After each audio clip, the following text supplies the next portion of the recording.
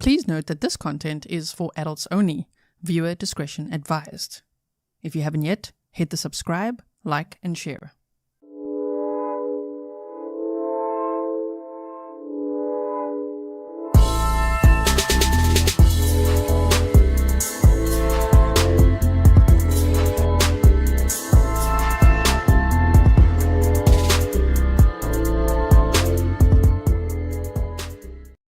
Hello everyone and welcome back to another live stream with me, Grizzly. This is Grizzly True Crime, and today we are going to continue watching the footage from this trial. I know that we don't have the whole trial, we don't have opening statements, we don't have all the witnesses, but I'm so grateful for what we do have. So thank you to Court TV for actually providing some of this footage, because this trial is taking place in San Diego, California, and for whatever reason, oftentimes on the West Coast, they don't stream trials, so I don't know if that's why, but they've decided not to stream it. But it's so interesting. I saw someone today, actually an attorney's channel, saying that this is a case study as well for why defendants should not take the stand. Yes, it could also be a case study from a legal perspective like that. As you know, I'm not a lawyer, if you've been here for a while. Okay, I'm just saying. All the lawyers are looking at it like, oh my, yeah, don't put your client on the stand. And for 3 days, just talking himself in circles. So, if you missed yesterday's stream, I've linked it in the description box for you. I've already set up tomorrow's stream for us, and we're going to be back on Monday as well. We've got lots of footage to cover. Today we're going to be looking at about 2 hours and 22 minutes of footage. Okay, and obviously I chip in between, so it takes a little longer. Okay, so thank you all for being here. I really, really appreciate it. If you don't know what the story is about, I'll do a quick article read through so that we're just kind of all on the same page, right, from yesterday's one. And then we're going to get going with the actual footage from the trial. Okay, so what we're going to see today is him. The direct examination continues, so it's the defense's turn, right? That's what we watched. The defense's turn, where the defense attorneys are asking him the questions, direct examination. Then that'll be for about the first hour of our footage, and then after that, we're going to be watching what starts as a very spicy cross-examination, and we're going to continue that tomorrow. So make sure you are subscribed with your notifications on, because you don't want to miss that. It's like warming up, layer by layer. Trust me, tomorrow, oh my. If you've seen it, you know. It's just so much better watching it together. I've seen all the footage, but it's so much nicer to watch it with all of you and see all your comments and everything. So thanks for being here. Happy Memorial Day weekend for everyone who celebrates that. Welcome to all my moderators, patrons, members, subscribers, and everyone who's here. Any family and friends of the victims in this case. I hope they feel safe here with us to chat with us as I cover this case. And let me quickly now start with this. Yeah. Okay, so his mother actually testified. Man, I wish they would show the whole testimony. They don't. Unfortunately, they do not. They only show like a little bit, and I've got that little bit for us to look at today, okay? Liz says, started listening to part 1. I'll definitely finish all the rest today, so chilling. So yeah, I'll be here for you all weekend. Thank you so much, Liz. Thanks for being a member for 10 months. So apparently, on the last day of the trial, where the defense then rested, which was yesterday, actually in real time, right? Friday, they rested their case. And so now it would be jury instructions, verdict watch, I guess. Maybe they're coming back for that after Memorial Day weekend, Tuesday, for jury instructions. We shall see. I don't know, because we don't know what exactly is going on in that courtroom. But apparently his father was in the courtroom on the last day, and I'm like, oh, damn, I would love to hear from him, because he sounds like he is very strict, okay? And I wish he could have a word with Ali. Okay, so mother of San Diego TikToker testifies in her son's murder trial. And they say the mother of social media personality charged with murdering his wife. So this is to catch us all up, okay, in case you've never heard of the case. He's charged with murdering his wife, and another man in East Village testified Monday that she did not believe it when her son confessed to the killings over the phone. This guy killed his wife and her friend, and then phoned his mommy. He didn't phone 911. He didn't phone anybody else. He phoned his mom. And then he confessed to the murder. So this case, remember, is not about whether he did it or not. He said he did it. He admitted it. It's about, was it premeditated or not? And of course, premeditation doesn't have to take hours, days, weeks, years. It could be a couple of minutes of premeditation. A little bit of planning going into it. So, Didi, thank you so much. I really, really appreciate it. Yeah. So they say The mother didn't believe it when her son confessed to the killings over the phone until he sent her a photograph of the victims' bodies. My word. The murder trial of Ana Abulaban, who is accused of fatally shooting 28-year-old Ana Abulaban and 29-year-old Rayburn Barron, is nearing its end. Defense witnesses began taking the stand late last week, and Abulaban is expected to testify this week, possibly as soon as Tuesday, and he did for 3 full days. This guy was on the stand for 3 days. Prosecutors allege that Abulaban, who went by the handle Jin Kid on various social media platforms, was physically and verbally abusive to his wife leading up to October 21st of 2021, when Ana Abulaban and Barron were shot and killed in the Abulaban's 35th floor unit at the Spied, San Diego luxury apartment complex. Abulaban's mother, Dalal Wara, testified Monday that shortly after the shootings, Abulaban called her and admitted to the killings. Wara testified that she told him, "That's not funny, Ali. Don't say that." After Abulaban sent her a picture of the bodies, Wara said she immediately deleted it. Wara testified that she was aware that her son and wife were having marital problems, but upon questioning denied knowing of multiple alleged incidents of domestic violence prosecutors say her son committed. And by the way, in lurking a little bit on the closing arguments that we're going to watch probably on Monday together, because tomorrow we've got more cross-examination, right? So in those closing arguments, and thank you to Court TV. Yesterday, Court TV was in the chat here, and all of us were like, please, we want to see closing arguments. And they actually have posted the closing arguments, so that's awesome. So I was listening there, and we get to learn a little bit more, as we would with opening statements or seeing all the witnesses or the full picture, right? Well, they said that he'd been abusing her since they lived in Japan, not just in the United States, so it's been going on for a long time. Okay. And so they said, Wara said she was aware that they were having marital problems, but upon questioning said she didn't know about the DV. Deputy District Attorney Taryn Breast asked Wara about one incident in which Abulaban's sister allegedly saw Abulaban punch Ana, took pictures of her facial injuries and sent them to her mother. Wara said she didn't recall getting those pictures and didn't know of another incident in which Abulaban allegedly pushed Ana into a refrigerator. When asked whether Abulaban ever told her he punched his wife in the face, Wara testified she hit him too, and referenced a FaceTime call with her son in which she saw that he had scratches. Wara, who said her son and his wife were happily married prior to moving to San Diego, also denied that her son was discharged from the U.S. Air Force for allegedly punching his wife in the face while he was stationed in Japan. Well, that gives us a little insight. Is that why he was discharged? Gene said he knew he was upset and drove all the way over there with a weapon. Seems premeditated in my opinion. Thank you, G and Mods. A lot of people are saying, well, the Discord app was installed on the iPad since 2018.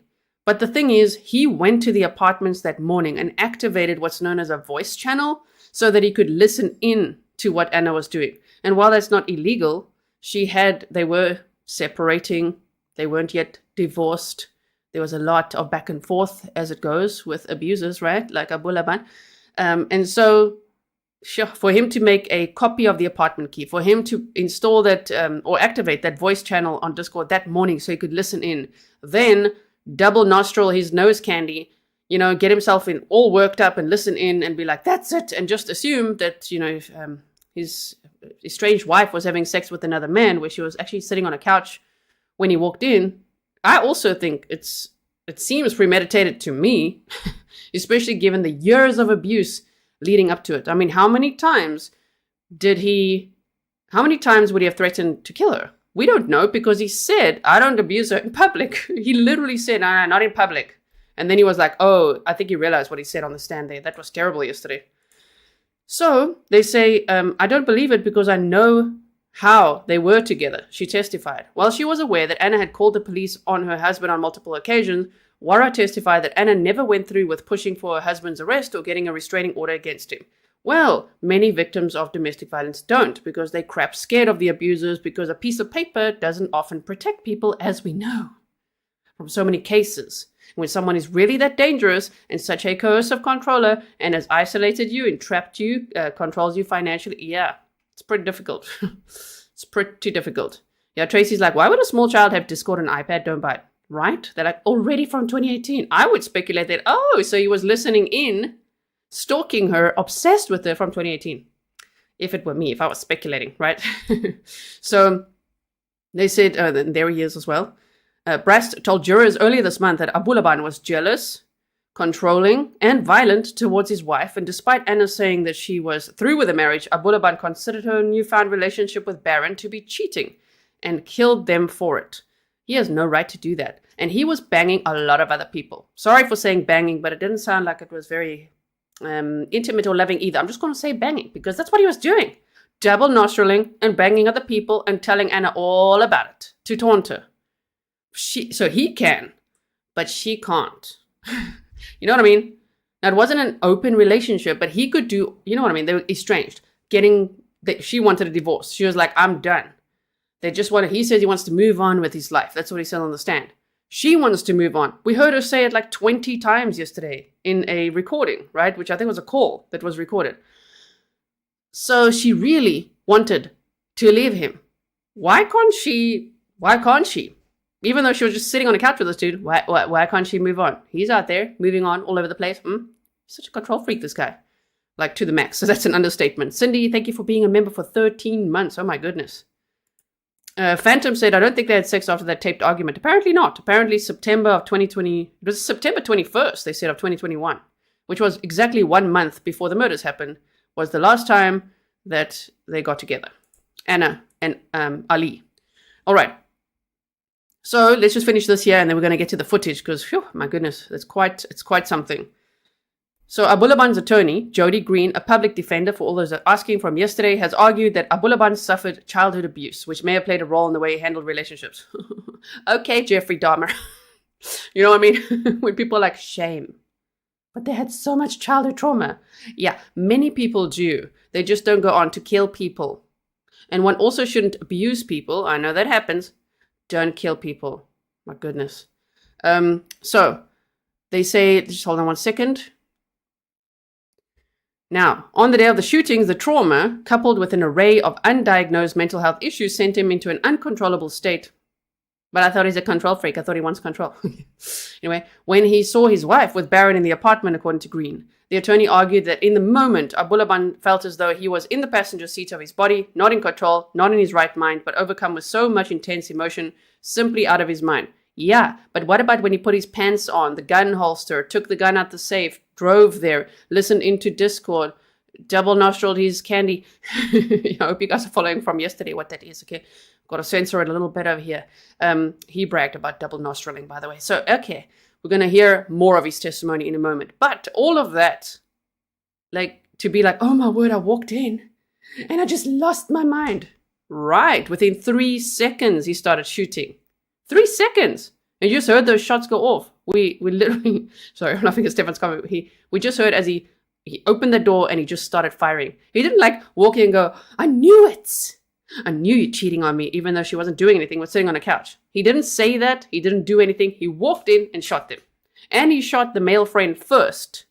He shot Ray first so that Ana could see that. Then he said, respect, and then shot Ana in the head.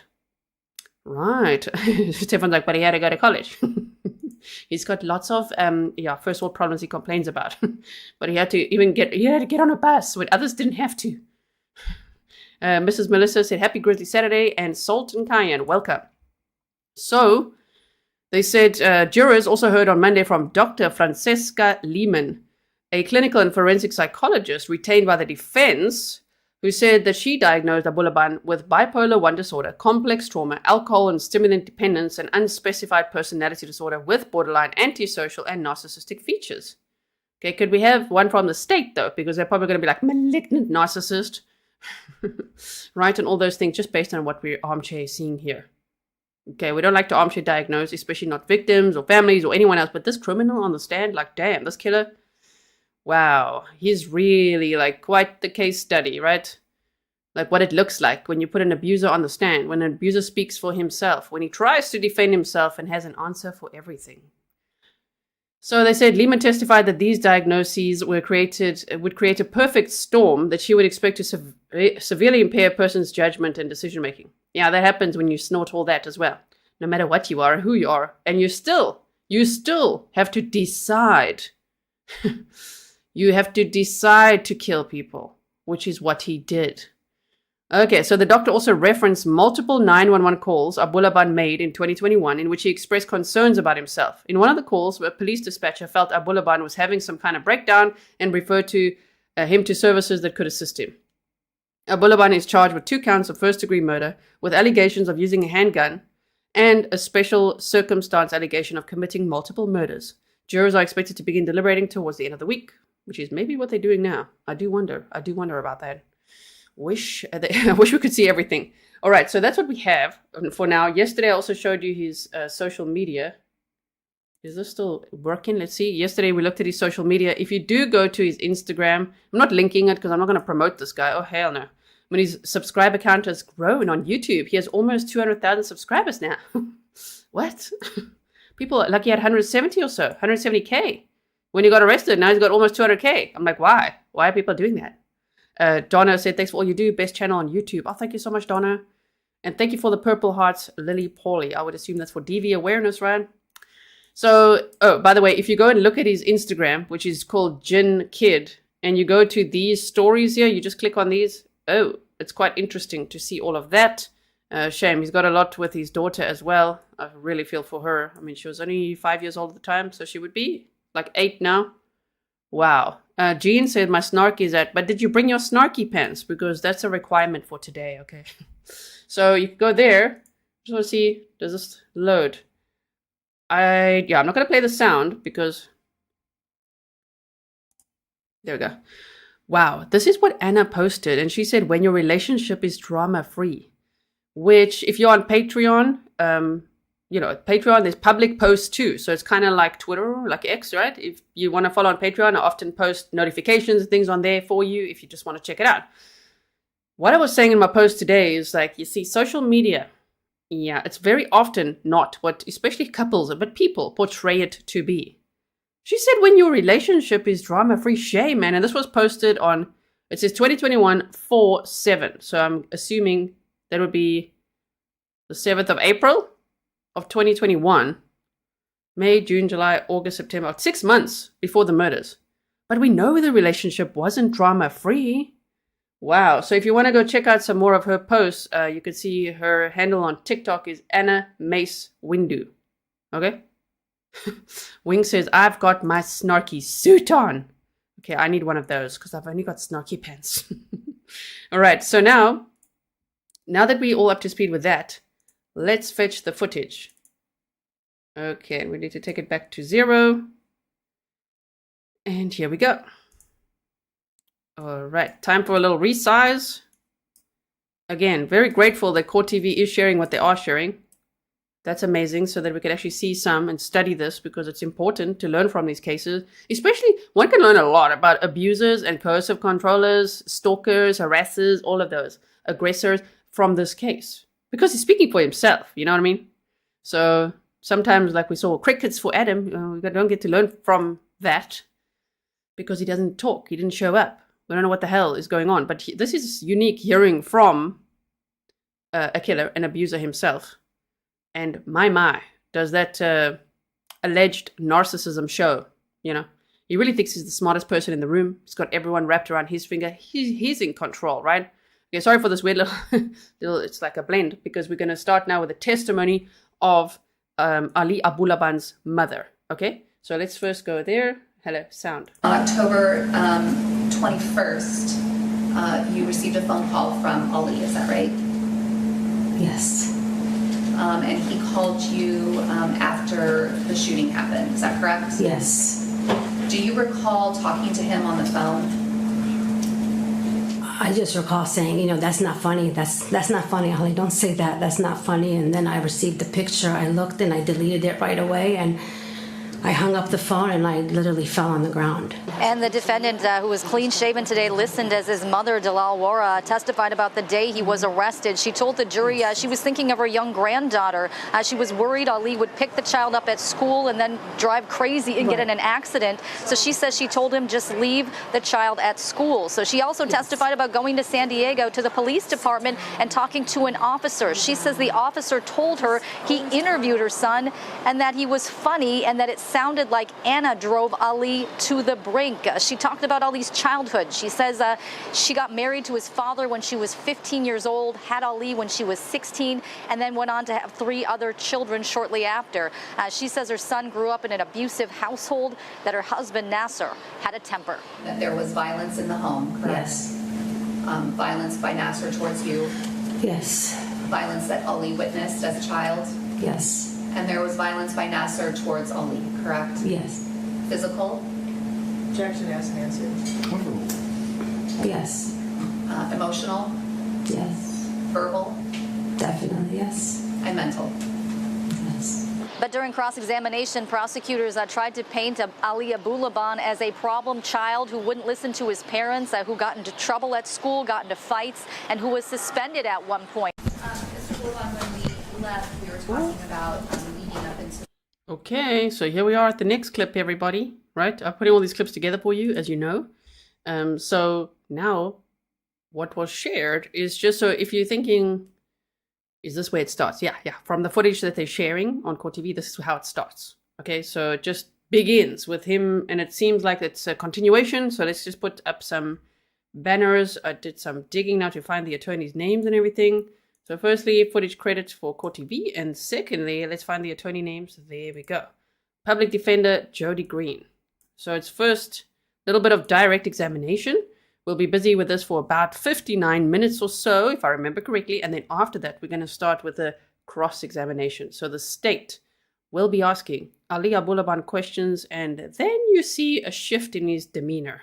Well, one might say you see some of those true colors coming out, right?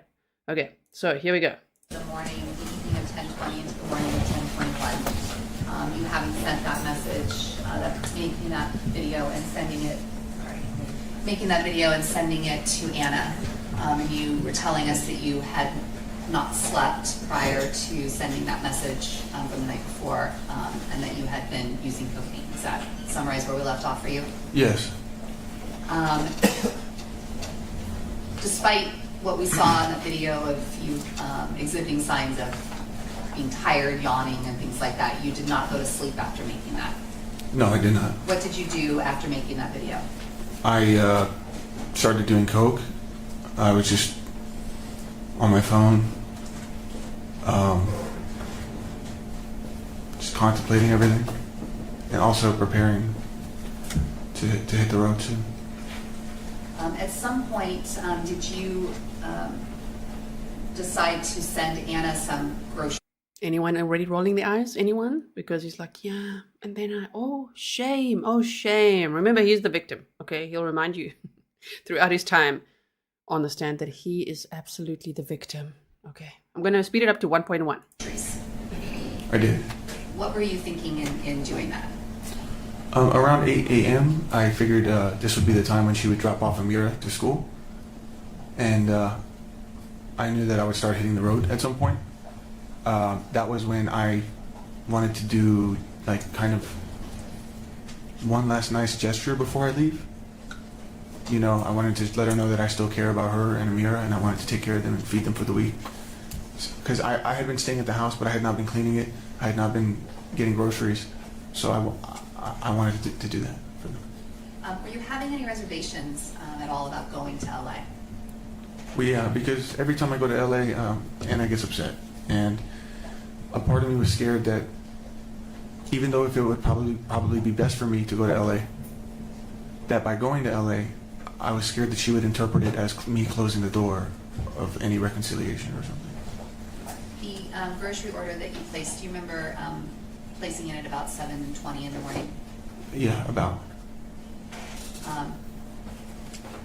Ana texted you at about 7:50 that morning, thanking you and saying that she had listened to your video. Remember that? Yes, but I'm not sure she was thanking me for the groceries yet. I'm sorry. The message is thank you and I listened to your video. Right, that's at some point she acknowledged the video I had sent. And she told you at 7:50 a.m., I'm glad you finally understand. Yes. Then at 7:51, she said thanks for the groceries. I forgot to mention, I also added roses in that order of groceries. Why is that important? It's extremely important because I wanted her to know that I love her and... Objection not responsive to the question. finish your answer. Thank you. I included the roses because I wanted her to know it was more than just me being a parent. I wasn't just getting groceries to be a parent. It was just, this is me showing you I want to step up. Oh, you want to step up after all those years of abuse. When Anna actually says, you know what? No, I am done being your victim. You get out of this apartment. We're going to get a divorce. Bye. And then he's like, you know what his brain came up with? I'm going to send her roses. Yep. Roses and groceries. Now, I know at that point he was still legally married to her. And, one could argue, well, he's allowed to. Sure. But think of the psychological impact. I mean, people are very quick to argue this with Micah Miller's case. Think of that. Micah Miller, her pastor, husband, JP Miller, and all the stalking and harassment. This is the same. Where it's like so much abuse, so many years of it. Those are allegations, by the way, the Micah Miller case. If you haven't seen that, I've got, I do have a playlist for that. I've got it on the family cases playlist. Anyway, in this case, I mean, he's like, nope. He was telling cousins, friends that it's just temporary. We're not really going to separate. We're going to get back together. This was his attempt at showing control. He's in control. I'm sending roses, and you're going to be grateful for it. I'm sending groceries, and you're going to be grateful for it, type of thing. You know what I mean? Wow. You guys are all like, keep the roses. The snark is here. Care of my family again.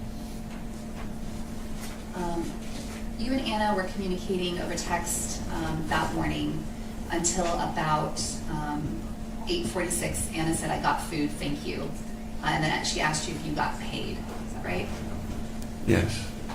Now, at some point, we know that based on the fire surveillance video from that morning, that you went over to the apartment in about the morning hours of 10:21. Do you remember that? I do.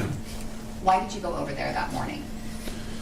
I was when I had made the order for the groceries, I was really hoping that the roses would make an impact on her, a positive impact on her. I was really banking on it. I was really hopeful. I was waiting for the notification that the groceries were delivered. So I was just really, really anxious to hear what she would say about the roses. I got the notification that the groceries were delivered. So I'm like, okay, cool. She got it. She's probably bringing it in or bringing it into the house at this time. She's going to text me any minute. She doesn't text me. I'm not getting anything. So I thought that was strange. So I texted her first. I said, hey, is everything okay? Dumbass. Sorry, okay, hold me back. He's like, well, he was timing. I would still say he's listening in, probably on that iPad or something. Also, someone earlier said, quite possible the iPad was a hand-me-down for a mirror with existing apps installed. Probably, yes, So he's like, well, I sent groceries and roses. I was just waiting for her response because he thinks he controls the response. He's so entitled. And then it's like, whoa, she didn't say anything. I'm saying the way that he says the timing, okay, the groceries have arrived. She's probably going in now. He's probably watching her. He's probably like watching her or listening into the Discord or whatever he's doing there. But he's like, okay, she's going in. She's unpacking it. Hello, where's the big thank you? And then he's like, wow, so taken aback. And then he texts her, everything okay? I mean, come on. She immediately responded, hey, got food, thanks. And that really caught me off guard because it's very dismissive, it's very short. She did say thank you, but she didn't acknowledge the whole, she didn't acknowledge the roses. And I thought that was so strange. Objection, not responsive, narrative. Overruled. The judge, when he's like, overruled, he sounds so cheerful, right? Rainbow Rabbit Hole said, only an abusive husband gets excited to see your reaction to groceries. Ooh, that's true as well, right? It's just like, how are you going to react to those groceries, huh? You better be grateful type of thing. Oh, dear. Rose Locastro, thank you so much. Is that a coffee for me? Oh, thank you so much. Okay. Okay, I think the next question. Okay. So you're waiting for an acknowledgement of what in your mind was a nice gesture and a romantic gesture. Correct. She responded to the groceries, which you recall receiving a thank you for that. Correct. But as you're waiting, did you ever receive any acknowledgement of this romantic gesture that you had done for her? No. At some point, did you try to call her before you went to the apartment? I believe so. And I'm not sure she responded or answered. You, after placing that phone call and her not answering and not acknowledging what in your mind was this romantic gesture, what was going through your mind? The cocaine had started to take effect. My anxieties, my worries, the same things that I'm worried about were starting to come back to me. This is not normal behavior from Ana. These are the thoughts that I was having. This is not normal behavior. She's being shady. Why didn't she say anything about the roses? I have to go talk to her. Because keep in mind, I'm thinking... Damn. So he's tracking her in every way he can. There's a Discord app. He's also making sure he gets that delivery, the delivery alert. I think that shows some premeditation to the day.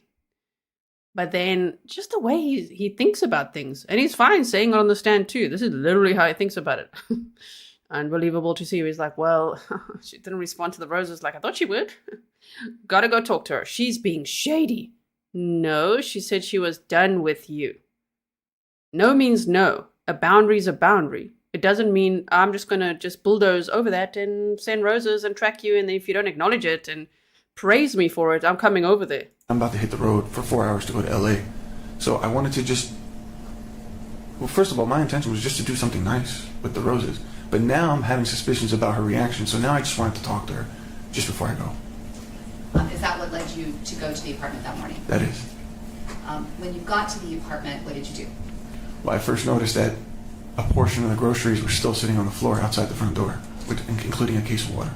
Let me stop you there for just a second. At this time, did you still have a key for the apartment? Yes. So I had a key card. These copies of these keys were all created in one go when we first moved to San Diego. When we moved into the Spire, they gave us 2 fobs for our keychains. I turned those in to Ana at her request because they belong to the apartment complex. But I told her I wanted to keep the ID card that I keep in my wallet in case I need to pick up my mail or if God forbid there's an emergency, because I didn't know she had a rental at the time, a BMW that she was renting. It was in my knowledge I was holding the Jeep so that they were carless, you know what I mean? But I also knew she might have been using Claire's husband's car. But the point is, for emergency purposes, I wanted to have access to the apartment and to be able to be there for them if I needed to. Did you tell Ana that? I did. What was her response? She didn't like it. She's like, oh, I'll just give you your mail, don't worry. But But he didn't care what she said, right? He was just going to break in anyway. You know, to protect, to help, to be there when they needed him. Right? Or to bust through the doors and shoot her dead. Great protecting, dude. I insist. Did she ever demand to get that particular, not the key fobs, which you gave to her, but that key card back? No, she didn't order me to give it back. She just let me know she wasn't completely okay with it. But this isn't some card that I just created moments prior. This is something I've had in my wallet the whole time. It's from when you and Ana first moved in February of 2021. Correct. I made one for her, one for me, and we had 2 like pocket circles that attached to our cell phones, so you can just put your cell phone up to the RFID reader. I have the email here. So when you're thinking to yourself, all of these things are starting to build in your brain, the suspicions are coming back, you're thinking things aren't adding up, not making sense, you decided you needed to go to the apartment to talk to her. Yeah, I thought it was really strange, and I had just given her such a, in my mind, I gave her a beautiful video of me owning up to things, and then I did this nice gesture with the roses, and I'm like, she's still... Oh my word. A beautiful video, owning up to things. Then this nice gesture with roses. I mean, why is she not applauding my efforts? Sure, this guy's entitled. My goodness. Still being cold with me. What's going on with that? So you went to the Spire building. Did you know from having lived in the Spire building for all of these months that there were security cameras in the building? I only knew of cameras in the elevator. So then them being in the hallways or in the lobby or in the parking garage, were you aware of that? The hallways where people live, there's no cameras. But yeah, I'm familiar with there's a camera in the garage. So you knew that before 10/21? Oh yeah. So when you got to the building, you used that key card that you had? First, Yeah, I'm sorry. Go ahead. First, I texted Anna, said, "Hey, I'm here," and then I politely knocked. I didn't just barge in. Did you then use the key card to go into the apartment? I did because I didn't receive a response. What did you do when you got inside? Well, at first, I was just observing. I mean, I was right at the front door. I immediately noticed all the groceries were on the counter, including the milk, that she had not even taken the time to put it in the fridge. And the first thing I see is my roses, or the roses that I sent, on the counter, and they're crushed by this like mini luggage makeup kit that she had. My roses. He calls it my roses, not her roses, the roses I gave to her, the roses, my roses. This makeup bag. That makeup bag doesn't usually leave her vanity. She does it in front of the vanity mirror. So for me to see my roses crushed like this, and her makeup bag right on top of it still open, I'm trying to piece this information together. I'm thinking, okay, first of all, she didn't give a shit about the roses. Second, her makeup bag is here. It's open. So that tells me she's quickly putting her makeup on to go see somebody. That's how I interpret it. Okay, so his brain, it sounds like some paranoia as well, is just, because he's double nostriling things there. He's got his nose sherbet. So he's like, oh my word, okay, she's crushed my roses with her makeup bag. And that means she's even more shady. She put her makeup on really fast and she's out there with some other guy. Okay. You were standing in the apartment. Did you start to go through some of the things that you were seeing in the apartment? Yeah, I immediately realized she's not there. So I started looking around. I first opened up the second bedroom, which is the office, what used to be my computer room, and where Amira would sleep too. Just remember when you say computer, you have to do this. That's where my computer was. Okay. Also, it would be like a shock to his system for him to even, I don't think he can actually process it. Like, even if Anna put her makeup on quickly, put her makeup bag on your roses, as you called it, right, sir? Okay, the roses were crushed. Okay, like his ego. Even if she did that and headed out to go and make out with some other guy, she could. He was doing it. They were estranged, separating. She wanted a divorce. You know what I mean? Like, wow, earth to you. She can say no. She can start a new life. It's a very dangerous time when there's an abuser in the picture and you're trying to leave them. Very dangerous time, as we know from watching all these cases, right? So, but I don't think he can even realize she could do that. She could literally put her makeup on and leave and go and spend time with someone else. Whether it's romantic or not. Just have a coffee with a male friend. That would just drive him insane. Like, what? It was a huge mess. Just, there was 2 luggages there, partially open. It was a lot more organized, but I started to rummage through it and throw things around. When you went into the apartment, prior to entering it, did you turn your audio recorder on your cell phone? Yes, because again, I expected that this was going to be another one of those interactions with Anna that might go not the way that I had intended. So, yeah, I started recording. I'm going to play for you. Okay, so we might hear some distressing audio. We might see some distressing things throughout this footage that we're watching today. They do show a picture of Anna's face at some point with bruises on, so just be aware, okay? Trigger warning. Regina Heath says nose candy makes people more paranoid. Interesting. Well, he definitely sounds like he was struggling with that, right? But did you see what he did? He's like, what? So she wasn't there, and then he decided, wow, she put on her makeup first and she was out there to see someone else. So you know what I did? Yeah, rummaged through things and then threw around some stuff. Oh my gosh. He vandalized the place. Okay, so. A recording that you made from inside the apartment. Can I see? You're going to hear it in just a second. I was texting Anna also at the same time. Non-responsive. Oh, sorry. This will be Defense Exhibit 27 for the audio and Defense 28 for the transcript.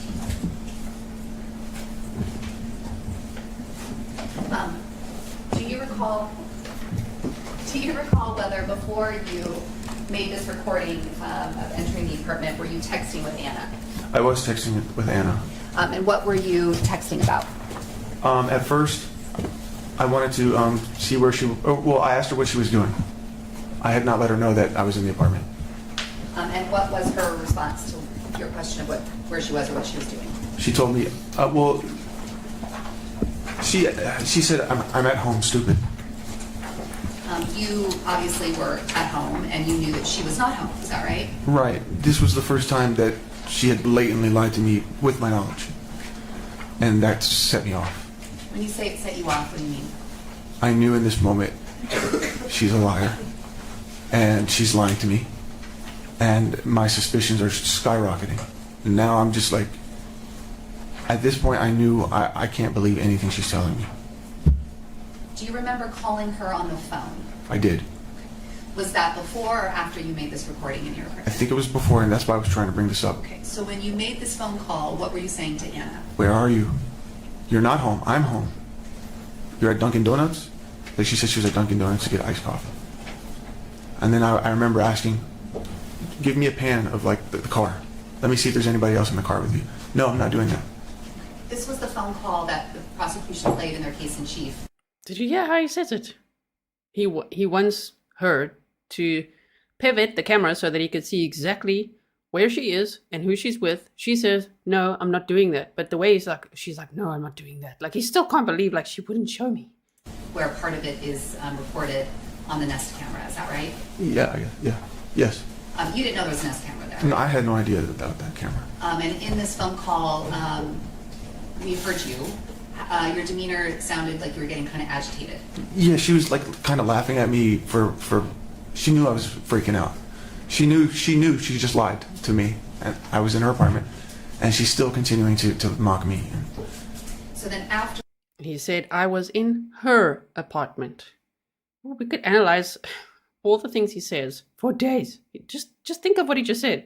She knew I was in her apartment. He didn't say our apartment. He knew he was invading her space. that is when you went back into the apartment and made this audio recording? I was still in the apartment, but I decided to, I resumed it. So I paused it for the phone call and resumed it. Okay. Pause it at 1:28. Mr. Abulaban, as you were entering this apartment, did you run into anyone on your way into the apartment on this day? No. You didn't see the neighbors or anything like that? No. Okay. And so as we're listening to this audio, this is you walking up or walking around inside the apartment and sort of outside the apartment? I believe it might have been shortly entering in and then inspecting the apartment. Okay. Resuming it at 1:28.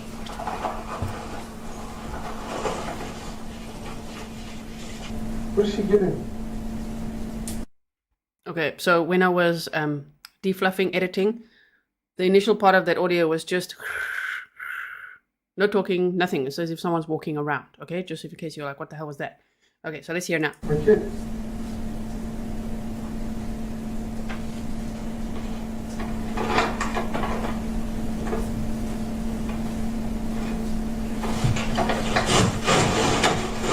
Oh, that's a fucking STD? You have a fucking STD? HIV infection overview. AIDS was referred. What? What?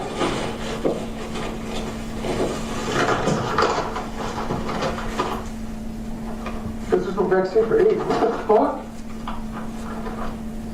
Example. There's AIDS?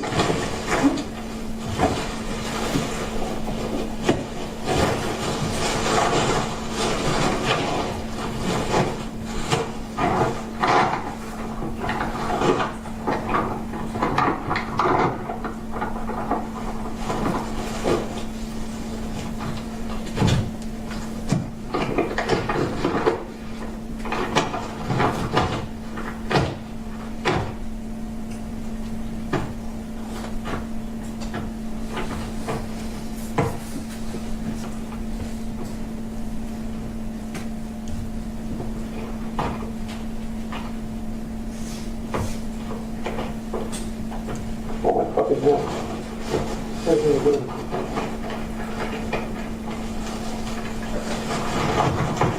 Let me go up.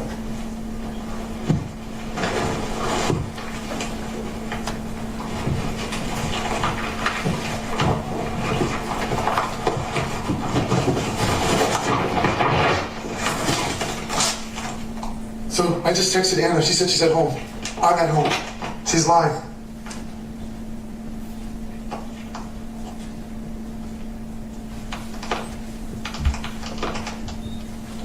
She's lying. Oh my God, she's fucking lying. Oh my God, she's lying, dude. She's lying. She's fucking lying. She's cheating. She's cheating on me. She's cheating on me. Oh my God. She's fucking lying. Sorry for pausing now. It's just like, damn, just his mind jumping from one thing to the next, just like leaps and bounds. Like, she's not home. She's at Dunkin' Donuts. She's lying. She said she was home. Maybe she just doesn't want you to know where she is. Earth to Ali. It's just like, that's it. She's cheating and everything. Thank you, Rob. Really appreciate the sticker. Yes, we now have 298,000 Grizzlies. Oh my goodness. Thank you so much. And to the person asking, no, I don't drink alcohol. This is Red Bull. I have caffeine. So I've got Red Bull and I've got lemon water with ice. It's wonderful. Okay, so here we go. Are we ready? Here and there, I'll talk in between because we just got to like break the energy, but it's very intense. I know the lighting here in this courtroom right now, it's a bit dark. We can't see too much, but they turned it down low. Okay. Send me a screenshot. I'm going to stop it there at 508. It sounds like we're hearing like a clicking sound as though you're texting. Yes. Who are you texting in that moment? Anna. And so as you're talking into your phone, you're also texting Anna back or texting with Anna? Right, I'm kind of narrating what's happening. Fucking lying. She's fucking lying. Oh my God, she's lying. She's lying. She's fucking lying. This bitch. I can't believe it. He's talking to himself. There's a Nest camera that he says he didn't know about that was recording him as he's going through the apartment. So, yeah.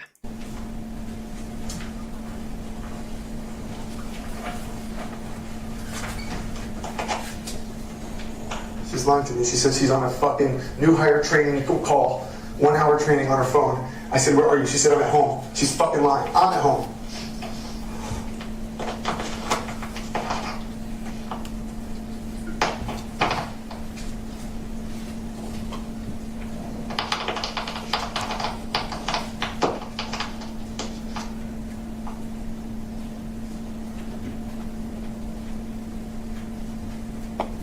Was that you texting again those sounds?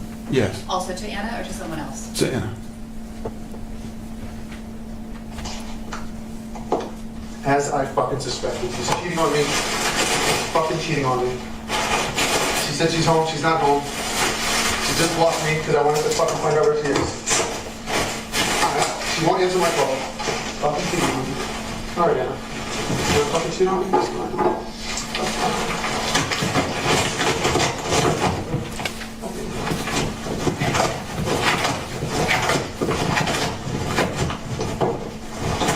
Cheat on me? Fine.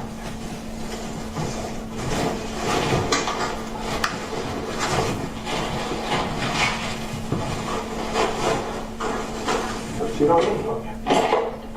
You gonna cheat on me? After you fucking drive me crazy, you gonna cheat on me? Alright.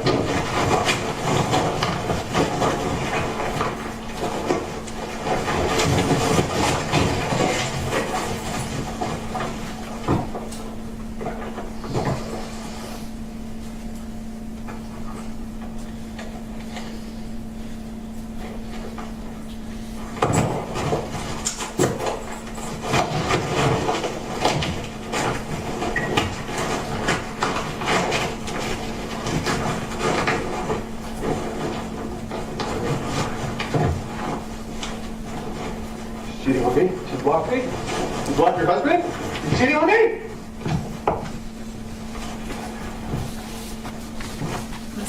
He sounds a lot like his Scarface impressions there, doesn't he?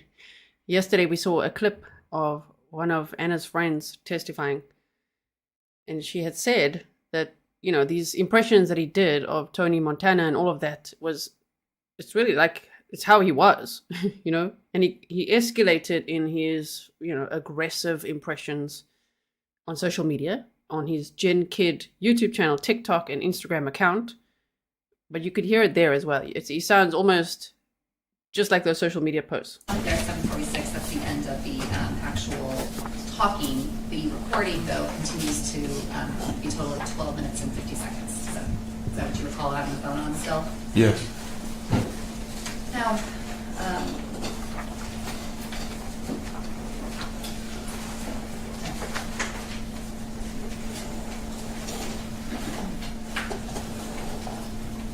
when you were talking in this video, when I stopped it, you said that you were narrating it. We heard later, after the shooting incident, on the Nest camera, that you didn't know the Nest camera was there, right? Right. We hear you in that Nest camera talking to yourself then as well. Do you remember that? I do. Is this something that you were doing on a regular basis during this time period? When I'm alone, yes. And so when you describe it as you're narrating on this and you're recording it, why were you narrating it like that? Narrating was a bad word. What I was trying to say is I was vocalizing my thoughts. I'm thinking aloud. Is this in line with what you were doing with the taking of the notes and writing those things down to record them for yourself? Objection. This is me trying to gather my thoughts, trying to understand what's going on, and it's always subject to change. I mean, 1 minute I'm up, 1 minute I'm down, 1 minute I'm up, 1 minute I'm the bad guy, 1 minute she's the bad guy, you know? So. When you were having this moment. I think he's mostly the bad guy, right? He's the bad guy. He's also the killer admitted, confessed, on trial for a double homicide. It was like 1 minute she's the bad guy, 1 minute I'm the bad guy. No, that's all you.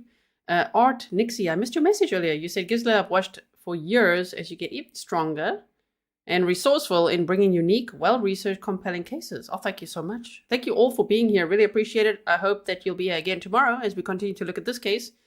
And on Monday, maybe even on Tuesday as well. We've got quite a bit of footage to work through. Where you're talking to yourself and collecting the thoughts and saying, she's cheating on me. She said she's home. She's not home. Couldn't it have just been that she didn't want to tell you where she was? Why in your mind did you immediately jump to, she's not telling me where she is, this means she's cheating? Well, there's a level of, I know Anna. I know why she does certain things or what certain things could mean. An abuser also knows how to push the victim's buttons all the time, right? He's like, I know her. I'm surprised they didn't say, I know her better than she knows herself.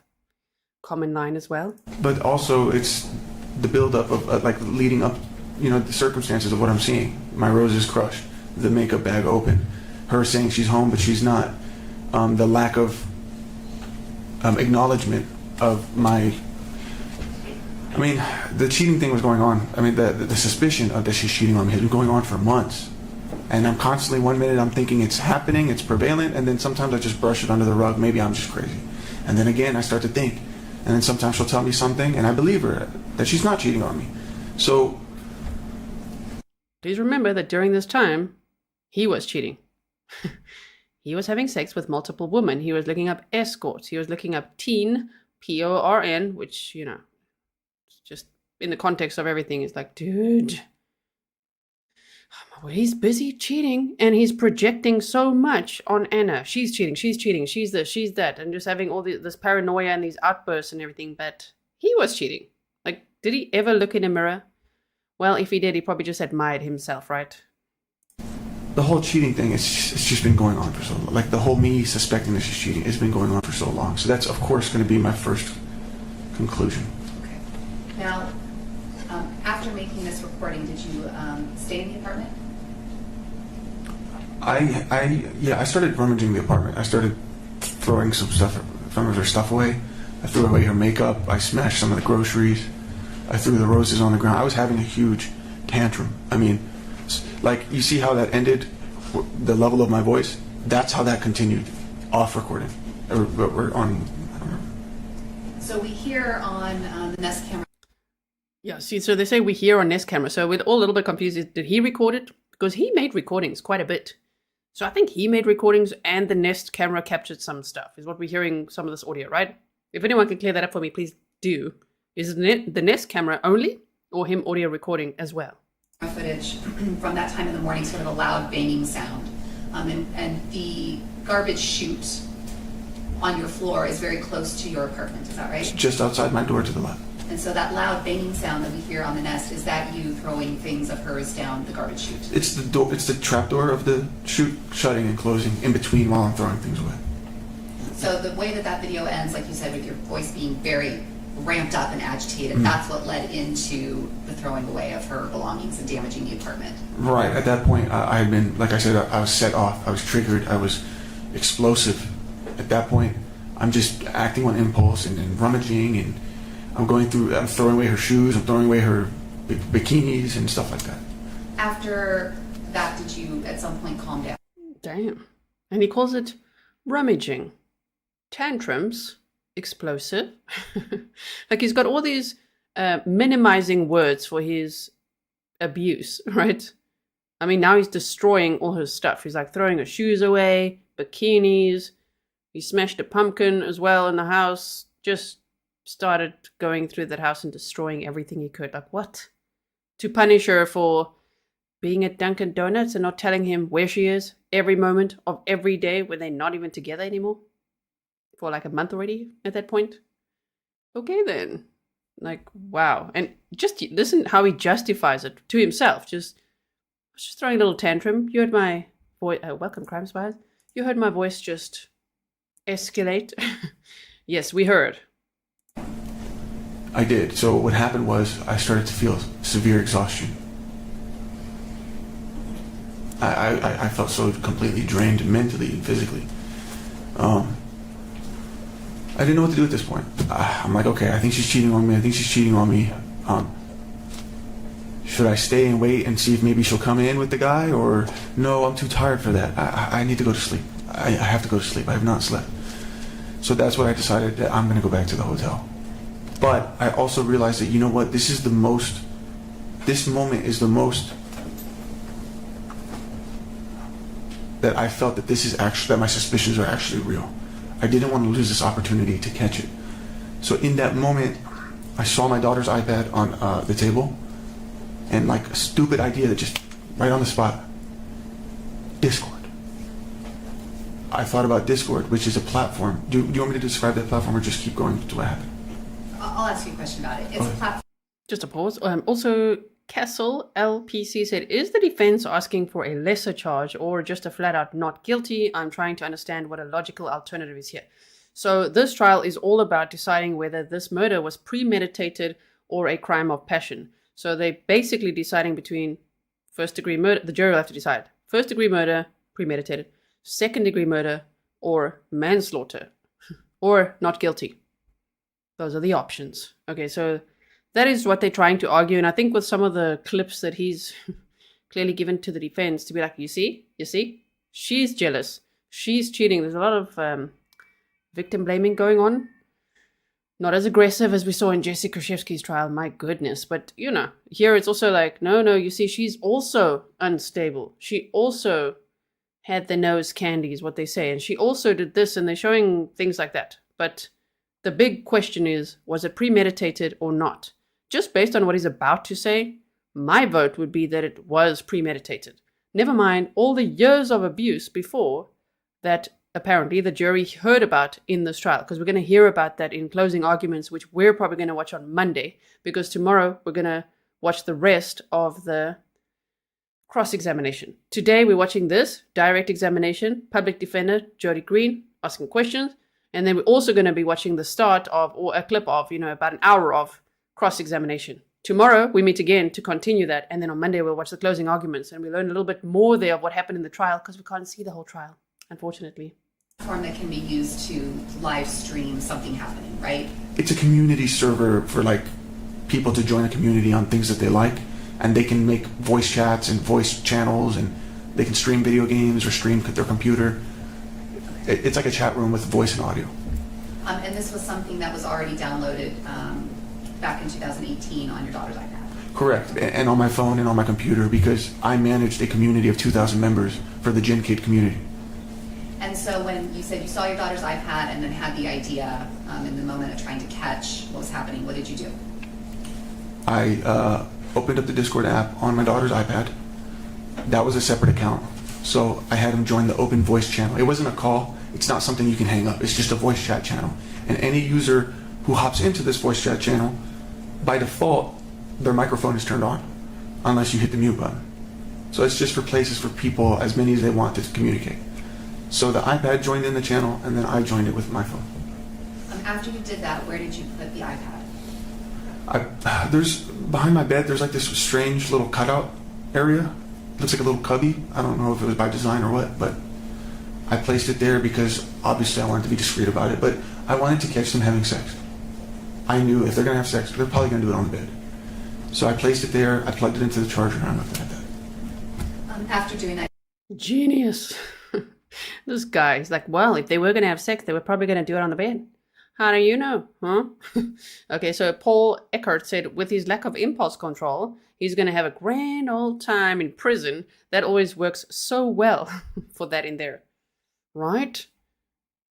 I said you left the apartment. Immediately. When after leaving the apartment, where did you go? I went back to my hotel and took off my clothes, and I fell straight to sleep. At some point, do you remember being woken up? I do. What is the first sort of memory you have as you're waking up? What are you hearing? I woke up and I hear giggling. I hear a man laughing, and then I hear Anna's voice, and I'm half asleep, and I'm just absorbing all this, and then immediately I'm like, oh my god, that's Anna. Oh my god, who's that man? Oh my god, there's a man. I'm saying this out loud to myself, freaking out. I mean, I feel like I caught Bigfoot or something. Like, you believe he's there, but you don't have the truth. But then now there's this evidence, and it's just like I'm freaking out. So. What did you do next? I quickly put my pants back on. I gathered my keys. I grabbed my Coke. I started to do a couple bumps because I knew, okay, there's a man in my house. I need to be focused because I want to be in the zone here. You know what I mean? Because I was still half asleep. So I was just slamming back some Coke, and yeah. How much Coke do you think you did in that moment? I want to say 4 or 5 bumps consecutively. How much is a bump in your usage, if you know? It's like a tiny little, but it's effective. Oh, tiny. Yeah, Coca-Cola. YouTube, don't worry about it. They're not talking about anything bad. Talking about nose candy. Coca-Cola. YouTube's like, the bots are listening. What is this conversation about now? Sorry about that. Do you think it totaled half a gram that you used there? Or maybe even a gram.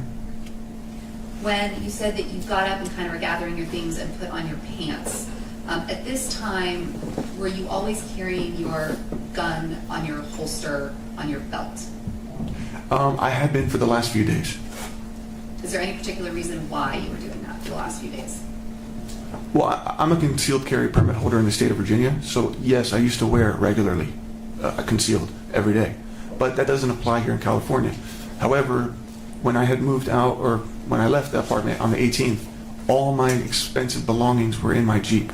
My Jeep, my iMac computers, my personal property, it's all there, laid out in the open. The windows are not tinted. So I wanted to carry concealed in the event that I found a break-in or a robbery or something like that. So when you put on your pants, your belt was on your pants? Correct. And the holster was already on your pants? And the gun, yes. So you throw all of that on and you get into the Jeep? Correct. And where did you head from there? I had that gun on me when I visited the first time that morning. Okay. Yeah. So when you were at the apartment earlier that day, you also had the gun on you? Correct. So this is just something I was carrying, basically. When you got into the car, where did you go? I put the GPS on for Spire. When you were in the car driving to the Spied building, is the Discord app still running what's happening in the apartment? It's like running in the background, yes. I can hear the audio in real time. Yeah. What were you hearing as you were driving over to the apartment? So I'm already like freaking out, high out of my mind. I'm already amped up. I'm driving over 90 miles an hour in an attempt to hurry up and get there so I could hopefully catch it before it happens, or stop it with my presence, because I just didn't want it to happen. I was hearing, I heard that they were making fun of me. He was like, "Did Ali make this mess?" I didn't know who he was. He's like, "Did Ali make this mess?" She says, "Yeah," and he bought me these cheap ass flowers. Let me just tell you, when you hear your wife talk shit about you to an undisclosed man, that's fucking painful. And this is while I'm driving 90 miles an hour, already like freaking out. But then what happened was the voices stopped. Suddenly there was silence. And I'm like, what? Why don't I hear anything? Why'd they stop talking? Next I start hearing R&B music playing. Let me stop you there. As you were driving over there, you were texting with this friend Sammy, who you had planned to go and see later that same day. Is that right? Yeah, I texted him that there's a man in my house. And you told him not to. Now it's his house. Okay. Early in the morning, it was her apartment. And I was like, there's a man in my house. Jessica said she's allowed to do what she wants. I don't think he realizes that. Contact Anna. Do you remember telling him that? Yes. Why did you tell him that? I had asked him to intervene at one point between me and Anna to see if maybe he could be the middleman of reconciling us. So I know he had her number. My intention was, when I had told him that there's a man in my house, I was concerned that he was going to tell Anna, thus giving her a heads up, and then she was just going to have the guy leave. So then I would be at square one again. So I didn't, basically my intention was to just not show up at the apartment and then just like, oh, where'd the guy go? You know what I mean? So you told him that you're driving over to the apartment, you're listening, it goes silent, and then you hear the music. How long did it take you to get from your apartment, from your hotel to the Spire apartment building? The commute was 15 minutes. When you got to the Spire building, where did you park? Right outside the garage on the red curb where it's like illegal to park. But I just, When you got to the Spire building, why did you go in through the parking lot instead of through the parking garage instead of through the front door?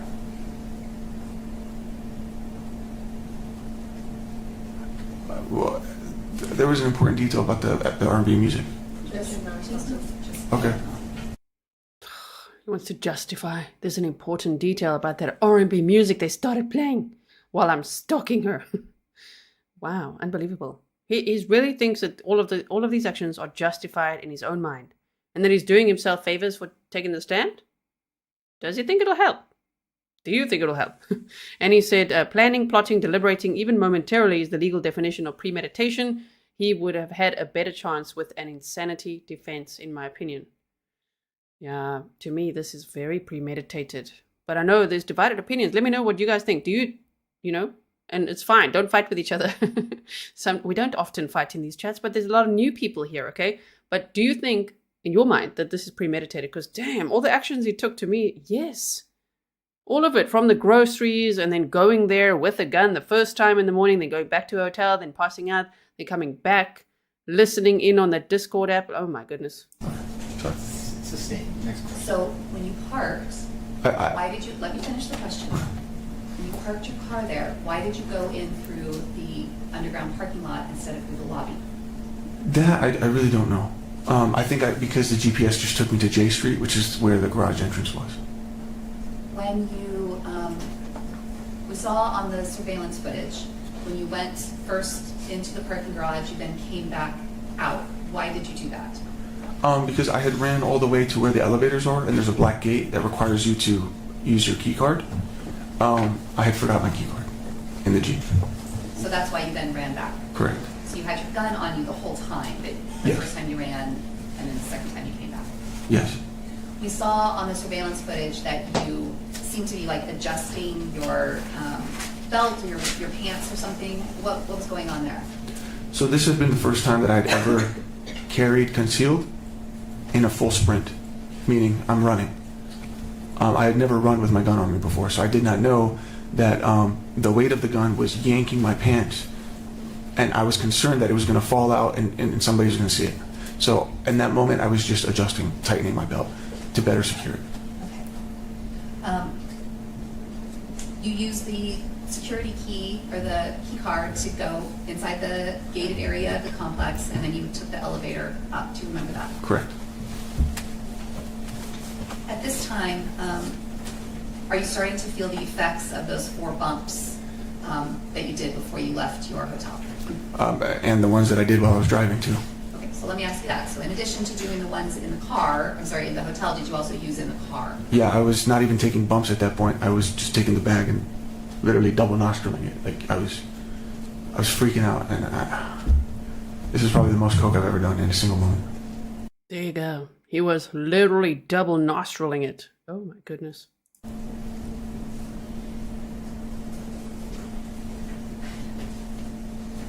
when you're on your way up in the elevator, what are you thinking? I'm thinking, oh my God, she's probably having sex right now. I wonder who it is. Hurry up, we gotta get up there. They kept stopping on floor after floor after floor, and I'm trying to stay calm, and I don't want to startle anybody. I put a smile on my face, but you can see that I'm constantly pressing the closed door every time we land on a floor. I was trying to prevent more people from coming in, because I just wanted to go. I'm thinking that, this is happening right now. I need to, get there, so I can at least hopefully try to prevent it from happening with my presence, or get there before it happens. Because you knew. Why? Why are you allowed to sleep with other people? She can't. He's like, I have to prevent this from happening. No, you don't. You're separated, estranged, haven't seen each other for a month, apparently, from what I've heard from closing arguments. Okay. Last time they saw each other was September 21st of 2021. Okay. So he's still tracking her, stalking her, doing all this. He's like, I have to prevent this interaction from happening, which is all in his mind. And even so, he gets there, bursts through the door, and just starts shooting. He didn't even assess the situation. Wow. That you put the iPad with the Discord channel on in the bedroom. As you're coming up and getting ready to go into the apartment, what are you expecting to find when you open that door? Well, I put it in the bedroom because I was trying to catch them having sex. So when I heard their voices loud and clear, my mind thinks they're in the bed doing whatever. So I thought that by entering my apartment, I would have that little leeway from the front door to walk to the bedroom. I thought I'd have that cooling off point to be like, okay, I don't know what I'm about to see, just calm down. I thought from the front door I'd be able to just kind of bring myself together a little bit. Their objection to possible legal conclusion. Oh, damn. So, wow, when they were just sitting on the couch in the living area, that ruined his whole plan. Planned to walk in, cool off a bit, and then enter the bedroom. Because he planted his 5-year-old daughter's iPad in the bedroom and that morning when he had been there to vandalize the apartment, he activated a voice channel so he could listen in to what Ana was doing, put that iPad in the bedroom. He says to catch them doing whatever. He doesn't even know if there is another guy. He doesn't know. But then he's like, oh, there's another guy. It was a friend that came over. Okay, so, wow, listening in and being like, that's it, they're in the bedroom because that's where I put it. Even that, to me, is like a lot of premeditation. Overruled. So you were thinking, because you put the iPad in the bedroom, we know from the way your apartment is set up that you would open the door, walk in, there's the kitchen, a little bit of a dining space, and then the couch. And then off to the side of that is the bedroom. Is that right? It's almost straight ahead, but just slightly slanted. Yeah. And so you expected, because of what you were hearing, that they were going to be in the bedroom. I'm like prepped to hear moaning and just very disturbing things. And so when you walk in, you're expecting. Okay, teenager living in an adult body. He's going to hear moaning and very disturbing things. You mean sex? He's like doing whatever. Okay, they were going to be doing whatever in that bedroom. She's an adult. You're an adult. You're separated. This guy's hooking up with all sorts of people. Like, and we heard audio yesterday where he talks about effing this one and effing that one and a girl in the building, woman in the building, but you know how he talks. Wow. He even said, remember, he said terrible things. I'm actually not going to repeat it. Go listen to yesterday's one if you didn't hear it. Ooh, all that stuff was just horrible. How he tried to rub in her face who he was sleeping with. But now it's like they were doing things in there. Expecting that you're going to have time to walk from the front door through the kitchen, small dining area to the bedroom door before you actually see what you are hearing and expecting you're going to find in there. Correct.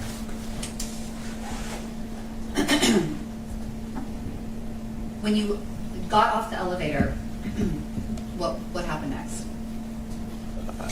As you can see, I was in a hurry to get in there. I didn't even wait for the door to open. I was running. I used my key card. The only thing I had in my hand was my key card. I opened the door. I barged in. I was immediately startled. I stopped right in my tracks like a deer in the headlights. They weren't in the bedroom. They weren't having sex. They're right there, cuddling on the couch. Okay, sitting next to each other, number one. Two, please keep in mind, because at least I got some foresight from listening to all of what we have available so far, right? So maybe some of you do too. No spoilers. All I do want to say is everything he's about to say is a lie, because he walked in there. Actually, you know it from yesterday as well. You got hindsight too from the audio that we heard of as the door opened, he just started shooting, like within 3 seconds. So him saying all of this, I walked in, he's like looking at the situation. He's startled. They're on the couch. Now he's talking about Anna. He's going to talk about, like Anna was leaning forward and then Ray like raised his eyebrows, and all of this did not happen in 3 seconds. He's just trying to make it seem like he was, I don't know whatever it is. Let me stop you there for just a second. You said that based on prior times that you had shot this gun, when you had your gun on your belt, in your holster, was it capable of being fired the way that it was at that moment? No. So when I used to carry conceal, or when I carry conceal, here's the thing with Glocks specifically, that type of firearm, they do not have a safety lever or button which prevents the trigger from being pulled. There's no safety feature on the Glock. That is concerning to me. So I never carry with the round in the chamber, meaning it's not ready to be fired. If you pull the trigger, it's going to go click. We saw, and you described for us, running off the elevator to the apartment. You had your key card in your hand. You opened the door. You described it as barging in. So you came in and you saw them on the couch. Correct. When you saw them, did they recognize or see you? Well, at first, I saw Anna. I couldn't see who the man was because she was kind of leaning forward a little bit to see who's at the front door. So I see Anna, and then the man leans his head forward. He leans his head forward, his eyebrows arched. I immediately identify him as Ray, and he goes, like what's up? And for the record, you're moving your... I mean, how dare he, right? That's what he means. He's like nodding his head at me. They're sitting on a couch. They might even have been cuddling. I mean, so what? Yeah, Lisa says, so you primed it then. Talking about the Glock. He almost swallowed that mic with that little demonstration he did. Your head and chin sort of up. Yeah. In a motion. Yes, nodding up. You stated that kind of in the way of saying what's up. Did he say what's up? No, he did his usual, what's up? What happened next?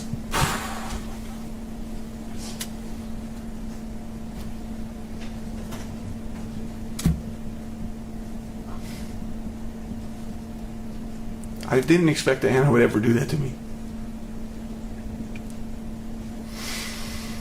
Him, of all people. I mean, she knew how I felt about him. She knew how I felt. I was trying to believe her. I was trying to believe that she wasn't cheating on me, that she would let me fix this, because I was sick. I was struggling from drugs and mental illness, and I fucked up. I fucked up a lot, but I was trying to fix this. And when I saw that it was him, I couldn't take it. I couldn't take the fucking betrayal. I couldn't believe that she could do that to me, to our daughter. And then before I could stop myself, I just fucking snapped. My gun was in my hand, and next thing I'm shooting, and I can't stop. I'm just shooting, and I'm even startled. It's like I'm watching it happen. I'm in the passenger seat of my own body. I can't stop it, and I hear Anna screaming and crying. And I don't even remember shooting Anna. I just remember running back to the front door, and I grabbed the door handle, and then it hit me. I'm like, did that just happen? And I turn around and I see Anna leaning forward, and there's blood. And I'm like, Anna! And I couldn't believe I did that.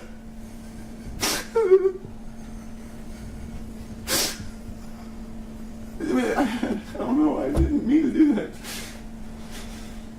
We heard in the recording that you had your phone on when you went inside the apartment. Do you remember that? Yeah. Damn. One question after that, he's like, yeah, back to the normal demeanor, huh? Sure. And I was waiting for someone. Yeah, Caroline says, not Academy Award material, but this is acting. I was trying to have no reaction on my face so that I just want to see what you guys say, because I've watched this a few times and I'm just like, what the hell?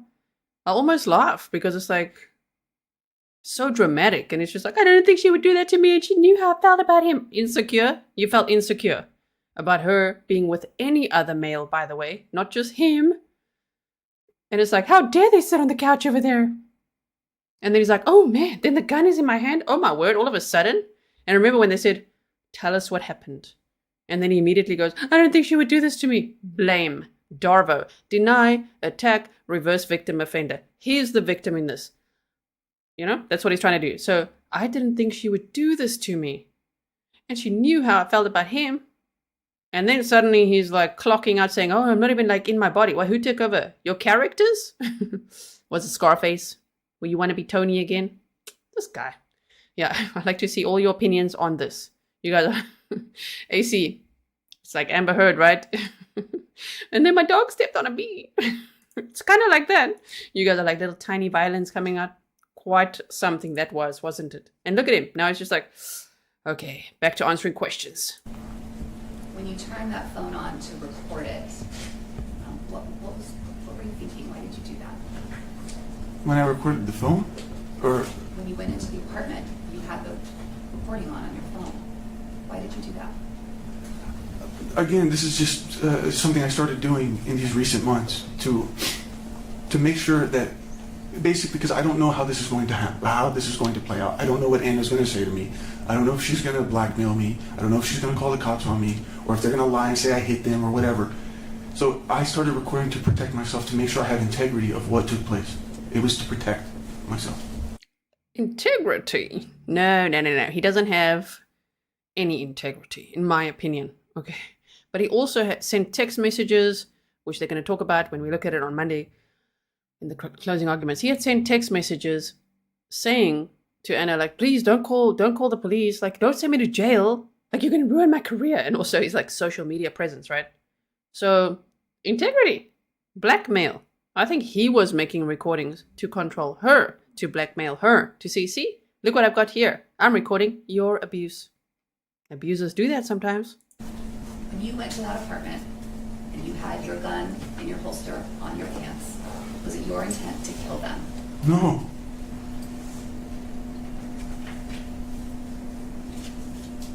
You said that when you walked in, you saw her and saw him.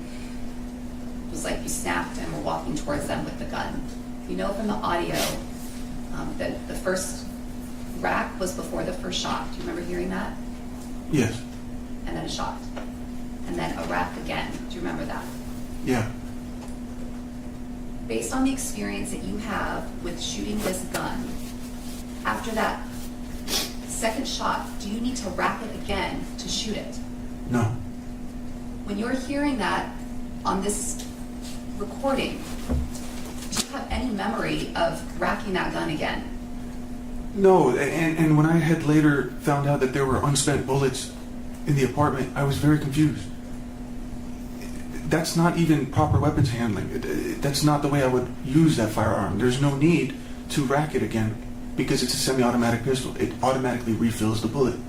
So it didn't make sense to me why I'm racking this gun at random intervals. After the second racking, we hear 4 consecutive shots. And then a final racking, and then a final shot. On that video, after the first shot, someone yells out, "Whoa!" Was that you? That was me. Do you have any memory of saying that? No. But I remember being startled. I was startled by the sound of the gunshots. Had you ever fired a gun inside of a room before? The shooting range that I used to go to was outdoor, so it's outdoor, and we would wear ear protection. This was the first time I ever fired a gun in an enclosed space, but also without ear protection. We know, Ali, that at some He's got to wipe all that sweat off his face from that acting. Sure, that was hard work for him there. He's like, this was the first time my ears were not protected. Oh man, unbelievable. point, you took a photograph of what happened, of what you did to them. Remember that? There was a photograph, yeah. Do you remember taking that photograph? Not really. Do you have any memory of why you took that photograph? I know that I was in disbelief of what occurred. I know that I wasn't sure if this was real. I wasn't sure if this was just some strange nightmare or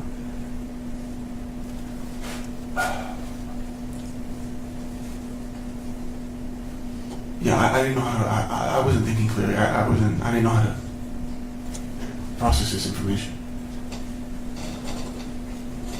You, after the shooting and after taking the photograph, you left the apartment and walked down the hallway for like a slight bit. Do you remember that? Yeah. And that's what, having watched the Nest camera, that's the portion at which you're saying, you know, I think your exact words were, shit, fuck, what have you done? And you're mumbling to yourself. Yeah. Do you remember, we watched that, but as that was happening, do you remember saying those things to yourself and talking to yourself in that moment? No, but I do remember I was trying to think, what the fuck do I do now? How do I fix this? What should I do? My mind was all over the place. My brain was like a fog. You then from there went... Like a fog, but all over the place. So call mommy. Mom, guess what? I shot Anna. Let me send you a picture. He sent his mom and dad and a friend a picture of Anna and Ray's dead bodies on the couch. Like, this guy was so startled without his ear protection, shooting. And then also it sounds like staging, because Anna had a baggie in her hand and it's speculated that he put that in there. A baggie of sherbet, you know what I mean? And then 2 unspent rounds by her feet, which they are going to show pictures of today. Normally, I wouldn't show any pictures like that. I normally cut it out, right? But I couldn't visualize where, like, what did he do? So we're just going to see her feet and the 2 unspent rounds, okay? Just so you know what's coming up. He did all that, and then he's like, I don't know what to do. So he called your mom, lifted that phone, took picture, sent to your mom and dad. Isn't that crazy? Sure. Back into the apartment. Yeah, I thought about Anna again, and I immediately just felt so much guilt. And I'm like, I don't want to leave her. Like, she's bleeding. I don't want to leave her. So I ran back into the apartment. When you got back into the apartment, what did you do? I started screaming out to her again, Anna, please don't die. Please, I love you. Please don't die. I'm sorry. And she wasn't responding, and... You shot her in the forehead, literally. And she wasn't responding. Almost like, he almost says it the way of like, wow, she didn't respond to my groceries being delivered. Shot her in the head and she still didn't respond. And that's how he talks about it. It's so crazy. My goodness. Also, earlier, someone asked, let me just see, Neo said, who is we? You and Scarface? Here and there, he actually talks in third person quite a lot. It is quite strange. And I think it could be, you know, his Scarface character. I don't know who we is for him here. I just stood at her. I just stared at her, and, yeah. When you were staring at her, did you notice something? I noticed her hand, her right hand, was really tight, clutching at something. What did you think when you saw that? Well, I didn't know what it was, so I gently used my left finger to move some hair, like her ponytail, and then I kind of just gently pried open a few fingers, and then I saw that it was a bag of cocaine. I didn't think anything of it. It's normal. It's normal for her to have. It was normal for her to have cocaine. Yeah, and it was not strange for me to see cocaine. When you... Sure, humiliate her even further. Good job, buddy, good job. You know, he's like, yeah, it was normal. The judge was like, sorry, what now? What did you say? Yeah, normal. Mm-hmm. Yeah, she always had those baggies in her hands. Yeah, right. When it's time for cross-examination, it gets so intense. That prosecutor, wow, she really grills him, especially about that baggie, which we'll hear later. After doing that, do you remember leaving the apartment again? Yes, because I knew I needed to tell somebody. And then the first person you called was your mom. Correct. And that's what we hear on the Nest camera. You talking to your mom and saying, Mom, I just shot and killed Anna. I'm telling her she was with another guy at the house. You then were talking to your mom and telling her that, talking about the mirror, getting a mirror in school? So I was trying to, in that moment, I had no idea how to react to this, how to make it better, or what the course correction is. I don't know. So I reached out to the one person that I'm closest to, my mom. And I knew because of the severity of what just took place, there was no time for me to say, hey, Mom, are you sitting? I have to tell you something. Mom, this is going to be really hard for me. No, I just started blurting out, Mom, I shot Anna. She's dead. She's dead. I didn't actually know that she was dead. I didn't check her pulse. Sounding to me like Brian Laundrie. Mom, guess what? Can you help me? Oh, crap. I just shot someone. By the way, I shot Anna. Yeah, here's a picture. What? And also, it gets worse. Shot her friend too. I was just blurting out. I needed my mom to know the severity of what took place. And she started panicking, and yeah. At this time, we know from the Nest camera that you're still kind of just back and forth around the elevator room, walking back and forth. You did leave, though, at some point, right? The reason I was pacing is because the elevator was taking so long, and I was talking to my mom, and I was talking to my dad through text, and I'm letting them know these things. My dad's not really believing me. He thinks I'm talking about some TikTok video or something. But yeah, I'm pacing and stuff. When the elevator door finally opened, who was on the elevator? There was a number of people, but one of them was getting off as I was getting on. It was my neighbor, Daniel. We've seen in a still photograph and maybe some surveillance footage of you entering the elevator and appearing to smile at Daniel. Do you remember seeing that? Yeah. Walk us through what was going through your mind that moment when you just had this experience. You just shot two people and you see Daniel. Well, immediately he's talking. Hey, I've been looking for you. I got your voicemail. It was really funny. Sorry I haven't been able to communicate with you these last few days. You know what? I'll take the elevator with you. And I'm holding the door. I'm like, no, it's fine. We'll talk later. No. He's like, don't be silly. Just I'll come with you. So at this point, I'm like, oh my God. I'm freaking out. I'm like, this is not the right time to be talking. So I'm not trying to scare anybody. I'm not trying to startle anybody. So I had a smile on my face. I'm being playful, but it's just... Oh, damn. You got some of that deepest delight. He's smiling, talking to the neighbor, Daniel. What's up, buddy? Wow. It says a lot. Just try not to startle anyone. Yeah, you were also not trying to startle your mom, but sent a picture of her deceased daughter-in-law and a male friend. Right. Just freaking the fuck out, because eventually, as he's bombarding me with these questions, I look at him and I go, stop fucking asking me questions. It scared everybody in the elevator. When you got on the elevator, it was actually... Did that scare anyone else? Anyone over here scared by how he just did that impression of himself in the elevator? Stop asking me questions. Earth to Ali. That scared no one. I think in that moment, even reliving it in his mind, I'm speculating that he probably felt quite powerful. And he was smiling, and he's probably like, wow, when I said that, people were afraid of me. You're right. going still up, right? I hadn't even checked that it was going the wrong direction. So you're on there with Daniel, you guys go up a couple floors, you come back down, and as soon as you say this to Daniel, he gets off the elevator and goes onto the floor that you all lived on, right? Correct. What happened then? I rode the elevator, I think, in silence. And then as soon as we got to the lobby, I ran out. I don't know, I guess I couldn't wait for it to go to the garage. So I opted to just run through the lobby and exit through the Pinnacle entrance, and then I ran to my Jeep. When you got to the Jeep, you placed a phone call to 911. I also put my gun away. After putting your gun away, you called 911. Yes, I called 911. Why did you call 911?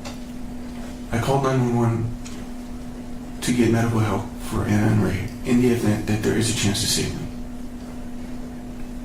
I was not ready in that moment to say, hey, it was me, you know, like I knew that my mind was on getting them help, and my mind was on the fact that my daughter's all alone in school. And Nope. Getting them help. He shot his wife in the forehead. He shot her friend Ray in the back of the head, in the neck, and in the cheek. And he's like, first calls mom, then he's in the lift, the elevator with Daniel the neighbor, trying to be all gangster, and then he's running around out the lobby, and then later he calls 911 only because his mommy told him to. The mom said, "That's not funny, Ali. You need," and then apparently, as we'll hear later in closing arguments on Monday, apparently he had said, his mom had said, you need to call 911, you need to get them help. He called 911, but we heard the 911 call yesterday. It's time-stamped for you, so if you didn't see it, go check out yesterday's live stream after this one today. Catch up on that so that tomorrow when we meet, we're all on the same page again. But we heard it, and he was just pretending like, "Oh man, I just walked in, and it's like, oh, my wife and this friend was shot." Like, what a liar. I expect that her mother was the one to go pick her up. I didn't want to, leave her there and have her watch all the kids get picked up by their parents, and she's thinking, "Where's mom and dad?" And I knew I had to turn myself in. I wanted to at least just secure her. I was coordinating with my mom, like, "Can you meet me, please? I just want to give you a mirror. Okay, Dad, what about you? Can you come meet me?" And they were trying to think of ways for me to meet them. And that's when I was like, I can't hide with Amira forever. Like, I can't just sit around and wait. It's not that I was trying to hide. It's not that I was trying to flee. It's just that I can't. The time is of the essence. I need to turn myself in. I can't just sit here with Amira. When you called 911, you gave them your name. I did. You gave them the address of the apartment building. I did. You gave them the floor, the specific number of the apartment. I did. You gave them all the information that they would need to send help to that apartment. Objection, legal questions. Oh, that must mean he's innocent, right? After bursting through the door, firing all those rounds in the head, killing 2 people, obviously his wife and her friend. Shame. When he called 911, he gave all those details. He's trying to get them help. Did you do those things? I did do those things. Why did you do that? Because I wanted to get them help. And when you were on 911, you told them that. Yeah, they kept asking me questions, and I'm just like, stop asking, just go fucking help them. Like, go save my wife, go save them. I said that, and I hung up. I wasn't trying to deceive police. I wasn't trying to make an alibi or anything like they said. I was just trying to focus on the matter at hand, get them help, and I needed time to go just secure my daughter at a safe drop-off point. After calling 911, you were doing that as you were driving? Yes. And you were driving on your way to Amira's school? Yes. When you got to Amira's school, what did you do? Well, I had done more coke. I had finished the remainder of what I had, and I tossed it into a bin, a trash bin out there. I went to go pick her up. I was on the phone with my dad, and it sounded like Judgment Day, or it was like sirens everywhere. The whole city was just covered in sirens. I mean, it sounded like the world was ending. I tried to put on good composure. I didn't want to startle the people at the school, but I told them it was an emergency and I needed to pick up my daughter. When Amira came out from the school, did you walk her to your car?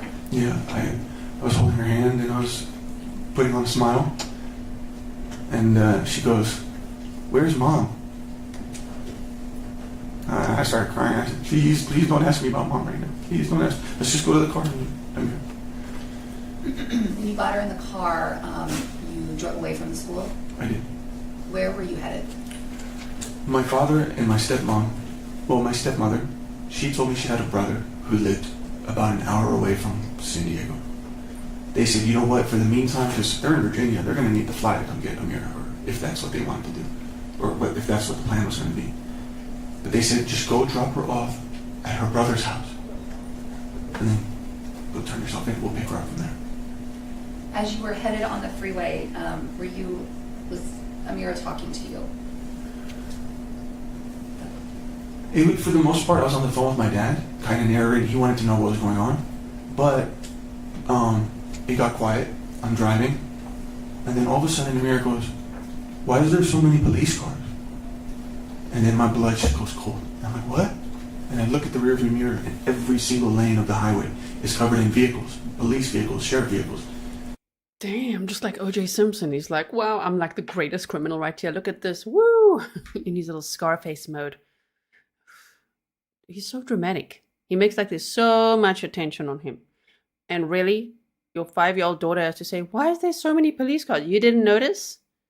Right. And I'm freaking out like, "Oh my God, Baba, they found me. Okay, Ali, khalas. Just go pull over." Like, khalas means enough. Khalas. enough, pull over, we'll pick her up from the police. They did not pull me over. That's what one of the strange things was. There was no lights. They were just following me. And I thought it was so strange and bizarre. But I was on the rightmost lane, and as soon as I hit my right blinker, they knew exactly what I was doing. I was pulling over. At some point in the car, did you tell Amira, excuse me, that you had hurt her mom? When I knew that I was found, and I was about to pull over, I said, Mommy, or Amira, I hurt Mommy. I have to go away now. When you pulled over, do you remember the police giving you commands on what to do? Yeah. I'm gonna. I did. Where's that audio recording? See, that just the clip just ends. So the judge says, I'm going to end it for the day here, and then the clip is over. Okay, so now we're going to look at. Wait, not that one. Got to change the attorney's name. Ooh, it's time, everyone. It's time for the start. As I say, I wish we could watch the whole trial. They're not live streaming it. They're not sharing all of it, unfortunately, right? But I'm so grateful for what we can see, because what a case. So this now will be District Attorney Taryn Brast, right? So the prosecution asking questions, cross-examination. Ooh, it gets so intense. And as I say today, we're going to watch some of it, and we're going to continue tomorrow because it's pretty long. I mean, the footage that I have here is 6 hours and 1 minute. So I was planning on doing maybe 2.5 hours today before the next clip starts, but let's see how we go. We split it into today and tomorrow. And then on Monday, we're going to be watching the closing arguments that Court TV just uploaded, which is awesome. I'm glad they did that as well. And then they might even upload a little bit more. So we'll keep going because we want to watch all of this together, right? As much as we can. So now, are we ready for spicy, intense cross-examination? And sure, he gets so angry here. Here and there, you'll see how absolutely disrespectful he is to the DA. Okay, so here we go. You hit up Prince William County Police Department, don't ask me, but they told me it's just the internet, relax. Yeah, there's no recording, such recording, right? There's a body-worn camera. She was a female officer. All right, you told us yesterday you wanted a gun that was accurate, right? I wanted a reliable gun. Reliable for shooting, right? No, for dancing, I don't know. Need to answer the question. You wanted a gun that was reliable for shooting, right? Yes. Okay, you talked about meeting Ray for the first time at a party in San Diego in 2020, right? Sure. And when you first met Ray, he didn't say to you, "Is that your bitch?" Right? Yes, he did. When he saw you and he saw Ana, the first thing he said was, "You're lucky to have her," right? No. That's what you told Julia, he said. When was this? Okay, I can't answer your question. Okay. You told And he does ask a lot of questions, even though he knows. And now, look, he's already busy with his ear, and he's busy with angry tells. Right? R&L Carver, thank you so much. Whoa, for the $20 super sticker. You said, did Discord record it all? Thank you, G. I don't recall, because I haven't seen I wish we could see the whole trial, but I don't know if it recorded all of it. I know that he also made audio recordings, and while he was making audio recordings, then he said something about not accessing the voice channel on Discord. I don't know. I don't know if it recorded it all, but that's a scary thought. We did hear the audio of those gunshots yesterday, which is scary to hear. Thank you so much for that. Okay, here we go. Julia that when you met Ray, you were mad because he said, "Oh, you're lucky to have her." Right? This is what Julia said, right? I'm asking you that you told Julia that, right? No, I did not tell Julia that. Right? You didn't tell Julia anything about your conversation with Ray. No, I did actually, because she had been seeing him, and I had let her know that I would not be comfortable if she had brought him into the house. But what you told her, you didn't tell her that Ray said, "Is that your bitch?" All you told her, he said, was, "You're lucky to have her." Right? That's what you told Julia. I don't recall the exact words I told Julia, but she knew of what had happened between me and Ray. The comment by Ray, "You're lucky to have her," translated to you that he wanted to sleep with her, right? Or that he had his eyes on her. Right. But he never actually told you that, right? No, but body language plays a big part too. You're not answering the question. Ray never told you he wanted to sleep with Ana, right? No. Right? That's just something that you're now telling us, "Oh, Ray said, is this your bitch?" because you're trying to paint him as a bad guy, right? No. I actually tried to be his friend. Even after. And he actually was nice to you, right? He made a comment on your Instagram about someone in your life passing away, and he said sorry for that, right? I believe so. I also DM'd him one time when he was in Mexico, and he... Objection, non-responsive. Sustained. All right. There's a question. I'm just putting a picture up because we can't see the prosecutor there. So that is Taryn Brast, and it's cross-examination. Yeah. Phoebe says you can almost see the steam coming out of his ears, right? It's quite a shift in his demeanor here. I mean, he was all in like baby boy victim mode, and then I was there, and he put on his whole act, in my opinion, in many of your opinions as well, I could see, when he was doing his little crying stint there. But now, ooh, in cross-examination, it gets really intense. The answer, question, the answer. Okay? But what happens when the question is like forcing me to say something specific? Well, that's part of the question. She's asking specific questions, so just answer the specific Right. questions. Next question.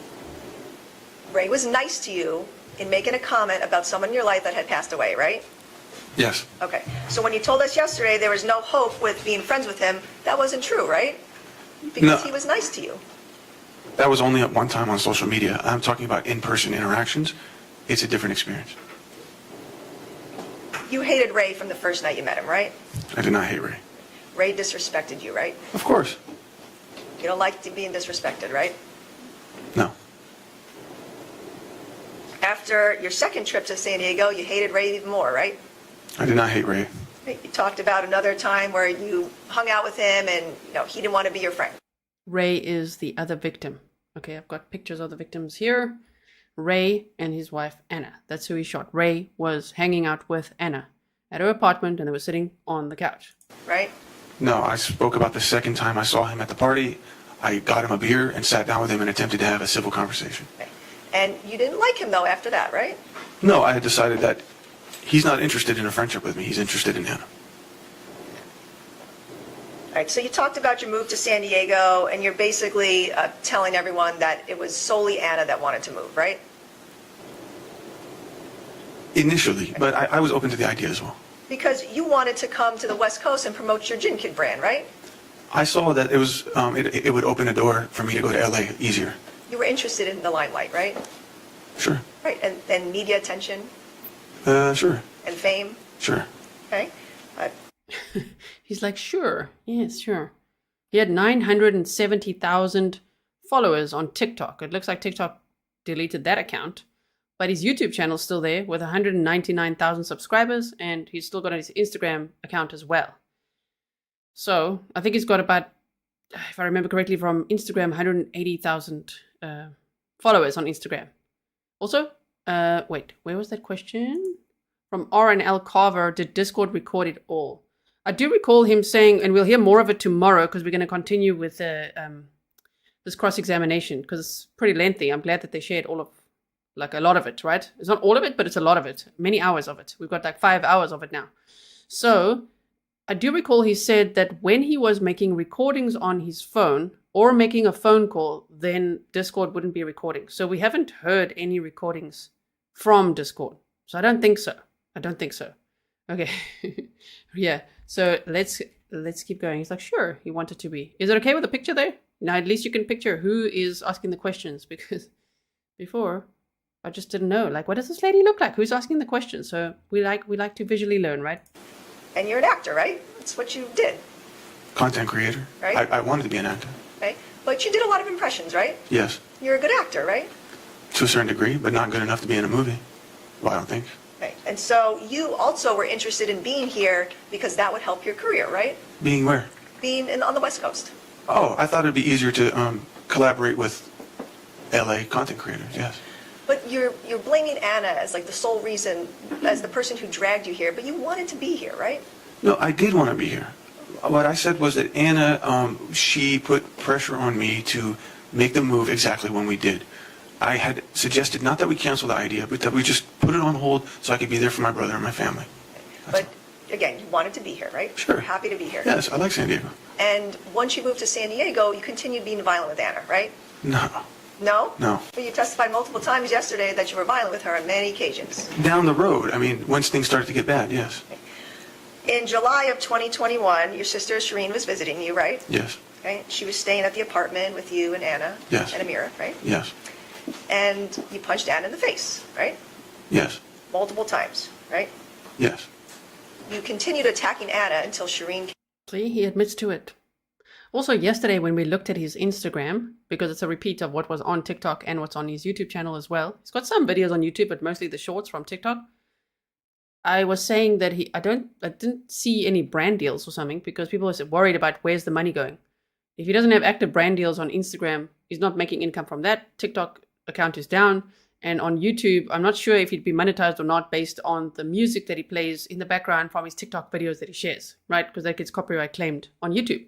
But when I revisited his Instagram page last night, then I saw that on his Instagram stories, he had a couple of brand deals. So I think in the past tense, obviously, it's not like ongoing payments. It was for like a shaving accessories company and a few others. So you got a couple of brand deals in there along the way. Okay. Came in, right? No. Probably, are we switched over?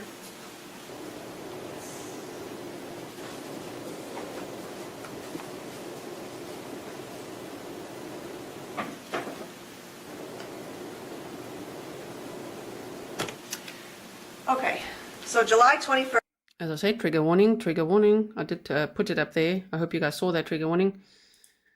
So pictures of Ana and the abuse that he's admitting to. He's like, yep, hit her in the face. I did. Like, wow, okay. 1st, 2021, you caused those injuries to Ana's face, right? I did. Okay. You gave her a huge bump on her face, right? Yes. Gave her cuts near her eye. Yes. And then days later, her whole face turned black, right? No. You saw her a day or two later, right? It didn't turn black, but it looked like that. Yeah, so she still had injuries, right? Yes. Her face was swollen. Yes. Your sister Shireen wanted to call 911, right? I believe so. And you told her not to, right? I offered to leave instead. You told your sister Shireen not to call 911 after you punched Ana in the face, right? I did. Right? And you told Ana not to call the police too, right? I believe so. Because you didn't want to be arrested, right? Right. You deserved to be arrested for what you did, right? Sure. But you didn't want it to affect your life. That's what you testified to yesterday, right? It was a sudden thing, and Mr. Abulaban, answer the question, please. You didn't want this conduct to affect your life, right? I didn't want it to have permanent implications, yes. Right. So Ana did not call the police based on your prodding, right? I can't confirm that. Right. She should have called the police.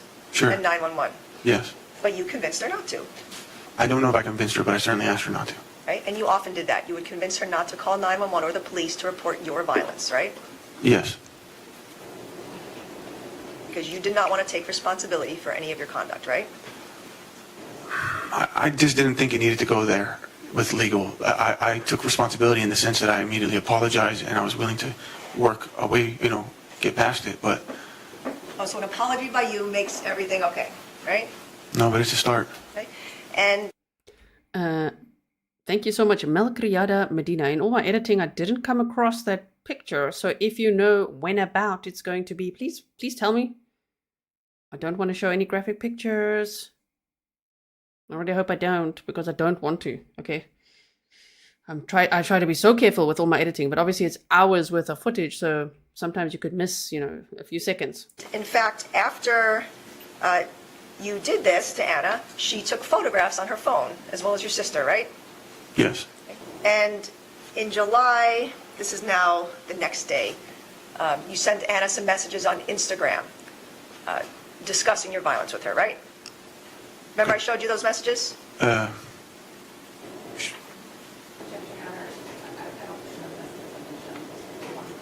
No, I'm sorry, not showed you. Show them in court. Oh, yes, I've seen what you've shown in court. Okay. And you remember what you messaged Ana, right? You told her, she told you that you were violent with her and you punched her and Shushu had to intervene, right? Right. She told you you could have killed her if Shushu didn't intervene, right? She said I could have killed her, but Shireen did not stop it. But she said that. She said said that, yes. right? And you told her that you lost control, right? I did, yes. And you apologized for putting hands on her, right? Yes. Okay, so thank you so much for that heads up. Melcriada Medina, I hope I'm saying your name right. You said 1 hour into closing arguments. Okay, so that footage I haven't edited yet. That's going to be for Monday for us. Okay, so if you guys, if you don't have plans for today, tomorrow, Monday, maybe even Tuesday. Now you do. You're going to be over here with us, okay? So tomorrow we're going to continue listening to this cross-examination because as you can see, we are 1 hour 10 into the footage that I've put together here out of 6 hours. So we've got many hours to watch and we're splitting it over today and tomorrow. On Monday, we're going to watch the closing arguments and then I'll be very careful with my editing to see that I take out any graphic pictures of the victims. And then we'll see if there's any other testimony that Court TV uploads. Also for everyone that says, did you know Court TV is going to... yeah, I have all my notifications on. I don't live under a rock. I watch them. Clearly, that's how I came across this trial, right? I'm saying it kindly. I'm just like, obviously, I know. I can see what they upload. And I'm very grateful. Okay, so here we go. You apologized over Instagram, right? Yes, because I wasn't present with her. And you apologized over email, right? You saw that email in court? I did. So you were violent with Ana and then you were later apologetic, right? I'd say almost immediately. Because you were hoping that you wouldn't get in trouble with the police for what you did.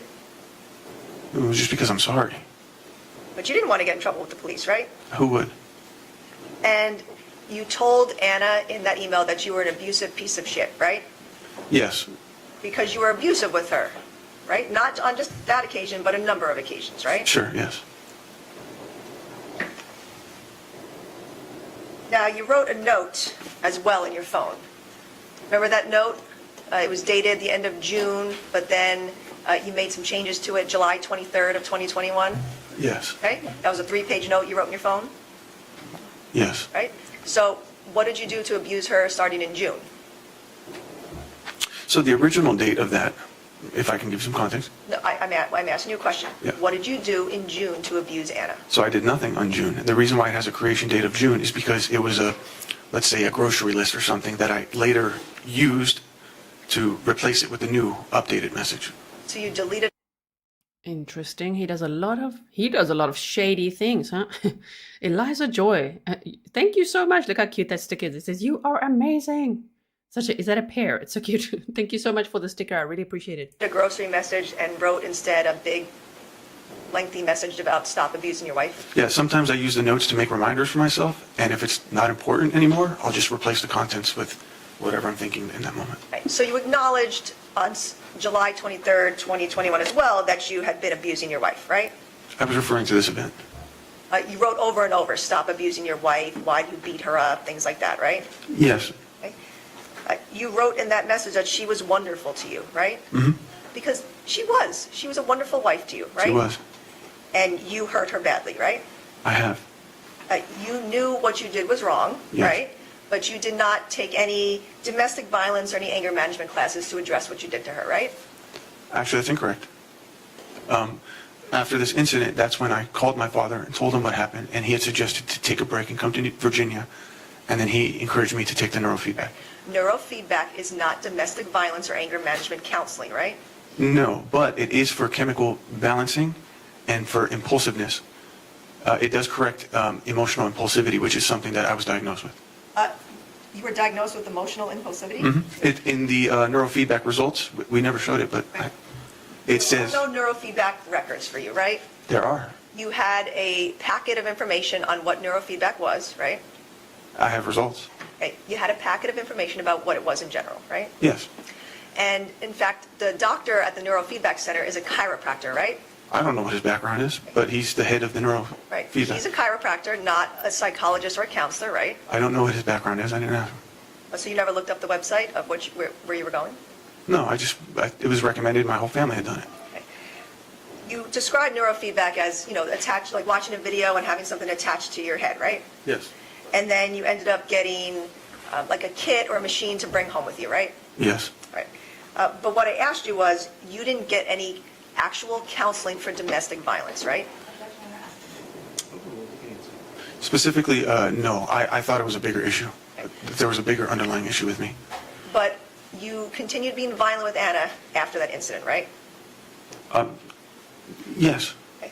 And when you came home with that machine, you didn't continue to use it, right? I did in the beginning, but I was distracted with the conflicts that were happening at the house. But you did not continue to use it to help you stay nonviolent, right? I was using cocaine and... That's not what I'm asking you. I'm asking you, you did not continue to use the neurofeedback supplies that you got to prevent you from being violent with Ana, right? I did not complete it. Right. So There you go. He admits that. Overprotected 1111 says, you really are the best true crime channel. Much respect, and I love listening to your accent. You rock. Thank you so much. I really appreciate it. Wow. But you'll see, the more that this goes on, Ali, he has an answer for absolutely everything. We'll see this today and tomorrow in this intense cross-examination. you could have done that, right? You could have said to yourself, oh, I've been really abusive with her. I need to continue getting myself help so that I'm not violent, right?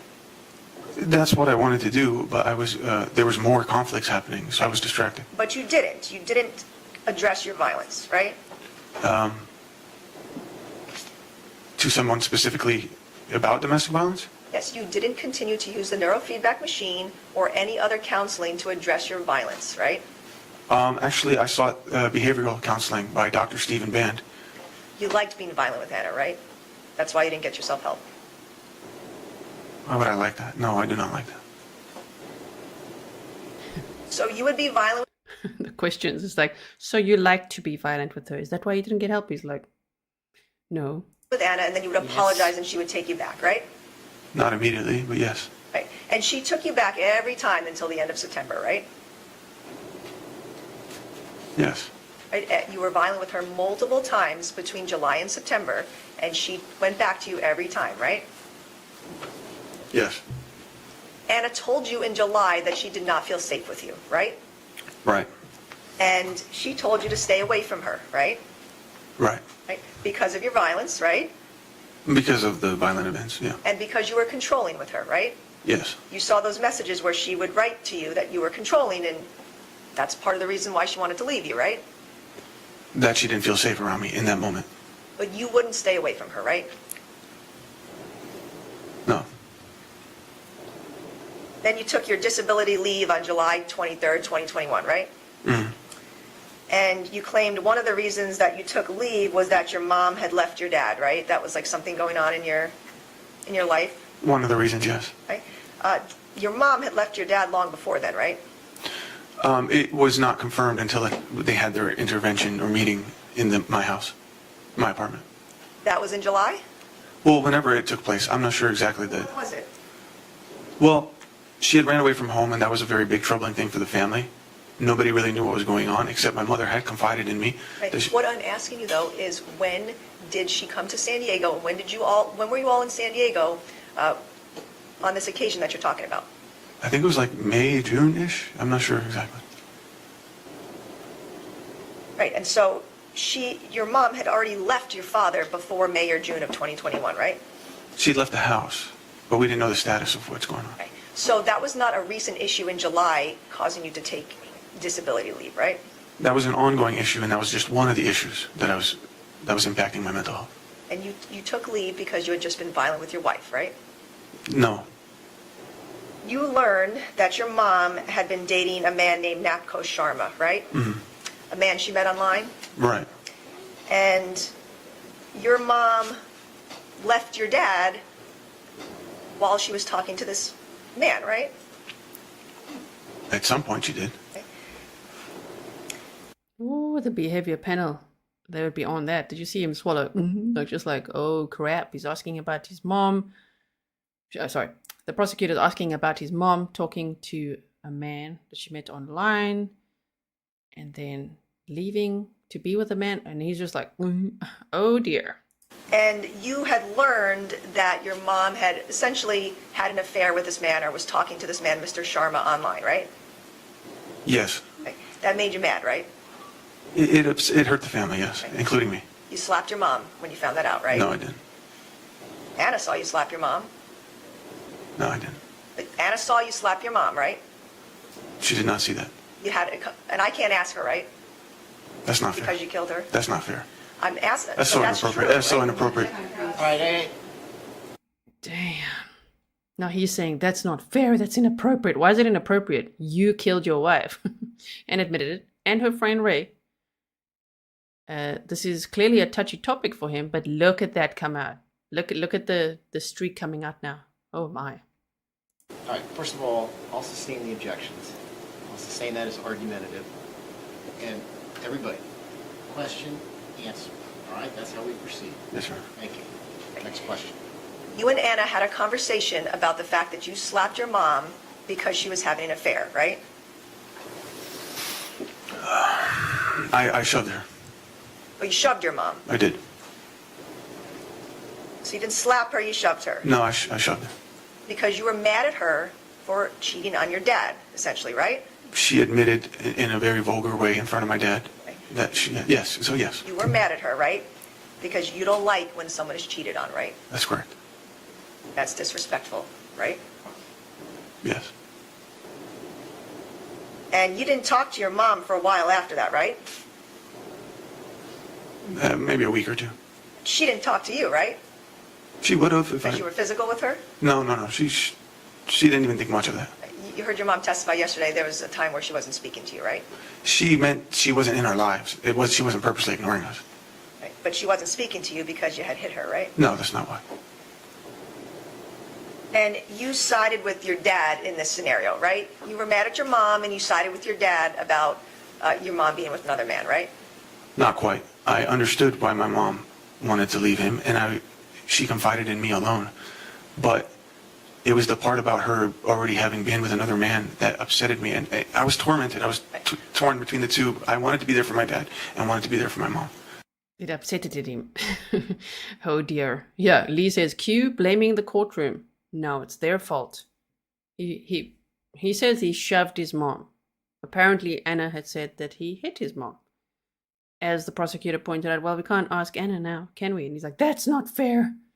Wow, this is quite something. For everyone that's only joining now, I see lots of people are here that weren't here yesterday. Thank you for being here. I hope you'll catch yesterday's replay as well, because that's where we started, talking about this case, and we trying to cover it chronologically based on what's being put out there, because the whole trial is not being live streamed. So this is Ana Abulaban, and he's 32 years old now, and on October 21st of 2021, he was separated from his wife. She wanted a divorce, and she said so 3 days before. Like, that was it. Final, like, done. 3 days before. So 3 days later, he sent groceries to the house. She didn't respond. He didn't like that. He went over there, vandalized the apartment that they had stayed in. Remember, they also have a daughter together. And the daughter was only 5 years old at the time. And so he went there, and he had installed, or there was the Discord app on an iPad that belonged to their daughter, and he's activated a voice channel, and so he could listen in to what Anna was doing. And when he heard her come home, and there was a man with her, who was her friend, Ray, pictured up here, the two victims, 28 and 29 years old. He walked in there, and he started firing shots, but he killed them both. He shot Ray in the neck, in the face, and in the back of the head, and he shot Anna in the forehead. And now it's just, this whole trial is about deciding not whether he did it or not. He admitted to doing it, okay? It's about, was it premeditated or not? So thank you so much all for being here. Please like and share so that others can also join us as we chat about this. We'll be here for a few days talking about this case for sure, because the defense rested their case on Friday, so the jury will be deliberating soon. There was also closing arguments already, so we're going to be watching that together on Monday. Tomorrow we continue with this, the intense cross-examination, because there's many hours. Monday, closing arguments, and then we can take it from there to see if there's also other footage uploaded. And then we'll see what happens. But thank you for being here with us. So if you are interested in this case, hope to see you every day. So it was hard to decide where I stood. And you were, in fact, very close to your dad, Nasser, right? No, not really. No, not really? You talked to him on a regular basis, right? We say hi. When you were living in Virginia, you would leave a mirror with him, and he would watch her, right? With my mother. During your time in San Diego, your father was very supportive of you, right? For the most part, yes. And actually, during your whole relationship with Anna and marriage, he was very supportive of you, right? Correct. He helped you with her visa, right? Mm-hmm. Yes? Yes. He helped you fly her here from the Philippines with Amira, right? Yes. He paid for a lot of things for both of you and Anna. Right? Correct. He was emotionally supportive of you, right? He was more financially supportive, not emotionally.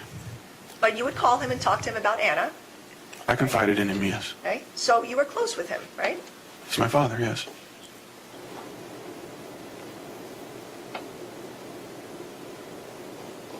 Okay, and so after Ana gave you another chance in July of 2021, you continued to be violent with her, right?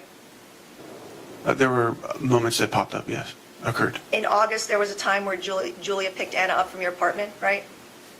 She did that quite regularly. Hey, Julia picked her up one night because Ana was scared of you, right? So she says. Okay, but Ana was scared of you and she left with Julia, right? That's what she says. That was unacceptable to you, right?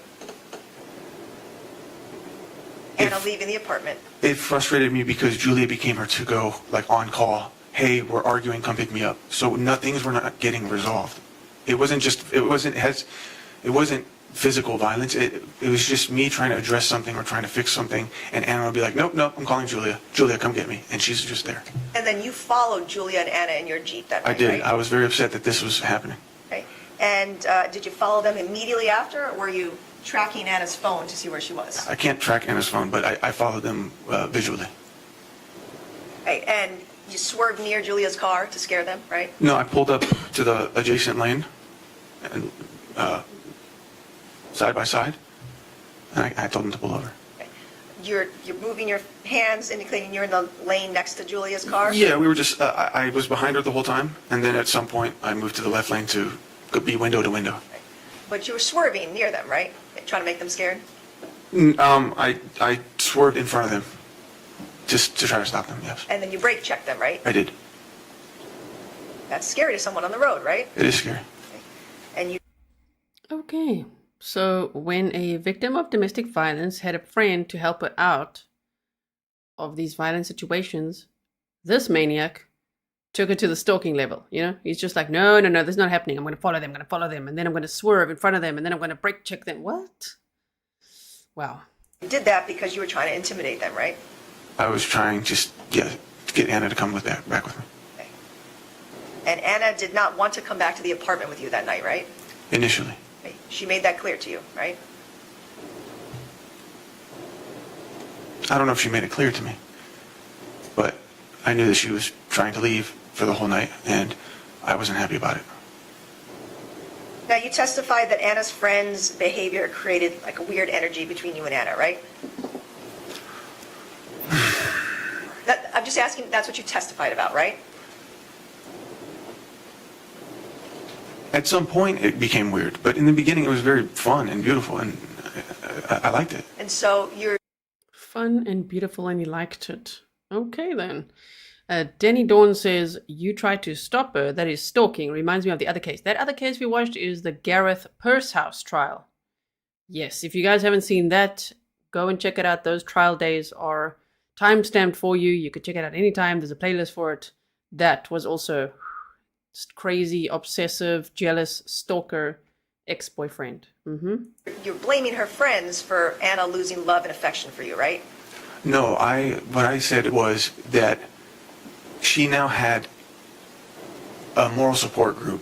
Whenever something would happen between her and I, or if I'm complaining about something or I'm upset about something, she could confide in them. I didn't have anybody. Ana was the person I confided in, but I no longer had that. So it naturally felt like I was losing Ana. But you blamed her friends as the reason why Ana lost love and affection for you, right? Not entirely, no.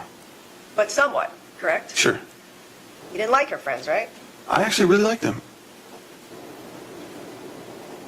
Told us yesterday that there was issues with her friends that you've had. Yes, down the road, yes. All right, let's talk about September. Multiple instances of violence that month, right? Yeah. On September 8th of 2021, you made that audio recording of Ana, right? Before you had pushed her down? Was it a video first? I'm sorry, video recording. Yeah. Yes. Okay, you would constantly video and audio record people without their consent, right? I mean, it's in my home. But that's something you would do on a regular basis, right? In this time frame, I started doing it. Adjusts jacket. Wow. So he's like, but it was in my home. Yeah, you stalked the victim of your abuse in her home too. You know what I mean? They were separated at the time. Ooh, this guy, he's very dangerous. So when people argue But it was his home too, and they were legally married. Yeah, there's many victims of abuse that are legally married to their abuser and trying their level best to get away. And so often it ends up in homicide like this. You know, it takes up to 7 times, usually is the stat, to leave an abusive relationship. Have you ever asked what happens after that? Many of the stats then, if they are successful in leaving, great. But many get murdered. They're not successful in leaving. They try up to 7 times and then are murdered. Oh, that's so sad. My goodness. WB said, thanks for that explanation. What did I explain? Thank you so much for the sticker. I really, really appreciate it. Yeah, Stefan's like, you couldn't isolate her anymore, grocery boy. Yeah, exactly. No one gave you consent to record them, right? Anna did not give me consent because she's the only person I've recorded. In fact, during that, well, we'll get there, but you recorded other people too, right? Have I? I'll get to that. I don't remember. It wasn't only Anna, right? Okay, sure. Okay, so you, that video recording that we saw, Anna knew that you were recording her, right? Yeah, most of the time, yes. Yeah, she made a comment on that recording that she knew that you were recording her. Yes. And she saw the phone out. And she was making comments about not wanting her kid, right? Yeah. Yeah, she wasn't being serious about that, right? Overruled, based on your opinion of observing her.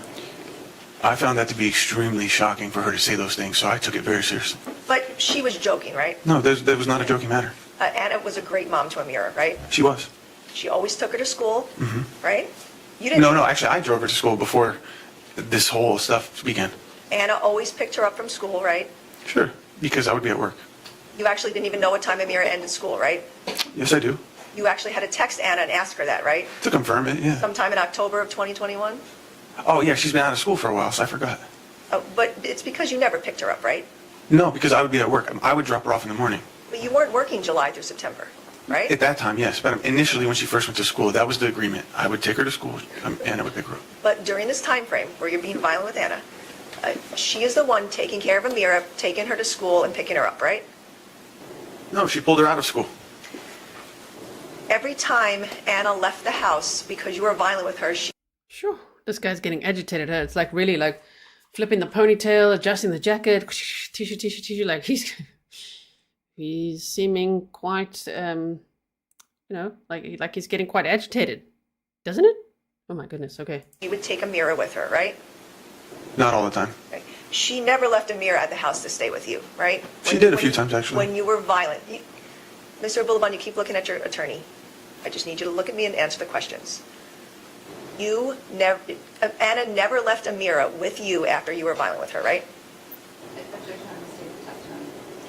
I'm going to overrule that at this point, but I tell you, we're going to need to take our 10-minute recess in the afternoon, so everybody 10 minutes, all right?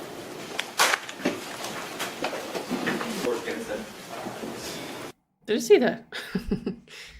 Deflect, off we go. 10-minute recess and we're back. Next. Thank you. All right, looking at people's 14 that's up on the screen. On September 8th, you pushed Anna down, causing these injuries to her elbows, right? Yes. She had injuries on both her elbows, right? I wasn't sure if it's both, but one of them at least. Okay, scrapes on her elbows, right? Correct? Correct. And looking at people 16, when you pushed Anna down, you caused all those scrapes on her knee, right? Correct. And then you made her feel badly about calling the police, right? I can't comment on how I made her feel, but I was upset, and I let it be known that I was upset that she called the police. Yeah. She had every right to call 911 based on the fact that you were violent with her, right? Yes. Okay. Oh, well, in that instance, I don't agree. No. You caused these injuries to her by pushing her down, right? Yes. Yes. And she had every right to call 911 to report that you were violent with her, right? Well, I was trying to leave the apartment, so I don't think that she had the right to call the police on me on that instance. She didn't have the right to call the police because you were physically violent with her? Okay, she has the right to call the police. Okay. But you taunted her about the fact that she was calling 911 on you, right? I was upset that she was already midway through the call, yes. But you were taunting her on your social media feed, right? Yes. Okay. We watched that video where for multiple minutes you were cursing her out, right? I was. And you were still yelling at her while she was on the phone with the 911 operator, right? I was yelling on the live video, Okay. not directly to her. But you were yelling and you were calling her a fucking bitch multiple times, right? Yes. Okay. And you made that recording on your own, right? Yes. You decided to click play or however it is that you made that recording, right? I went live. Okay. Right? And you hurt Ana and then you were posting about it, right? That's not why I was doing that. You didn't have any remorse for what you did to her, right? That's not true. Well, you saw the post you made. Do you have any remorse for what you did to her on that post? In the moment, I felt that I needed to. Okay. On the post, did you have any remorse? No. Right? And you are blaming that post on your cocaine use, right? I'm blaming how it went down. Right. Oh, and the post, yes, because I normally wouldn't do something like that. Okay, but you're again placing blame on something besides yourself, right? The situation plus the state of mind I was in. Again, but you're placing blame elsewhere, not on you, on something else, right? Oh, no, I'm to blame, too. Yeah, I'm to blame.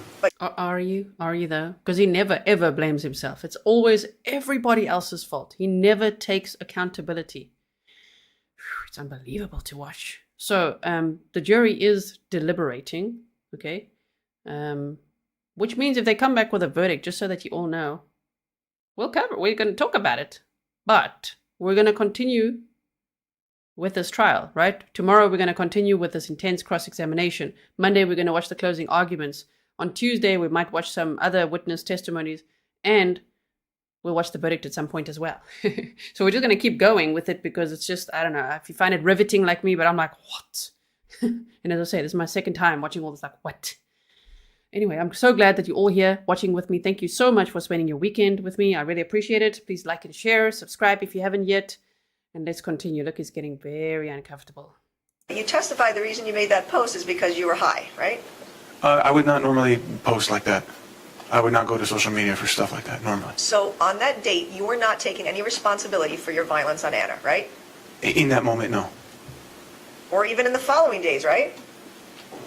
I can't. Correct? I can't confirm that. You actually fled the apartment that night because you knew police would be coming, right? Yes. Because you didn't want to get in trouble, right? Right. And then the next day, you wrote a note in your phone, right? September 9th, 2021, this is People's 176, page 10. You wrote this note in your phone, right? Yeah. Okay? And you were writing this note basically telling Ana what to tell police, right? Let's just pause for a second. To block each other from leaving the house, and we were playing tug of war with our luggages, which it was the heat of the moment. He didn't actually hit me. We were trying to block each other from leaving the house, and we were playing tug of war with luggage. We heard him say that on the stand as well yesterday. He's coaching her. That's what abusers do. This is what you got to say to the police, okay? Don't you get me in trouble now.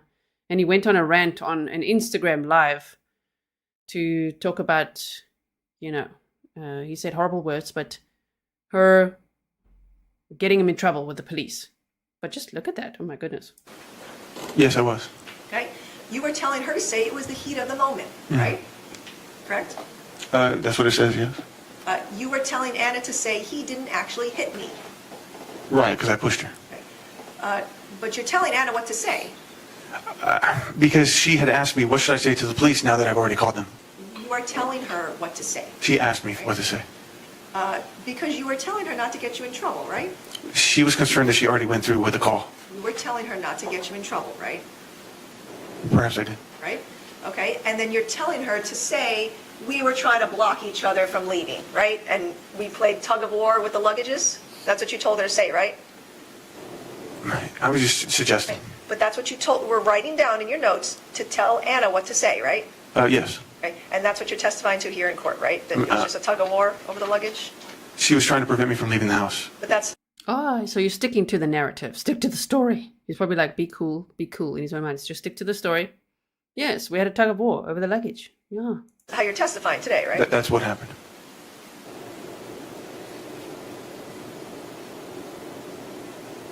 And you knew that if you told Ana various things to say about it being the heat of the moment and he didn't actually hit me, that would help you not get in trouble with the police, right? She asked me for what to say to the police now that she had already gone through with the call. You knew that that would help you not have a case against you, right? Right, I wouldn't tell her to say anything. Oh, you didn't tell her what to say? No, I'm saying I wouldn't tell her contrary to that. I mean, the goal is to diffuse the situation. Correct. And you not getting in trouble, right? Correct. Right. And then on September 10th of 2021, you made another audio recording on your phone of Ana, right? Of a conversation you and Ana were having, right? Perhaps. Right? You heard part of that in court, right? I'm bad with dates, but Right. But you heard what I played in court. okay, right? I've heard everything you played in court. And that was a longer conversation, right? A longer recording, right? Correct? I don't know exactly which recording, but I'm not denying it. All right. You had an argument with Ana on September 10th of 2021 about the fact that you were no longer welcome at Julia's party, right? Oh, yeah. Right. Yeah. That was what that argument was about, right? Yes, you started And, it. okay. And you were mad at Ana because she wouldn't convince Julia to let you come to the party, right? No, I was mad because she wouldn't stick up for me at the fact that they uninvited me at the last minute. I was already invited. But you were mad at Ana because you wanted her to stand up to her friends, Yeah, right? yes. He's so busted. He's like backed into a corner right now. Watch him lie. Now we can really see the chameleon at work. Also, just some clarification, because it's Memorial Day weekend. Do you call it Memorial Weekend or Memorial Day weekend? Sorry about that, but it's what it is, okay? So Monday is a public holiday in the USA, which means there's no court. Yesterday, which was Friday, right? Today is Saturday. Yesterday was Friday, May 24th. Was in real time, because we're behind in this footage, okay? And they're not showing all the trial, just to clarify. But yesterday was closing arguments, and then the jury started deliberating. But then they were sent home. And so they're going to continue their deliberations on Tuesday morning. That's what the media is saying. Jury deliberations resume on Tuesday morning. Also, just for anyone joining now, Ana Abulaban is charged with 2 counts of first-degree murder with allegations of using a gun in the killings. He's also charged with a special circumstance allegation of committing multiple murders. This trial is all about, was it premeditated or not? Maybe I should do a poll at some point if you think it was premeditated or not. In my opinion, I think it was premeditated. Marissa Rain said Memorial Day weekend. Thank you. I'm like, Memorial weekend? Memorial Day weekend. Memorial Day weekend. Which is actually fantastic for us because we're watching this today and discussing it, of course, as you can see, making lots of commentary. Tomorrow, we're going to continue with this cross-examination. Monday, we'll watch closing arguments together and maybe some other witness testimony and things like that. And then on Tuesday, the jury will keep deliberating and maybe we can even watch the verdict together. I think sentencing usually on the West Coast is a bit delayed. Sometimes they schedule it like a month or 2 away, so we'll see that. But great, perfect timing. Thank you all for being here. As we continue to watch this, we are 1 hour 34 into the footage that I put together for you. Of course, it's clips, and I try to defluff, take out, if there are any long pauses or something like that, which there aren't many because they're only sharing short clips on Court TV anyway. But there were moments I had to defluff a little bit. 1 hour 34 minutes out of 6 hours of footage. So today we're going to do about half, and then tomorrow we'll do the other half of this cross-examination, okay? Because you felt disrespected, right? Correct. And you wanted Ana to respect you and talk to her friends. Well, it was more so I hope she would have done that. You wanted her to respect you, right? I mean, I would love to be respected, yes. On that recording, you called Ana fucking stupid, right? Sure. You said fuck you, right? Mm-hmm. You said a respectful woman would not go if her husband couldn't go, right? Yes. So again, you were telling Ana that she wasn't being a respectful wife, right? Yes, because of how it played out. Okay. And you called her a fucking asshole in that recording, I called her many things. right? A fucking liar, right? Sure. You called her a two-faced bitch. Yes. You called her a manipulative bitch. Yes. Right? You said fuck you, bitch. Right? Yes. And then, what you heard in court, you told her, this is why you get your ass beat, bitch. I did say That's what that. you told her. I did. Because she would get her ass beat when she was disrespectful to you, right? It had happened in the Right? past. Yeah. And then you told her, fuck you, cunt, right? I don't remember her verbatim, but yes. Right, you continued cursing at her throughout that entire recording, right? Sure. Well, why is he smiling? Maybe he was taken aback that the lady said the C word. When I first heard it, I was like, damn, should I be like taking that out? Or anyway, she went off she went, saying exactly, I quite like that actually. Just say exactly what he said. No censoring. This is what you said, this is what you called her, this is what you did, correct? And he's like, yes, I did do that. Okay, admitting to all of it. And you treated Anna like that in front of Amira, right? No, she had been there sometimes, like during these specific incidents.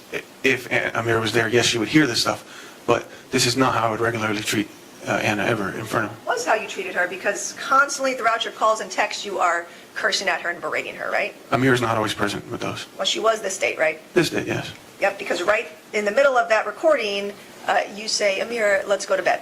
Or, like, you were trying to put her back to bed, right? Sure. Right? And you actually told Amira that mommy upset you and has no respect for you, right? To her? You told Amira that, right? Okay. Right? That's what you said.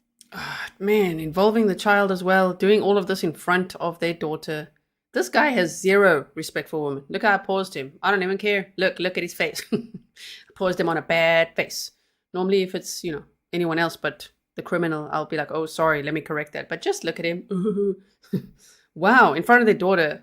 Also, the parental alienation is just horrible.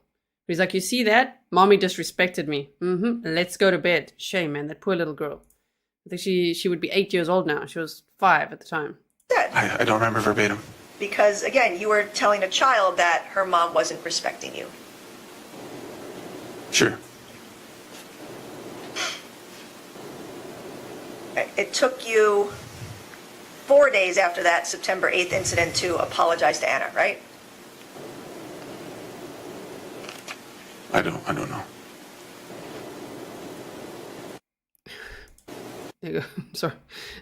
Welcome to Joe Jackalone. There you are. I didn't see you immediately. I just see everyone say, hi. Joe Jackalone is a former sergeant at the NYPD. And you say extreme emotional disturbance defense is not going to work. I know, right? It's really not going to work. And just being like, so? Also victim blaming. Like the victim, she was also jealous, okay? Yeah. She also, it's just, I don't think it's working either.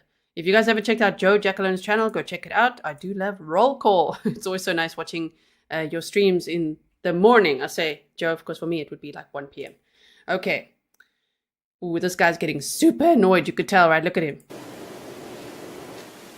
That recording that we heard, there was a recording we heard where, again, you were talking about like going to Julia's party that was at the Marriott, right? The Marriott Marquis? Yes. Okay. And the party that Julia had was on September 12th, right? Or whenever her birthday is. That sounds like the date, right? Yes. September 12th? Yes.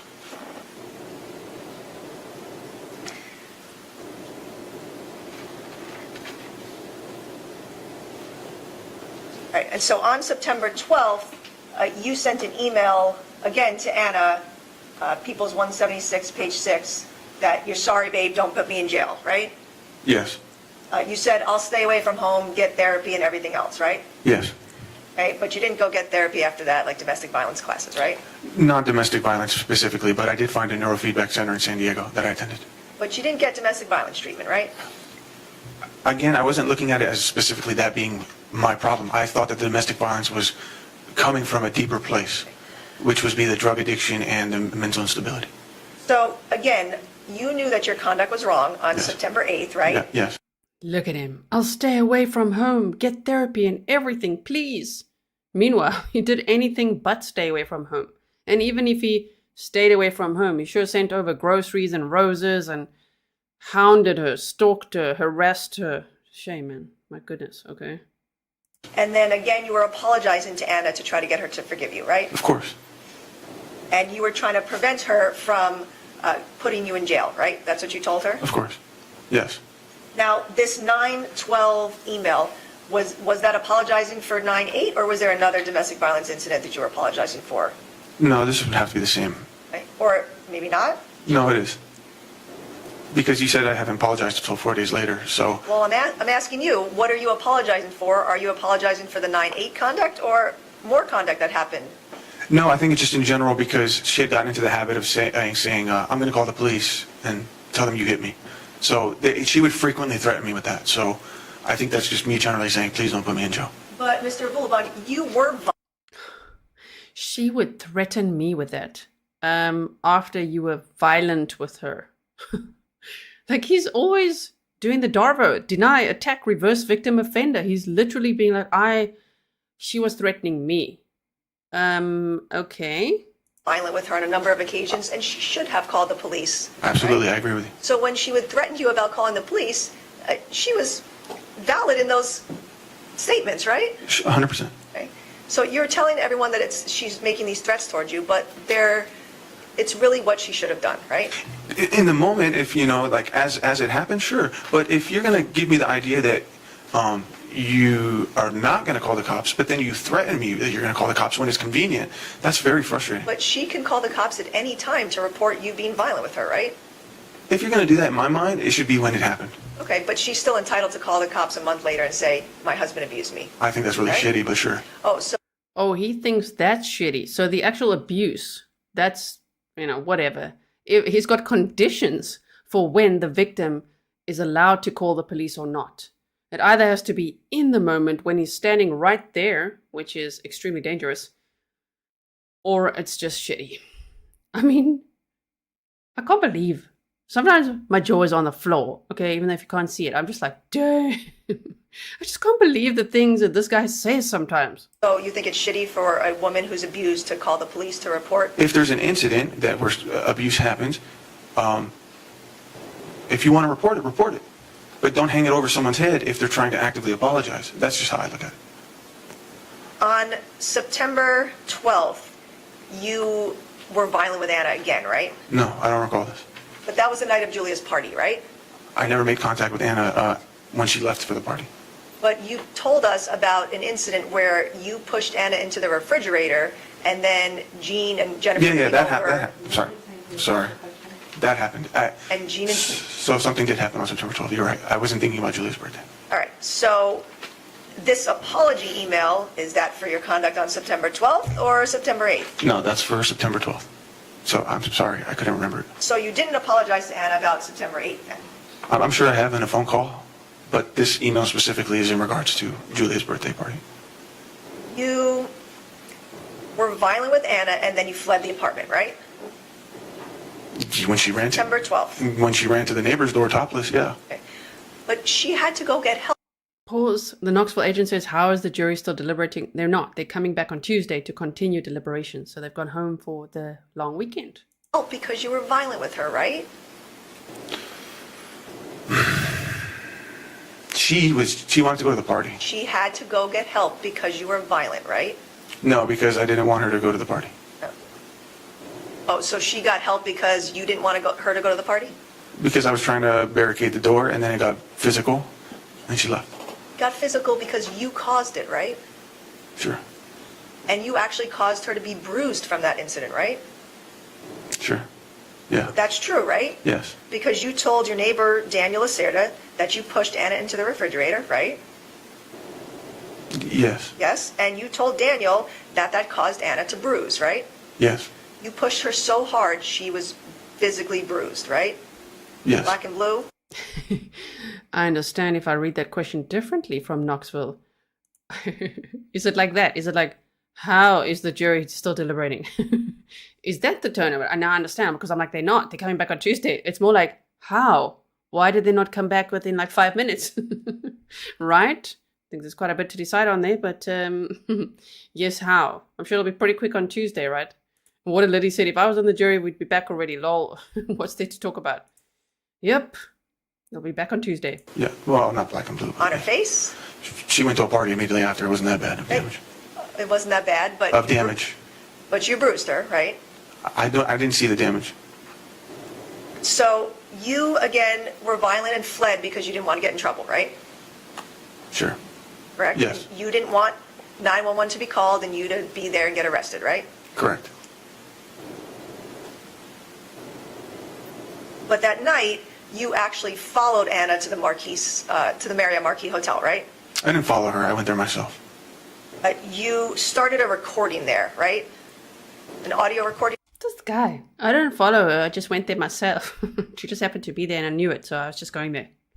You see what I mean? He talks circles. around everything. Just the fact he'll just be like, no, well, I was just going there as well. But he wasn't invited. He's like, oh, when he gets there, it's like, then you started an audio recording. What? So if you didn't know, I've got clues on the screen, right? The district attorney's name is Taryn Brust, and she's the one that is asking the questions in this cross-examination. I think she does such a brilliant job. And she's so resilient and patient with him because, damn, he gets really disrespectful and really, like, angry, agitated. So she just keeps going, asking the questions. That's her job, I know, but it's just very good. Peniel says, anyone counting the amount of times that he says, sure? I don't think we're counting. We'll lose count. It's too many times. Just sure. On your phone? I don't recall. Okay. You went to the front desk when you got to the hotel, and you told the front desk that you needed to be let up to room 818, right? I didn't know the room number. You said that on the recording on your phone. Did I? Okay. So you knew the room number, right? I don't recall. Right. And you were telling the front desk person that someone had gotten you into that room another time, right? Yeah, that's not true, though. I did say that, but it's not true. Okay. So you lied to the front desk person. Yes. You told the front desk person, my wife left at 5 a.m. to go party, right? Sure. But that wasn't true. It wasn't 5 a.m., right? No. And you were trying so badly to get up to the room, and security was concerned, right? No, I told them that I was concerned for the safety of my daughter. But security was concerned and didn't let you up to the room, It's right? their policy not to allow me, and they said that this matter would have to involve police, and I asked them to call police. Okay. And you actually told the front desk person that you almost went to jail today, right? I don't remember saying that. Well, you said that on the recording. So you said that because Anna could have called the police because of your violence, right? Is there a transcript I can refer to, please? You can't ask me a question. I'm asking you. This is a recording on your phone from September 12th. These are the things that you said to the front desk person, right? I can't confirm.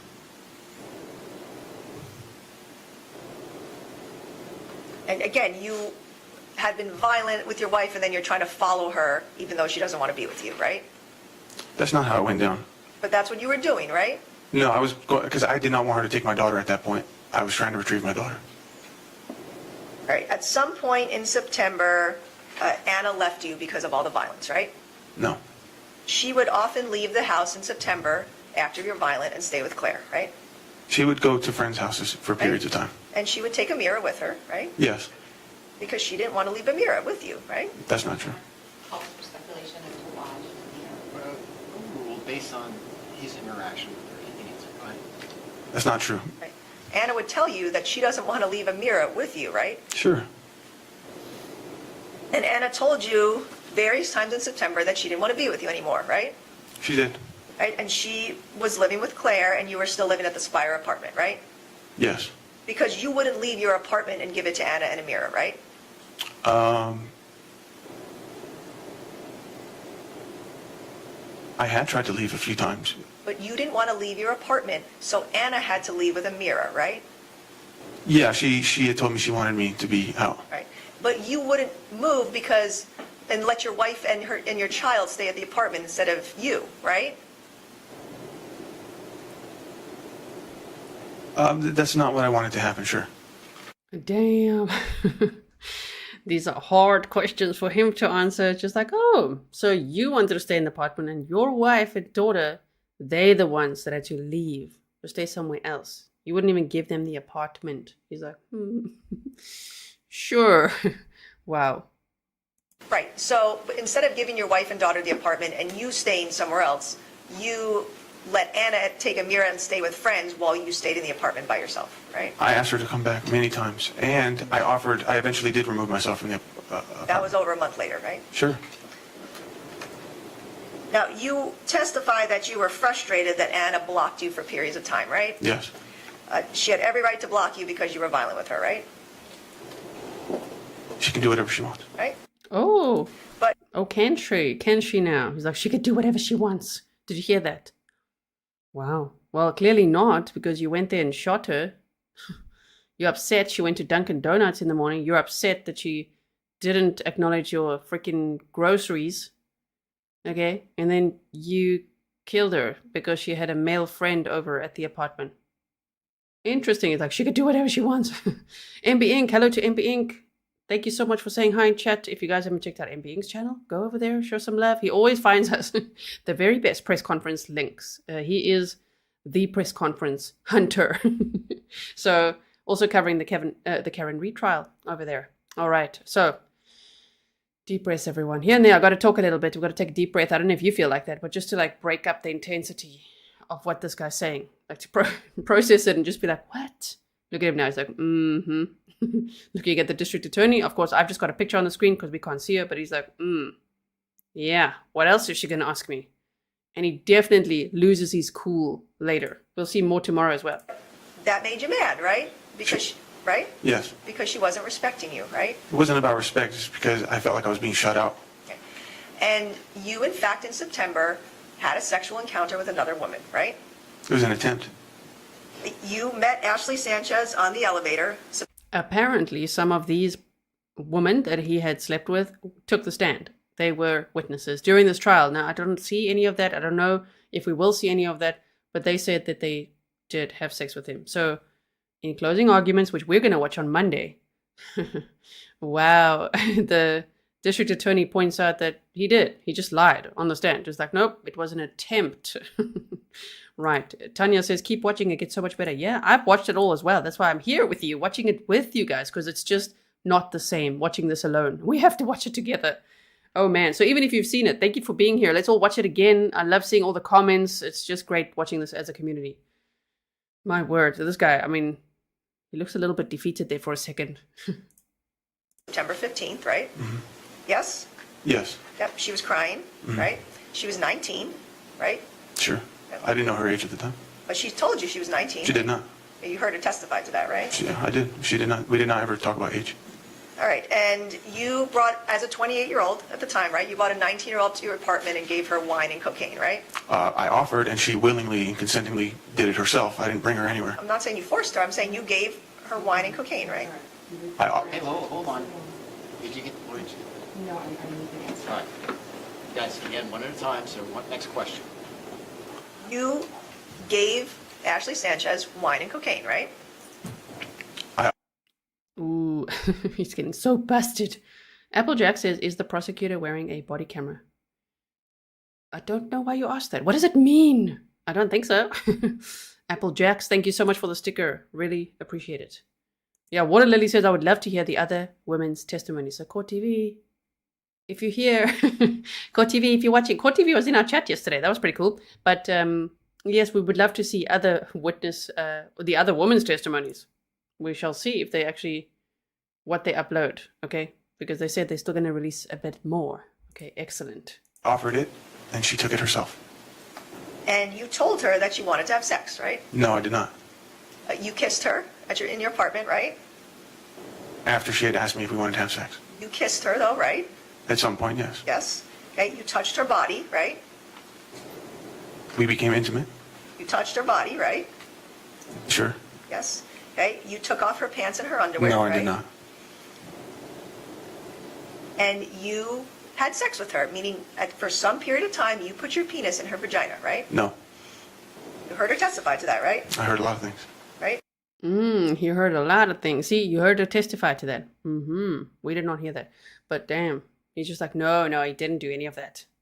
You saw how uncomfortable she was testifying, right? Objection, Your Honor, also speculation.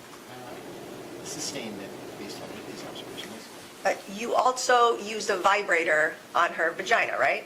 I did. Okay. So you did multiple types of sexual acts with her that night, right? But I didn't have penetration sex.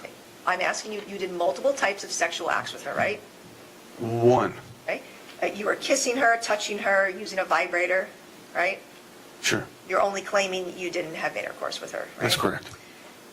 And you told her at some point to take a shower, right? In the beginning, before any of that happened. You told her to... I didn't tell her. I offered it. Okay. You told her to use Anna's body wash, right? I gave her the only female body wash we had. Okay, then. He's like, I only went to first base. That's also not a good look for you, bro. You're an adult. Like, what are you doing? He's like, first base only. Okay, I didn't sleep with her. But he's just trying to prove that he didn't cheat because he wants Anna to be the cheater, you see. So that's why he's Mr. Innocent over here now, even though it's not the truth. Never mind his shady Google searches. Wow. So, but now he's like, I offered it. Anything that happened, I offered it. I offered her alcohol.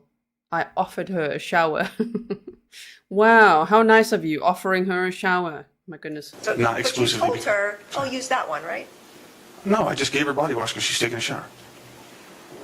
And you lied to Miss Sanchez about your wife running out on you months prior, right? That's what you told her? No, I told her that she had left the house. Right, but you told Miss Sanchez that it was months prior, right? I don't remember Made it exactly. seem like it was a while ago, right? No, I'm pretty sure I made her clear that it was going on now. You started contacting her multiple times after that night, right? The only time I contacted her is to alert her that I had given her number to Ana.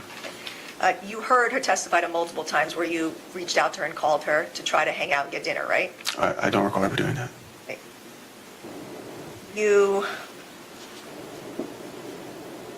It was okay for you to be with another woman, but not okay for Ana to be with another man, right? It was not okay, which is why I confessed it to Ana. Well, you did it, right? You were sexual with another woman during the time that you were married, albeit separated, right? This was something that just popped up. Yes or no? You were with another woman sexually while you were still married, albeit separated from Ana, right? We- No, just answer the question. It's yes or no. Pinche, Becky, 0Fs, Given says, that's what they do. Minimize their actions, justify what they do. Right? MB Inc. says, one of the Grizzlies commented in one of your previous lives that Grizzly is a town in Arizona. That is pretty cool. Oh my word. There's a town called Grizzly? Do I have to go there? Thank you so much, MB Inc. for that information. All right, so look at him now. He's like, yes, defense, come to my rescue. They're asking me inappropriate, disrespectful questions. Man. Overruled. Do you understand the question? No, sir. Okay. I'll So- go ahead and rephrase. Sure. On September 15, 2021, it was okay for you to be sexual with Miss Sanchez, right? You did it. So that's two questions. Okay. You said, is it okay? And did I do it? Right. Whether or not it's okay, it's not okay. But to my understanding, Ana kept telling me to go see other people that were not together, and I argued against it. She continuously confused me about the situation of our marriage, and I was alone. Unresponsive. Ah, it's all Anna's fault. Do you see that? Do you see that? Okay, and he speaks faster. He speaks faster when he's got to get this out. No. Okay, so I'm not saying it's okay, but Ana continued to tell me that I should be with other people and we were not together anymore. Okay, but you still stalked her. Up to her very last day on Earth. You killed her because you didn't want her to even sit on a couch with anyone else. Damn. Meanwhile, this guy's out there using vibrators, giving Anna's body wash to these poor other women. Just like, well, use this. Like, weirdo. Okay then, but look at him go. Uh-huh. I'm responding. Let him finish. Let him. I'm responding. Are you done? No, sir. I just lost my train of thought. I have verbally let her know that I miss her and I feel lonely. And Ashley Sanchez and I, when we talked, we both made it clear we were both experiencing struggles within our own relationships. We both equally desperately needed some kind of companionship or some kind of, Oh, and Anna didn't need that. I'm just saying, if he's like, well, him and this other woman desperately need it, Sure. But Anna didn't, even though the situation was actually you're in the same boat, right? Because they're both separating. They were married, they have a child together, separating. He's the abuser, but abusive relationship. But he's like, no, like we needed each other. Okay, but Anna can't sit on a couch with a guy. That's too much for you. Dunkin' Donuts? Then he starts saying things like this. Itch is lying. She's lying. She's cheating on me. But look at him go. Wow. you know what I mean? So, But you were with another woman, but Anna couldn't be with another man, right? neither of us were supposed to be doing that. Okay. You were with another woman, but it was not okay for Anna to be with another man, right? It's not okay. And Ms. Sanchez actually wanted nothing to do with you, right? Objection has to be paid at the time. Do you understand the question? I understand the question, but it just doesn't. Okay, well, go ahead and answer if you understand. I can't speak for someone else, and obviously her actions showed she did want to be with me. So, I'm not talking about that night. After September 15th, Ms. Sanchez made it clear to you that she wanted nothing to do with you, right? Yeah, based on how the night went, it was obvious that it didn't go well. So. But again, she told you on multiple occasions that she wanted nothing to do with you and not to contact her, right? No, that's not true. I never contacted her more than once. You told Ms. Sanchez to lie for you if Anna called her, right? This was the same time I informed her that I gave Anna her number. But you did, yes or no? Yes, you did lie, right? You told her to lie. Yeah, I was trying to prevent damage. Okay, so yes, you told her to lie. Mm-hmm. Yes, and you told Ms. Sanchez to lie to Anna because you didn't want to be caught, right? Or get in trouble? I had already fessed it up to Anna. What I was trying to say is, He'd already fessed it up. Confessed. It's just like, yeah, I'd already fessed it up, so, you know. Anyway, yes, Kathleen was reminding me, not only Anna's body wash. This guy is so freaky. He's so obsessed with Anna. But yet at the same time, humiliates her, degrades her, abuses her, even now. Even now. Wow. It's quite shocking, okay?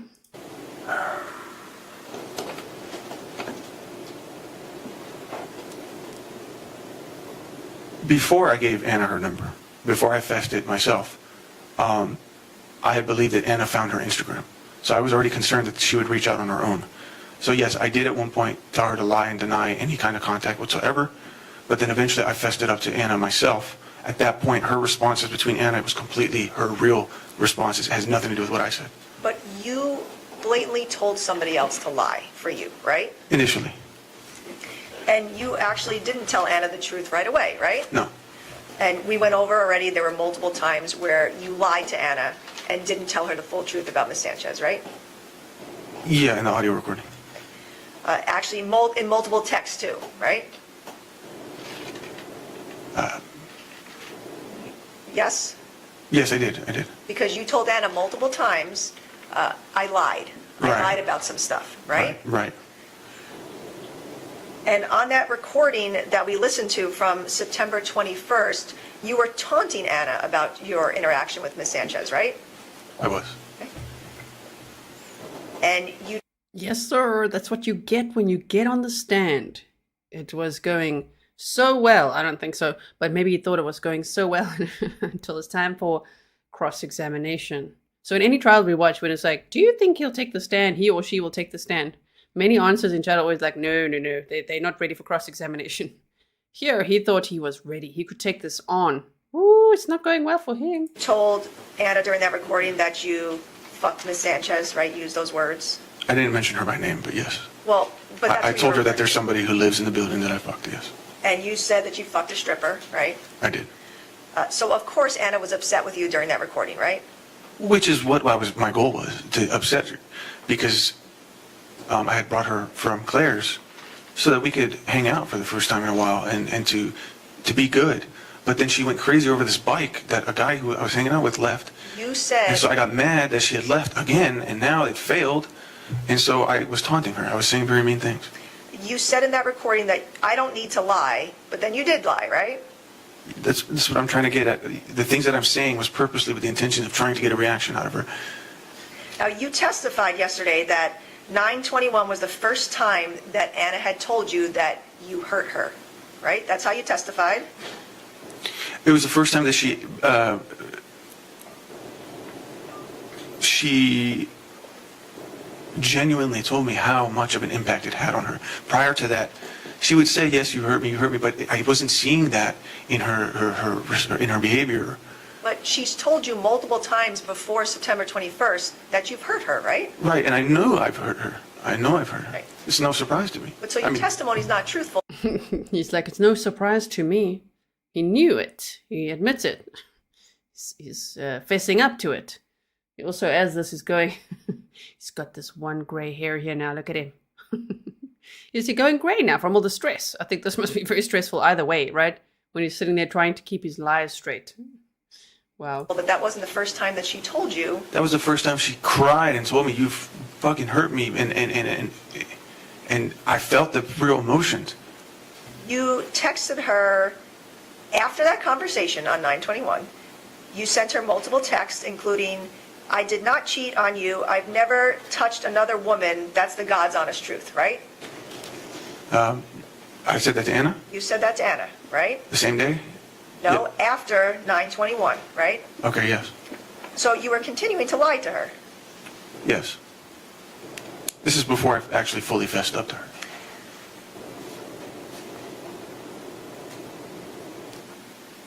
Right. I'm just going to go through these briefly. But you were showing Megan Fox is like, hashtag fessed it up. That's when he fessed it up to her, okay?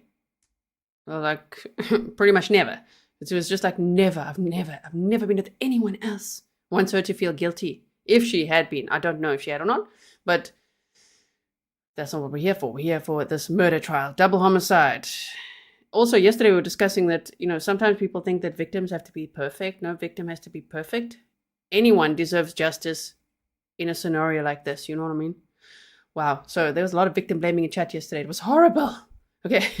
But welcome everyone. If you're new here, really appreciate you being here. And now let's continue to listen to him. Try to keep his story straight as they bring up the receipts. a lot of text messages earlier and basically read a lot of different messages about conversations you had with Anna, right?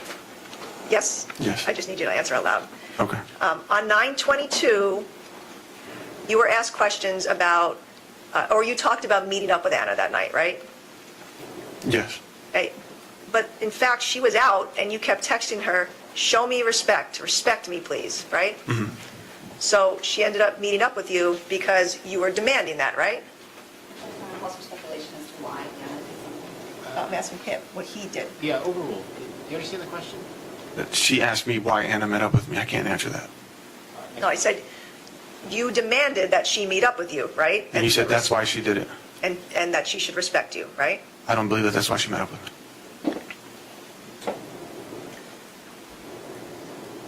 Yeah, delusionally he doesn't. He's like, I don't believe that's why she made up with me. I believe it's because she loved me and wanted to be with me. No, she didn't. She really didn't. And he can't get that through his head.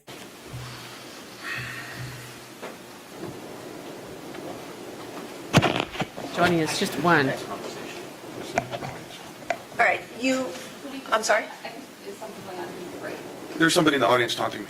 It's Judge, all these women are asking me questions. Can you help me? Come on, buddy. But now he said there's someone in the audience talking to him. So I just want to go back a few seconds. Oh, that's difficult when the footage is quite long. Here we go.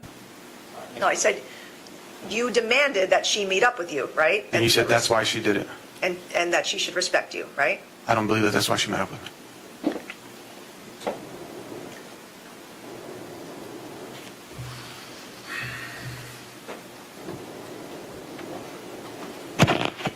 Actually, we can't next conversation. All right, I'm sorry? Is something going on in your brain? There's somebody in the audience taunting me. It's really distracting. Your Honor, there have been several times throughout testimony where there have been people talking in the audience. I think All right, well, let me address that right now. All right, if there's any instances of anybody in the audience that is distracting to anybody participating in this trial, I will have you removed. And if it becomes a bigger problem, you will be arrested. So let's just understand that right now, all right? Next question. Thank you, Your Okay, Honor. thank you. Ali's like, thank you, Your Honor. Yes, someone in the audience is taunting me. Did he say talking? I think he said taunting me, right? Not talking to me. The judge is Jeffrey Frazier, by the way. He's like, all right, listen, everybody. If anyone here is distracting anything, you will, what did you say, be removed? Or if it gets worse, you will be arrested.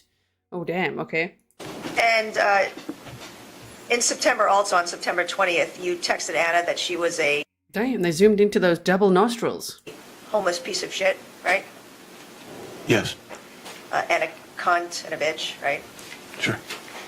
So there were multiple times throughout your text messages with her where you would treat her horribly, right? Yes. Now, that video recording that was played, the one about you having a conversation in the room and Anna was saying you were hurt her finger, right? Yeah. That was actually from September 22nd, right? The video recording? Yes. What do you mean actually? What was said about it before? So you testified that that was from the same night as the party, but it wasn't because you were referring to the party that had already happened in that recording, right? No, that was the night of the party because I was saying Luke's going to be there. Oh, Julia's going to be. It's not an all-girls party. That was the night.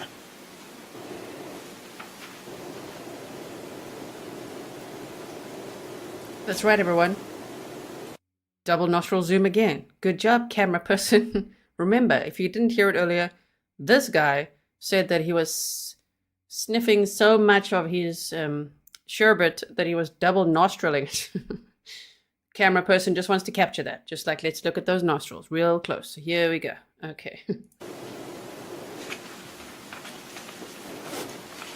At the beginning of the recording, you had Anna's phone, right? Because you had taken it from her. Yes.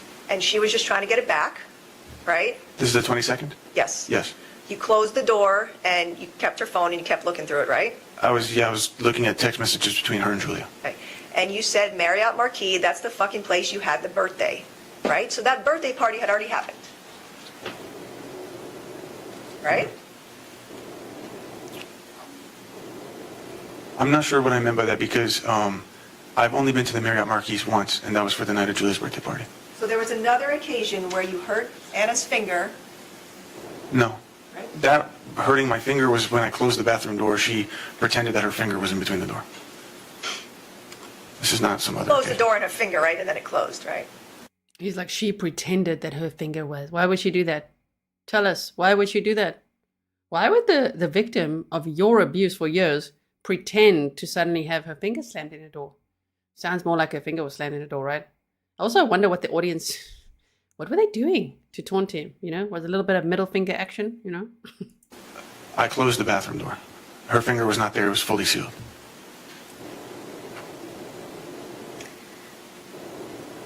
Right. On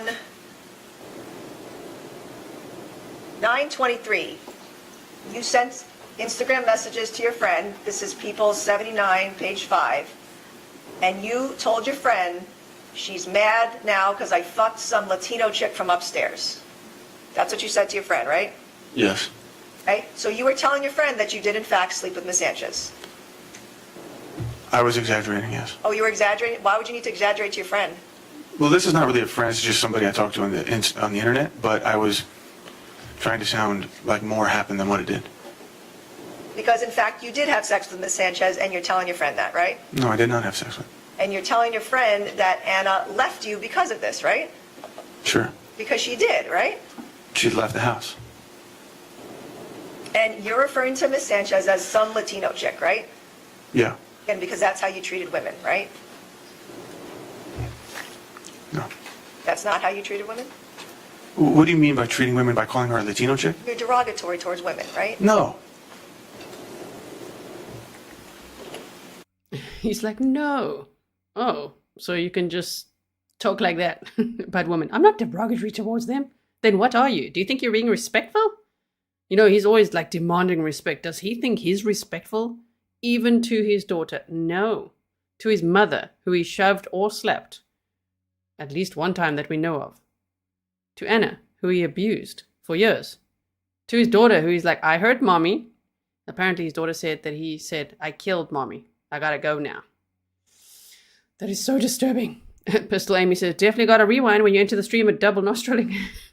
Proud to be a Grizzly for 16 months. Happy Grizzly anniversary to you. Thank you for being here. And yes. On 9/26, you sent Anna a picture of a broken leg, right? Mm-hmm. You tried to pretend your leg was broken, I did. but it wasn't? It wasn't. Because you were hoping that she would come comfort you? No, actually, I was trying to get her to unblock me. So that Damn, he's trying to get her to unblock him, so he pretended to have a broken leg. Let's just pause on that for a second. What? Oh, I was just sending a picture like, I broke my leg so she could unblock me. Okay, stalker, my word. I can communicate with her while I was in Miami. So you're lying and sending a fake photo to try to get in touch with her, right? I've had to do many extremely weird things to just try to get Anna's attention, yes. Yeah, and you would often say that you wanted to hurt or kill yourself to get her attention, right? That actually was something I considered. But you would do that to get her attention, right? Or you consider doing it. I don't think he considered taking his own life. I think he means he considered that plan of action. Just like, yep, I'll take my own life. Like, it's all emotional blackmail. It's abuse, what he's doing. I would do that What he was doing. because I'm not getting a response, and I felt like I wasn't being heard. And you asked your cousin, Anthony Elias, to say that, right? That you wanted to hurt yourself, and you wanted him to reach out to Anna and say that to her, right? Yes. Okay. So you would often lie and have ask your friends to lie, right? Well, that's just my cousin, one guy. Okay, your cousin. You asked your cousin to lie, right? In that moment, sure. Yes. Right. Anna sent you multiple text messages at the end of September that she was done with you, right? She had done that a lot. But at the end of September, after finding out about Miss Sanchez and after all the violence, she told you many times that she was done with you, right? After I told her about the Ashley Sanchez thing, there was many moments where it seemed we were okay. But my question is, she told you many times that she was done with you, right? Right, but I took it. That's what she told you, right? Yes. Okay, and on October 1st, People's 176, page 2, I know it's hard to read, but this was the message exchange with your cousin Anthony Elias where you said, I'll kill him, right? Right. And you said, I'll beat his fucking ass, right? I wasn't talking about anybody specifically. Right, but when you said, I'll kill him, you meant that, right? No. Because 3 weeks later you did that, right? Sustained. Any man that Anna was with, Bring those receipts for premeditation. And another zoom. you wanted to kill, right? Jesus Christ. No. You started questioning her constantly after this date, right? Like all of October, you were... Yes, because I was, yes, sorry. Yes, I did, because I was concerned that she would do it out of revenge, or I had given her more of a reason to do that. And again, you were with another woman, but you did not want Anna to be with another man. I felt terrible about what I did, and I didn't want to do that. I wanted to be with my wife. She was not home for long periods of time, and she was telling me mixed messages. So you being sexually with Miss Sanchez is Anna's fault? No, but it's why I was vulnerable in that moment for that to happen. Oh, because again, it's her fault. He was vulnerable in that moment. He just needed to have sex with a 19-year-old, okay? And give her Anna's body wash and vibrator. Okay? He said he had to do some really weird things to get Anna's attention. Like, whoa, this guy's so bad. Oh my goodness. Be Mad Trudge said, thank you. Wait, did I say that right? Be Mad T-Rudge? Tarudge? Thank you for all you do. I really enjoy your channel. You're awesome. Thank you so much for the sticker. Really appreciate it. And Jack Alone says, ouch. I know, we felt that right. It was like, damn. Ooh, this prosecutor, this district attorney bringing the receipts. This is terrible. Sure. Right. Anna was not coming back to you in October, right? She never once came back to you. We met up very frequently. Right? Physically, sexually, in a marriage, right? She showed up a few times to the house. In fact, so there was a lot of text messages you were asked about. And on 10/4/21, Anna told you, we are not coming home, right? What day is this? 10/4/2021. Mm-hmm. She told you, so we are not coming home, right? She told you that, right? Sure. Okay, and she made statements that you're still Amira's dad, but that's as far as I go, right? Sure. Okay? On October 5th of 2021, you asked Anna, does that mean I'm your man? And she said, and no, Ali, right? Okay. Right, you know about all these text messages, right? I'm seeing him here, yes. Right? But this is what Anna was telling you in October, right? Your Honor, can I have her removed in the audience, please? I don't know who you are. Her name is Alicia Juco. She's from the friend group. She's been taunting me every single time. All right. Oh my word, taunting. And what was she doing? You know what I mean? Maybe the friend in the audience, as he said, is just like rolling her eyes like we are. Like, it's like, that's it? You want to have her removed? She's taunting me? Wow. Okay. Can you believe it? This trial is something else. My goodness. Okay, here we go. Also, don't you guys think that Anna started spending more time with Ray to have like a guy around who could help her and protect her, especially on the day that she came home to a vandalized apartment, knowing 3 days before she told her husband, look, man, it's over. We're done. And that day, he had entered the apartment. She didn't even know that he had that key card. Vandalized it. And that's after leaving groceries there. I mean, imagine her being like, damn, there's like groceries and roses. She just put it on the counter and then she left. She said she went to Dunkin' Donuts, right? She probably did. Maybe she went to meet up with Ray and to tell him, listen, this is getting really scary. It's completely out of control. Like, this guy's sending groceries and roses, and then when she got back, vandalized. I mean, that must have been really, really scary. Okay, so let's continue here. First of all, I have not seen anything. But again, I'm going to reiterate this. If anybody does anything to interfere with this trial, I will have you put in jail. I'm being very serious about this. All right, next question. Okay, thank you. That sound, by the way, is him tapping the table. That's him tapping the table. Oh, wow. Anna told you on October 6th of 2021, I want you to have your own life, right? Yeah, she's told me that multiple times. She told you on October 6th, I'm literally telling you to move on. Yeah, she's told me this before many times. Right. Even before the Ashley Sanchez thing, she told me things like that. Move on, go see other people. Not once in October are there any messages where she told you that she was in love with you, right? I don't think she said those words, no. Right? But she said she had love for me. Okay, but she told you specifically, I'll always have love for you, but we're not going to be together, right? She would say stuff and then flip-flop between. What she told you was, you're Amira's dad, we grew up together, we have a connection that way, but I am not in love with you, right? Right, but But that's what she told you, that's right? what she said. She says things like that, yes. Okay, Just like I say, oh, she's a shitty wife or whatever. But we say things to get under each other's skin. But Then our actions show differently. okay.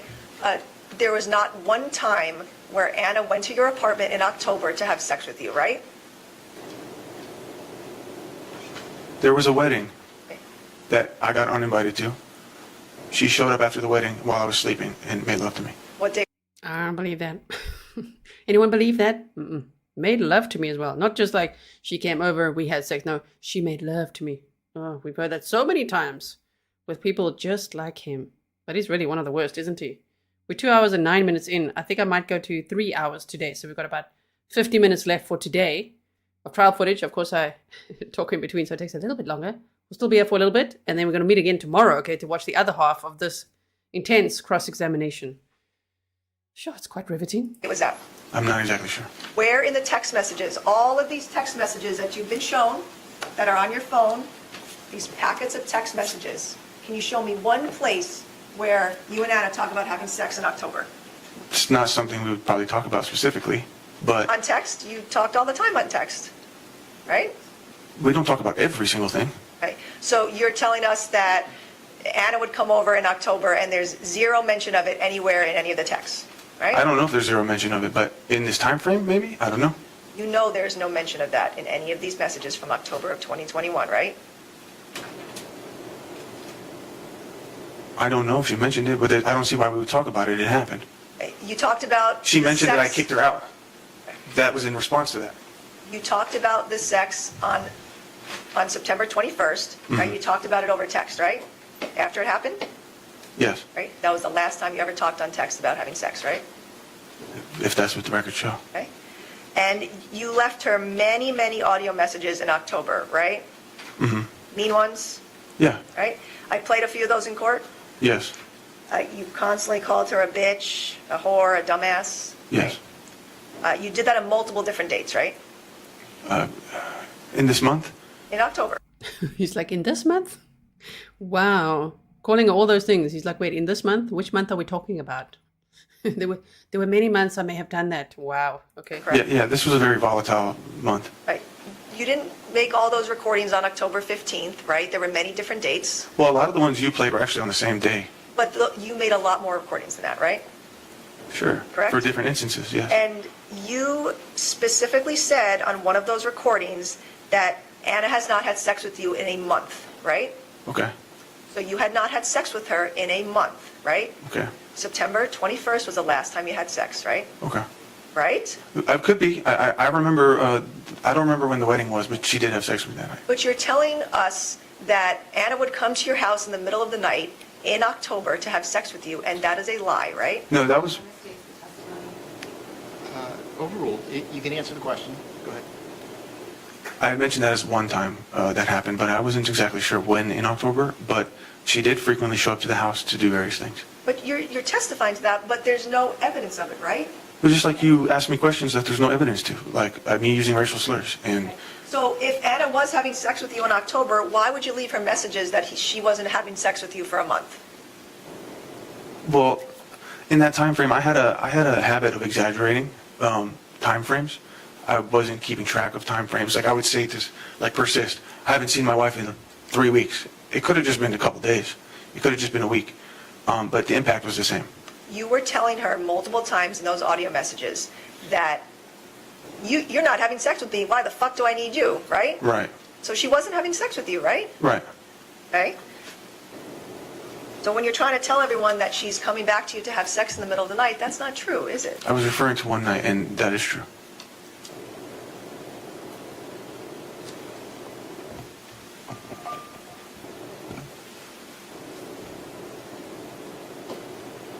You mentioned that you made a couple of notes in your phone about not hitting Anna, right? Like about not wanting to hit her and to respect her and love her, things like that, right? Yes. Why would you need to make notes to remind yourself not to hit your wife? Because I was very impulsive in that time frame. I was very not like myself, and I was unpredictable. And my thinking.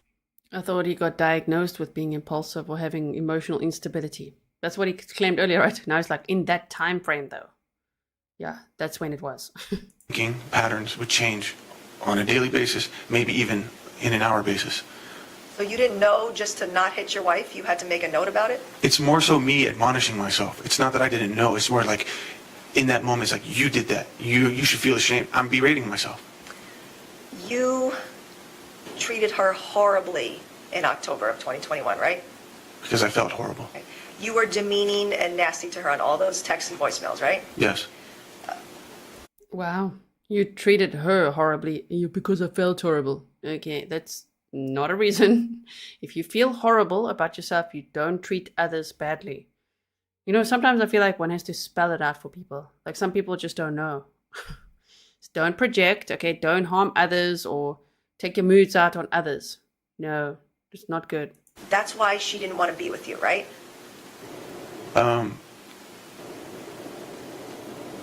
I mean, there's a million reasons she says she doesn't want to be with me. 1 minute it's for the cheating. 1 minute it's for the physical violence. 1 minute it's for because I'm a cokehead. So it wasn't extremely clear to me. It's for the cheating, the violence, is because I'm a cokehead. I mean, these reasons. She keeps giving millions of reasons. Here's some examples. Yeah, and yet you still wouldn't listen. He's kind of like that Dumb and Dumber.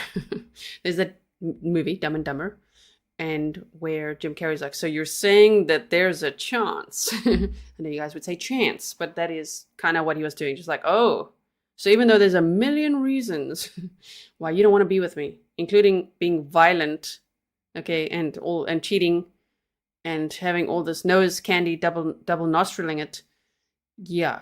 What's the one reason you do want to be with me, though? She's like, none. I don't want to be with you. He's like, okay, he's not going to accept that. What was really happening with our relationship? But it was clear to you in October of 2021, based on all of her text messages, that she did not want to be with you, right? No, the only thing that was clear to me is that I'm confused about my relationship with her. She told you several times in October that she's scared of you, right? Yes.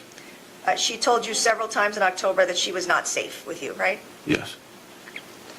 And in fact, you were sending messages back and forth because she had a talk with you about the fact that you were not going to be together anymore, right? Say it again? She had a conversation with you over the phone in October about the fact that you two weren't going to be together anymore, right? I don't recall this phone call. Well, then you had text messages about that, and you said, you talked about it being a good talk, right?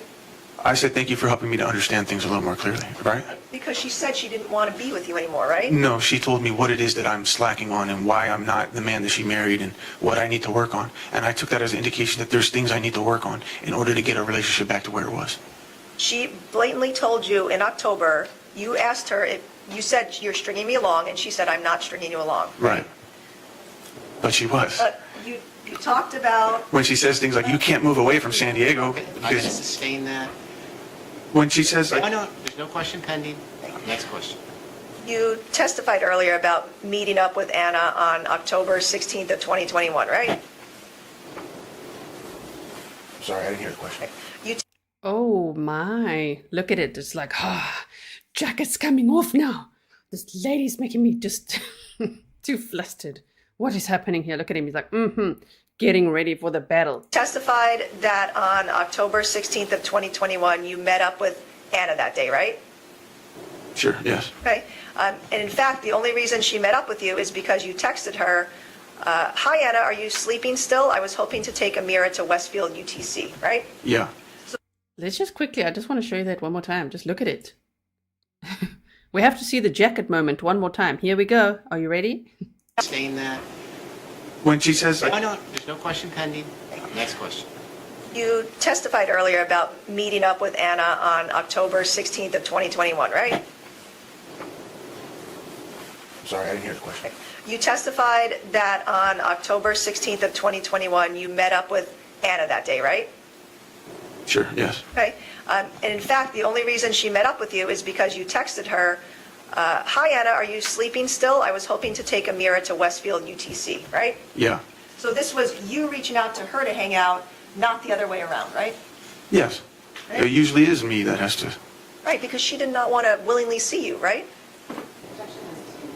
Sustained. Ana did not want to hang out with you, right, in October? There's occasions where she says, we're going to the dentist. Do you want to come with us? There's little family things that she would include me to.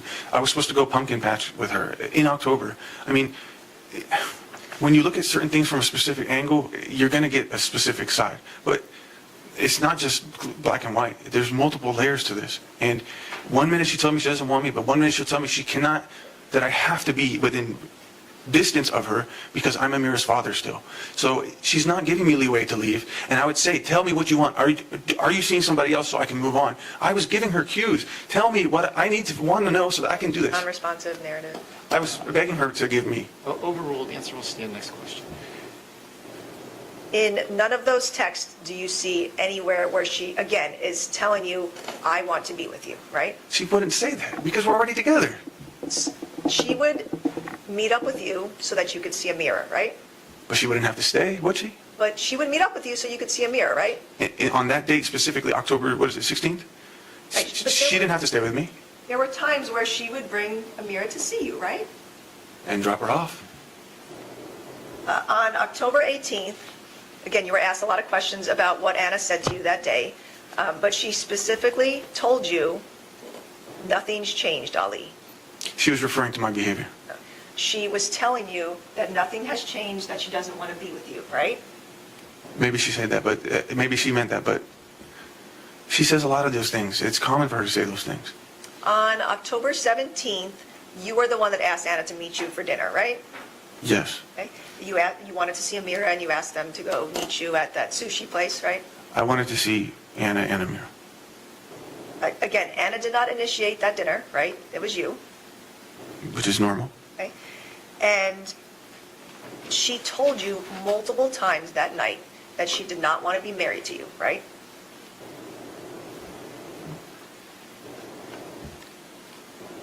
Was it in the audio? Yes, it was. Yeah, I think I remember, yes. So she told you on October 17th multiple times, I don't want to be married to you, Yes. right? Mhm. She was making it crystal clear to you that she did not want to be with you, right? She was saying those things. She was telling you that, right? Yes? She was saying those things. Okay. And she told you multiple times to get out of her car that night, right? Right. You wouldn't get out of the car, right? Right, because I wanted to talk. Again, you were trying to control the situation, right? I was trying to, the whole point of the dinner was so that we can try to communicate some of these things that have been lingering, so we can move forward. But I wasn't getting that. So yes, sometimes I had to be a little more assertive in trying to get her attention. So yes, I wouldn't leave the car. You realized that she wanted to essentially divorce you, right? She didn't want to be married, Essentially, right? She didn't want to be married. she did not want to divorce me because I gave her many opportunities to work with me on that, and she refused it. That night, that's No. He's like, no, she didn't want to. Yeah, she really did. what she was telling you. She also said she's been saying a divorce since July. Mr. Abulaban, I just need you to answer the question. She told you that night that she did not want to be married to you, Yes. okay? And that made you mad, right? I got mad when she threatened to call the cops. Right? Because you weren't leaving her vehicle, so she wanted to have you removed, right?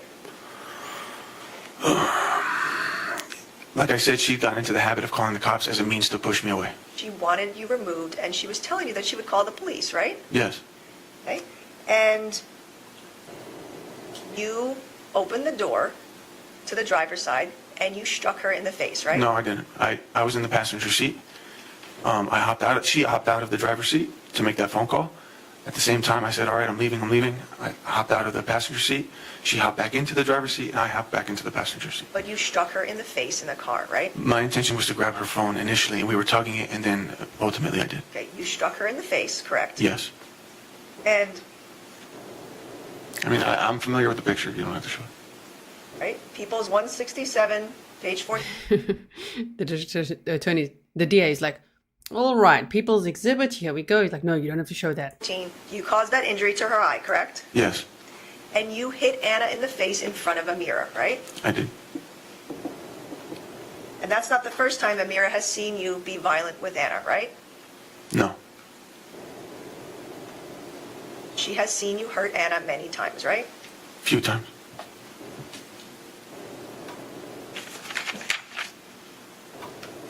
Now, you could have stopped being violent with Ana in front of Amira the first time it happened, right? Not necessarily. My cocaine usage was increasing. My behavior was getting worse and worse. I was becoming more erratic, more impulsive. My condition overall was not improving at any point. But you could have physically stopped yourself from hurting your wife, right? I don't think I could. No? You couldn't have gotten any treatment for domestic violence? I could have, of course. You could have stayed away from Ana so that you weren't violent with her? I could have. But I wanted You to, didn't do any of those things, right? try to work through it. I'm not saying I wanted her to forgive me overnight, but I'm the type of guy that doesn't like to leave problems lingering. I like to just address it and try to fix it as soon as possible. What I'm asking you, though, is you did not get any help to stop your violence on Ana, I tried to get help for my overall condition but you kept being violent with her up until October 17th, right? because my condition wasn't getting any better. Goodness. On October My condition. Now he's got a condition, everyone. My condition, double nostriling, it just wasn't getting better. It was just more impulsive, and I just wanted to sort problems out like quickly. Yeah, we know. You drove over there with a gun and shot Ana and her friend just because there was a male in the apartment. Probably there to protect her or to look at this mess that you made when you vandalized the apartment. But that probably scared the crap out of her. October 18th, you had dinner with your cousin Louis, Yeah. right? And you were flirting with his friend Danielle during that dinner, right? No, I wasn't. You took out a big bag of cocaine during that dinner? No, it was in the car. Right, you took out a bag of cocaine and you said, I'm Gin Kid, I can do whatever I want. That was a joking response to Louis said, put that away, the cops are going to see it. And I said, I'm Gin Kid, I can do whatever I want. I mean, I'm just... Because you thought you could do whatever you wanted, right? No, he really thought he was untouchable, right? From all the nose candy, the sherbet that he had, I mean, that would already make him feel invincible, untouchable, all of that. And then also all the fame, you know, on TikTok. He had almost 1 million followers on there for his impressions of, Scarface impressions and things like that. Yeah, he felt untouchable. We saw that interview yesterday. So if you didn't see it, it's timestamped for you as well in yesterday's live stream where his cousin talks about that he said, I'm Gin Kid. Like, nothing will happen to me. Okay, so Wendy says, you wanted to force her into submission. Yeah, there's so many good comments here. I'm trying to, if you see me looking to the side like this, Halter, I'm reading all your comments, okay? So thank you all for being here and sharing your thoughts as we watch this crazy defendant take the stand for 3 days. Really was on the stand for a while there. I was a little over my head, you know? And that night, October 18th, you tried to convince your cousin Louis to bring Danielle back to your hotel room, right? So that did not happen. What did happen was we all went out to Ocean Beach, but it was a very dry night. There was nobody out. There was nothing much to do. So they went to go drop me off. I offered that they can come and hang out at the hotel, and I said I had wine if they want. Her brother was there. But you texted your cousin Louis, and you wrote to him, bring Danielle. Was that before we actually met up? Because the whole point was he wanted me to meet Danielle. But you wanted another woman to come back to your hotel room, Not right? my hotel. I said, bring so you can pick me up. They picked me up. So I was saying, bring Danielle so I can meet her. Sorry. This was, Again- the whole again- point was for him to meet me. He wanted me to be his friend. You were allowed to flirt with other women, but Anna couldn't flirt with other men. I was not other flirting men, with right? her. I was not flirting with her. I hardly spoke to her that night. All right, ladies and gentlemen, I'm going to go ahead and break for a recess. As I indicated, there's some other events going on today. Just to kind of give you an idea of scheduling, the attorneys and I talked yesterday. We do anticipate this case will be wrapped up this week. All right, so we're getting there. You'll be deliberating at some point. Of course, we don't know when, but just, again, thank you for your attention. No media, no news. Don't form or express any opinion about this case. Henry, I want the audience to stay. I'm going to go ahead and dismiss the jury at this point. So, ladies and gentlemen, thank you very much. The Honorable Jeffrey. Okay, so that was the end of that day. So I thought, let me just see. I thought maybe we could do, 35 minutes or so. So, because this is 6 hours of footage that I put together for you, right? So let's do half today and half tomorrow. So we're still going to watch about 35 minutes. And then we're going to come back tomorrow. Now, if you do go and watch it, still come back tomorrow. If you watch it elsewhere, come back tomorrow. It's nice to talk about it together. I love seeing all your comments here and us watching it as a community. Now, someone said something that I can't remember. Oh, yeah, someone said, I thought double nostril was nose candy. He said he double nostriled it. He was taking so much. He was double nostriling it. That's why I keep saying that. Yes. Okay, so we watch a little bit more. Come back tomorrow. We'll watch the rest of the cross-examination. Come back the next day. We'll watch closing arguments. And then on Tuesday, maybe we'll watch anything else, any other witness testimonies that might be uploaded by Court TV.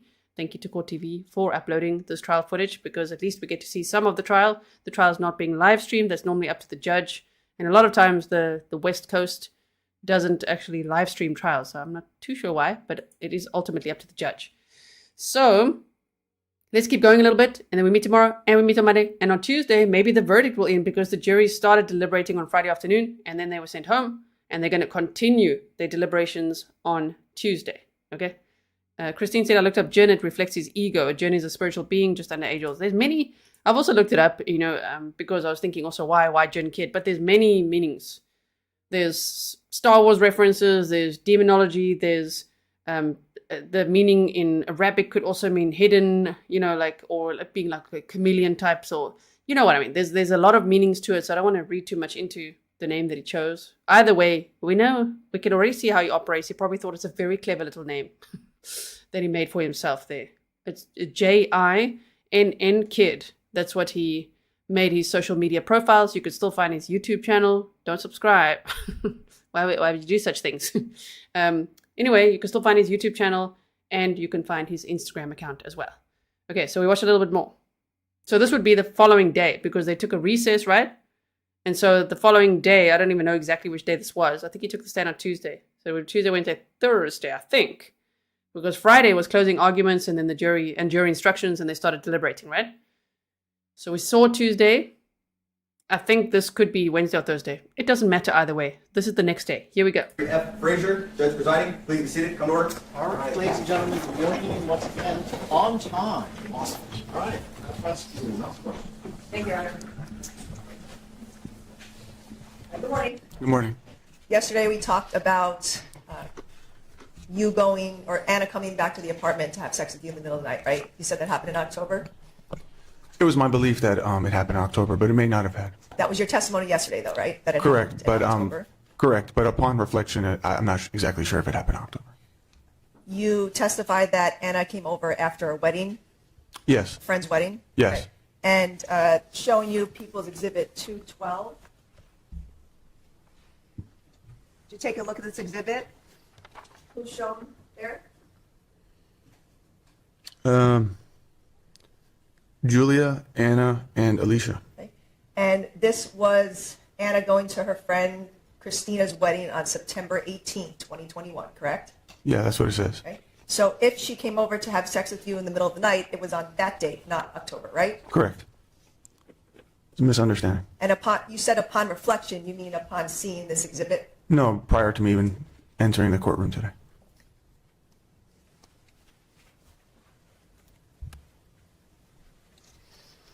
Okay, looking at People's 79, page 16, this was a conversation that you had with another woman named Julia on October 14th, correct? It's not in that packet in front of you. You can just look on the screen. Okay. But do you remember me showing these exhibits to the detective? I do, yes. Okay. There was a picture of a woman, Julia, that she sent to you. Correct. Correct. And you had a full-on conversation with her on October 14th, ending with calling her a goddess. Yeah. Your goddess. Not my goddess. Well, Your goddess? He's like, no, not my goddess. Chinny says, surprise, but happy to see you still streaming. How much more for today? So today we're still going to watch about half an hour now, 33 minutes. And I'm going to chip in here and there. So, we might be here for 40 minutes or so. And then I'll call it a day or whatever time it is. Because for me, it's almost midnight, which doesn't matter. I'm enjoying my time here with you. But we're going to meet again tomorrow and watch the rest of the 3 hours of footage that I put together here for you for the cross-examination. Now, on Monday, in real time, there's no court because, of course, it's Memorial Day. It's Memorial Day weekend. So happy Memorial Day weekend to everyone who's celebrating that. Of course, here in Switzerland, we don't celebrate that. But maybe there's Americans here celebrating it. I don't know. But we're going to be catching up this whole weekend. So if you don't have plans for Memorial Day weekend, you're going to be here with us. I hope so. So then on Monday, we're going to be watching the closing arguments that's already out there. It's been uploaded. You could watch it if you want, but there's no place like here to watch it together. I love watching it with you. I've seen all of it as well. So if you've seen it, please don't share any spoilers, okay? We want to watch it together. But damn. Here we go. He's going to get so upset because it's just, you thought that that yesterday, the footage we just watched was bad. Oh man, they're going to bring up so many things that makes him so mad. Okay. You said, night, my energy healing goddess of Venus. yeah, I was being a little, I was joking around, but the primary reason that I was contacting her was she was offering me, she said she was a spiritist, some kind of medium. She had told me, she had reached out to me on Instagram with a voice message. And she says, and I thought this was weird because I don't normally believe in like mediums and spiritists, but she said, I'm being told to tell you that in order for you to get to the next stage of your life, you have to let go of what you're holding on to. And I thought that was so strange that I immediately gave her my phone number and said, let's talk about this. And so she told me that she does that for a living, where she does energy healing through like FaceTime or any kind of video communications. Right. You were flirting with this woman on Instagram, correct? I was, yes. Okay. He's like, oh baby, heal my energy. Speak more of those words to me. She's like, you need to let go of, whatever the past to get to the future, whatever that quote just was. Very generic quote. I'm just like, okay. And he's just like, oh yes, I'm taking the bait. My goddess. Okay. And that's okay for you to do, but not Anna, right? Anna's free to do what she wants to do. Oh, she is. So she was free to see Ray. No, she wasn't. You just said she was free to do what she wants because you were separated, right? You asked me if Anna was free to speak to other people. Right. But she was not free to speak to other people in your mind, right? She has plenty of friends. She has plenty of people she can speak to. I'm not talking about friends. I'm talking about. If you're talking about a flirting. sexual relationship, no. Sorry, if you're referring to a sexual relationship, no. You are flirting with. So Anna may not have any relations with anyone else, even though they're separated. But he can. Another woman, and my question was, you are entitled to do that, but Anna was not entitled to do the same with other men, correct? I'm not exactly sure if she did that or not. She wasn't entitled to in your mind, correct? That's not how I look at it, no. But that's what you told her. You constantly told her about her being with other men, seeing other men, cheating on you, things like that in October, correct? My concern was I understood that I had done something terrible multiple times. But you said those things to her. And That's my question. intentions with saying those things to her was, I understand if you need space, you want to stay at your friend's house, but I want to understand, are you going to be seeing some other people? She would never directly answer that question. She would leave me in the loop. She would leave me in some kind of void of confusion. No, it doesn't sound confusing at all.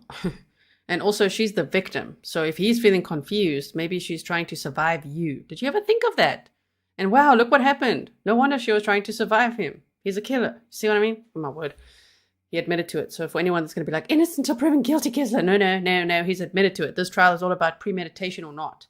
Also, if you can't hear him, you got to put your AirPods, whatever, in the other ear. I can only hear him in my left ear. So I think sometimes there's only single mono, whatever they call it, mono audio, stereo, whatever, on the one side. Okay? So just make sure if you've only got one earphone in, put the other one in or switch it around. She would tell me often to go talk to other people, and I would argue that. But these like flirtations, conversations, or like Ashley Sanchez, these are moments of my loneliest moments. These are moments where I was hurting and alone, and I'm not sure what the status is of me and Anna's relationship because I'm confused. But again, you were allowed to do these things, flirt with other women and be with other women, but Anna was not free to do that with other men, correct? I don't know whether or not she was doing that with other men, but if she did, in your mind, she was not free to do those things with other men.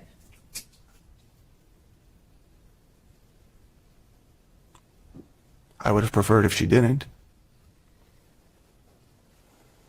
Okay, looking at People's 167, page 13, this was a photograph that you took with another woman on October 15, 2021, correct?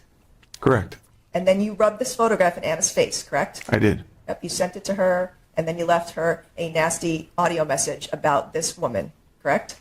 Moving on with this woman.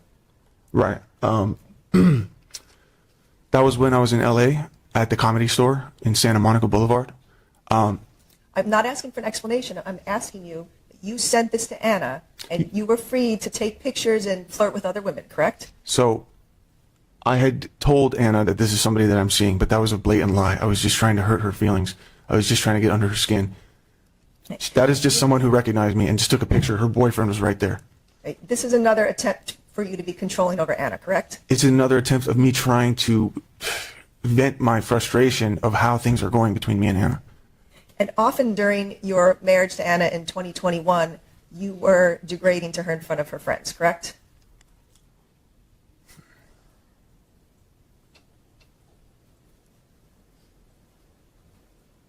No, I would not be degrading to Anna. What I would do is blatantly state if I have a problem with something her friends are doing right in front of them. You would call Anna ugly in front of her friends? I would never call her ugly. She's the most beautiful woman to me. You would tell Anna what to wear and what not to wear, right? My fashion is terrible. I love her fashion. But you would tell her what males she could or could not be around, correct? No, she was around a lot of males that I was hanging out with, but I would tell her if I felt somebody was not someone good that she would talk to. Yes. You would tell her that she. If he felt threatened by someone, that was no. That was a no. Ray was a no. Anyone that he said no was no. But not just any male. Some he approved, you see. It's all up to him. Wow. Look at this guy. NEP says, thank you, good. So, yeah, from what I've read, he was in jail on no bond this whole time. Not out. I'll triple check that, but in jail is what I understand. If anyone knows for sure. I haven't shown you the documents, but I did get the documents of his charges. We did talk about it, though. And it seems to me that he's been in jail this whole time, because NEP was saying this is giving baby boy at home vibes. No, I think he's been in jail. But he's trying his best here to defend himself, and I don't think it's going well. He's just digging his own grave. Could not go out with other people without you, correct? No, that's not true. You actually always had to be with her going out, right? That's not true. I worked 9 to 5, Monday through Friday. What do you think she was doing at those times? She was out at the gym with her girlfriends, going to get her nails done, going to lunch, taking the daughters to the park. These are things that don't include me. Going out at night to bars and clubs and other things, you would often tell her that she couldn't go out without you. I would say that I know that if she were to just go out with her girlfriends, of course she could go out. But I know what the friend group consists of. It is not just girls. It is men that these women are sleeping with. And these are people that I'm supposed to be friends with, that my wife wants me to be friends with. So of course I'm not comfortable me being left out of that. So yes. You sent Anna a text message on October 15th telling her, hope you and Ray enjoy each other, right? When did I say that? I'm asking you. I'm not showing you anything. I'm asking you. You sent her that text on October 15th, 2021. I don't recall that text. It's not a surprise to you that she and Ray would go out together, right? Are you kidding me? I had no idea about it. What the fuck? Looking in front of you at the packet, 176. He's still got a big reaction to that, huh? Page 56. This was a text message series that you sent to Anna on October 15, 2021, telling her, by the way, when I fucked Nikki, she was on her period, right? Yeah. So you were telling Anna that you did in fact have sex with Nikki. Again, this is me just trying to hurt her emotionally. And you were laughing at her. Ha, ha, ha, ha, ha, ha. Correct. Because I wanted her to feel somewhat of the pain that I was feeling about our situation, the situation of our relationship. There's multiple text messages that Ana sent you, including October 18th, 2021, where she said to you, I don't love you. Correct? Sure, yeah. Multiple times. In those days before the shooting, correct? Right. But she also has told me that she does love. Wait. These are pretty hard to see. But from what I can see, it says, I'm so sick of being scared, of feeling like I can't make decisions. These are from Ana to Ali. You are the effing devil, Ali. She's being very clear in her communication, right? Okay. Yeah, thank you. Yes, we confirmed he's in custody, right? So everything bad that happens is because of you. Happens to me is because of you. Wow. Lots of messages like that. Stay the F away. Ooh. No, she was being very clear in her communication. He can't even say she wasn't. It's crystal clear. In those days before the shooting, correct? Right. But she also has told me that she does love me. I'm asking you. Okay, and I'm telling you. It's in none of these texts, correct? Not specifically in those texts, no. On October 19th, you were harassing her. See, this is People's 176, page 41. You were harassing her and telling her you're coming over to the apartment, and she told you to leave her alone. This is harassment, right? Yes. You texted her that, right? Sure, yes. She didn't want anything to do with you, and you just kept badgering her, correct? I wanted to see her at times, yes. Why doesn't he understand that he doesn't have that right? He's like, well, I wanted to see her. Well, you can't, actually, because she doesn't want to see you. And she does have a right to her own boundaries and saying no, and she doesn't want to see you. He's like, well, I want to see her, and that's that. On October 20th of 2021, you left an Instagram voice message for a user named Mediterranean, correct? Sure. You heard that recording that I played in court, correct? Was it the one that says, I don't know what I'll do, I'll go to jail, bro, or something? Yes, specifically, you said that you would go to jail if you ever found Ana with another man, correct? You said that, I said that in the correct? audio, yes. Because the day before, you're already thinking about doing something badly to any man that Ana was with, correct? That's not correct. My intentions is, look, first of all, this is a random follower. You have to think about what position I am in life where I'm reaching out to strangers for help about relationships or coping. I didn't have anybody to reach out to. I was completely cut off from all my friends in San Diego. My own family cut me off. And the only person I had to rely on for information about my relationship was Ana, and I didn't have access to her. She wasn't communicating. Why did everyone cut you off? Why? He needs that Taylor Swift song. I'm the problem. Yeah, it's me. Hi. I'm the problem. It's me. He needs to look in the mirror and sing that to himself. With me efficiently. Now, another thing is I would reach out to these guys who'd say that they at some point have experienced something similar. So that's why I would say things. I think in that audio I said, see, that's what pisses me off. I feel like we can't fight for our relationships. That's how I felt like. I felt like I was being pushed out of my own relationship. And you felt that you would go to jail if you ever saw Ana with another man. That's Look, what you said, correct? I said that, but what does that mean? I mean, it doesn't say anything about. It means you're on trial for a double homicide. He's like, I would go to jail if I ever catch her with another man. And here you are. Look at it. Isn't that amazing? You said it, and here you are. And yet you want to argue that it's not premeditated? Look at all these texts. Look at all the things he's saying. You're just like, what? What does it even mean? It means you're in jail, baby boy. You got no bond. You're facing life without parole. My goodness. Me wanting to end someone's life. It just says I'd go to jail. Maybe I'd go crazy and punch somebody. I mean, this is something my dad used to say a lot. And but you didn't punch Ray. You shot him, correct? I didn't even know Ray was involved until I walked in. All right. Multiple times. And another lie, because apparently there were texts where he said, I hope you and Ray enjoy each other. Anna told you she wanted a restraining order against you, correct? It was an empty threat. Okay. On multiple dates in September and October of 2021, Ana told you she wanted a restraining order against you. She also told me she actually got one. She told you she wanted one, correct? She told me she actually got one. She wanted a restraining order because you were abusive to her, correct? No, because I've had instances where I was physical with her. And you convinced her time and time again not to get one, right? I may have only convinced her once or twice, but Oh, There only was a- once or twice? But there was a point in time where she told me she specifically got the TRO, and I looked up how TROs work, and I was never served paperwork. My question to you is you wanting to convince her not to get one, not whether she got one. He looked up what restraining orders are all about, okay, and he never got that paperwork. Yeah, but she wanted to go to those lengths. She wanted to get a restraining order. It just didn't happen yet.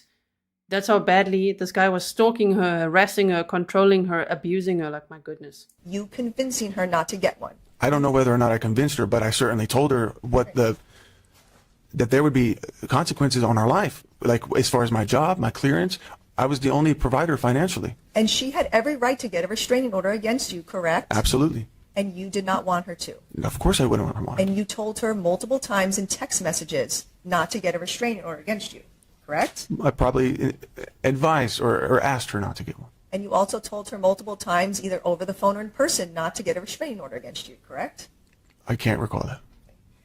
You told your friend Sammy to convince Anna not to get a restraining order against you, right? So I asked my friend Sammy to kind of intervene in between us, kind of be the middleman. Again, it was very hard for me to communicate with Anna. So I was reaching out to anyone I could think of who could help me in this situation. You told your friend Sammy, and you asked for his help to convince Anna not to get a restraining order in October, correct? Correct. And you also asked your parents to talk to Anna about not getting a restraining order. No, I think they just mentioned that on their own. Then they both separately told Anna on their own not to get a restraining order against you, correct? I don't know what they told me. I was not present for these conversations. But you know that they both said that, right? I don't know that. You heard your mom testify about that? I heard her. That was the first time I heard her say that because I don't know these conversations. You told Anna that it would affect your security clearance if she got a restraining order against you. Which is true. Correct? And you did not want your clearance affected, right? That wasn't the only reason, but that was one of the reasons, yes. You told her not to get a restraining order because it would affect Amira. It correct? would. And your ability to see her, correct? Correct. And you told her not to get a restraining order because it would be a long and exhausting legal road, correct? I don't know what the process is of getting a TRO is. But you said that to her, correct? He literally just said he looked it up and knows what the process is. Now he's like, I don't know what the process is. And did you not think that your actions were going to affect your daughter? Killing her mom. I mean, he's like, of course, I didn't want that. I didn't want a restraining order. Just killed her instead. I mean, what? Perhaps I did. And you didn't want a restraining order against you because then you would have to give up your gun, right? No, that's not. I never even mentioned my gun. You know that when you have a restraining order against you, you cannot own a firearm, correct? I did not know that, and that was not even my concern at the time. Right. Yesterday you testified about your friend Chris Faison visiting you, right? Correct. At your apartment? He stayed with you at the apartment? Yes. Right? He stayed for a couple days, I think like a week. right? And you said that when Chris visited you, you looked up those escorts for fun, right? We were considering it. Okay. And so you were considering getting an escort for yourself? At first, it was me helping him to get one, but then I played with the idea. Okay. So that was okay for you to do, get an escort, but Anna couldn't do the same, right? Well, you're so convinced that we were separated, are you not? You cannot ask me a question. He's like, well, you're so convinced that we were separated. Oh, you're not? Wow, look at that attitude. He's like, sure. Okay. This guy's unbelievable. It really is one of the worst, right, that we've seen in a long time. I think if Adam Montgomery had to take the stand for 3 days, it would look similar. Somebody in chat just said, sorry, I can't remember, where is it? Oh, they. Silky? Bischoff? Bischoff. You said baby boy. It reminds me of the OnlyFans baby girl. Yeah, we don't see that many baby girls, but there is one. Courtney Clenny, huh? Sure, imagine Courtney Clenny and this guy meeting each other. Wow. Okay. Miss Holmes said, did the prosecution have any of his ex-girlfriends testify? Did he have any ex-girlfriends? I don't know about that. Someone with this profile. But they did have people testify that he had sex with, and they've got no reason to lie. You know, I'm pretty sure they would not want to be there on the stand talking about that. Okay, so again, look at this guy and his one gray hair. Johnny, his one gray hair is starting to pop out again here. Oh man. What's wrong about that? Anna wasn't with me, right? Right? So, but it's perfectly okay for you to sleep with another woman, but Anna could not do the same with another man, right? I have not slept with another woman. I massaged another woman. I'm talking Lies. about the escorts. It was okay for you to We get He massaged another woman with Anna's vibrator and gave her Anna's body wash. Nice. Like, I didn't. Sure. Okay. Never hired anyone. You have to wait till I finish my question. Okay. The guy It was smiles. okay for you to go out and get an escort. He thinks he's clever now. He thinks he's winning at this moment. Joe is like, I'm assuming it was his idea to go to go on the stand. Yes, I think so. I think that's a rhetorical question, right? He's like, I'm going to take the stand. I've got this. I've been practicing for years. Have sex. But Anna could not do the same with another man, correct? Neither of those things happened. And you told us that Chris was concerned about messages from the cartel. No, it was a spam, or it was a scam text that he received. One of the numbers on that escort website, I forget what it was called, triggered a scam. It also happened to me too. Okay, and so this happened while he was with you at your And why did it happen to you? Maybe because you were on the same website, dumbass? apartment. You got this scam text. They contacted him while he was with me, but they contacted me after he had left. Okay. They sent the same photos. And Chris Faison visited you in San Diego on October 1st of 2021, correct? I believe, yes. Okay. But you started searching for escorts on September 6th of 2021, right? Have I? Take a look at People's 176, page 57. Peggy says Ali should just be honest and say, I couldn't get it up. You know what? Later he does admit that. I think we might see it tomorrow. I'm not sure if we'll see it today. We've only got about 15 minutes left of today's footage. Then we're going to continue tomorrow. You see there? 6 hours. We're splitting it up nicely, chunking it so people can watch the replays, take their time. We meet again tomorrow and we'll watch another 3 hours of this cross-examination. He does at some point say, because of all the double nostriling he's doing, yeah, he struggled to perform. These are the web searches from your cell phone. There's a page in front of you as well, page 57. You started searching for escorts on September 6, 2021, correct? Trying to remember what I was doing at that time. Okay, it's not about remembering, it's about looking at the exhibit. He says, I'm trying to remember what I was doing at the time. No, you were looking up escorts. That's what the exhibit's all about. That's what you were doing. Don't deflect now, sir. Look at it. Uncle Google has busted you.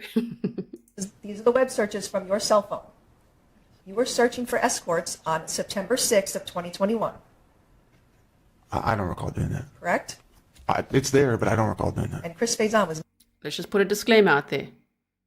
He's allowed to do this. He can look up escorts. Why are they bringing this up? Because he's claiming that he's Mr. Innocent. He never cheated. He never had sex with anyone else. He's an angel. And Anna is the cheater. That's what he wants. That's his narrative. And that's why he, acted the way he did. Because he's this lonely, estranged husband who's just fighting for his marriage. And, Anna is just ruining everything. And then she's cheating on him. You see, that's his narrative. So they are challenging that. And it's just amazing to watch. not visiting you then, right? No. And then turning to People's 176, page 58. This is another list of searches for escorts on your cell phone, correct? Sure. And this is from September 14th of 2021, Okay. right? And this is the middle of the night. This is minus 7 hours, so about 3:30 in the morning, over and over again. Look, they're scrolling it. And he's just sitting there like, wait, what? Because he doesn't want to be humiliated, especially not in the public eye.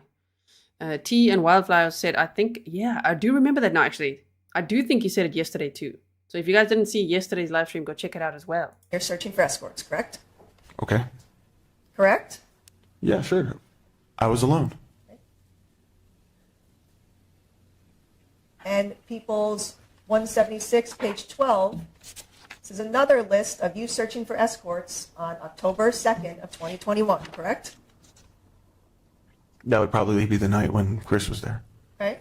And then looking at People's 176, page 59, this is another list of you searching for escorts on October 11th, 2021, correct? Correct.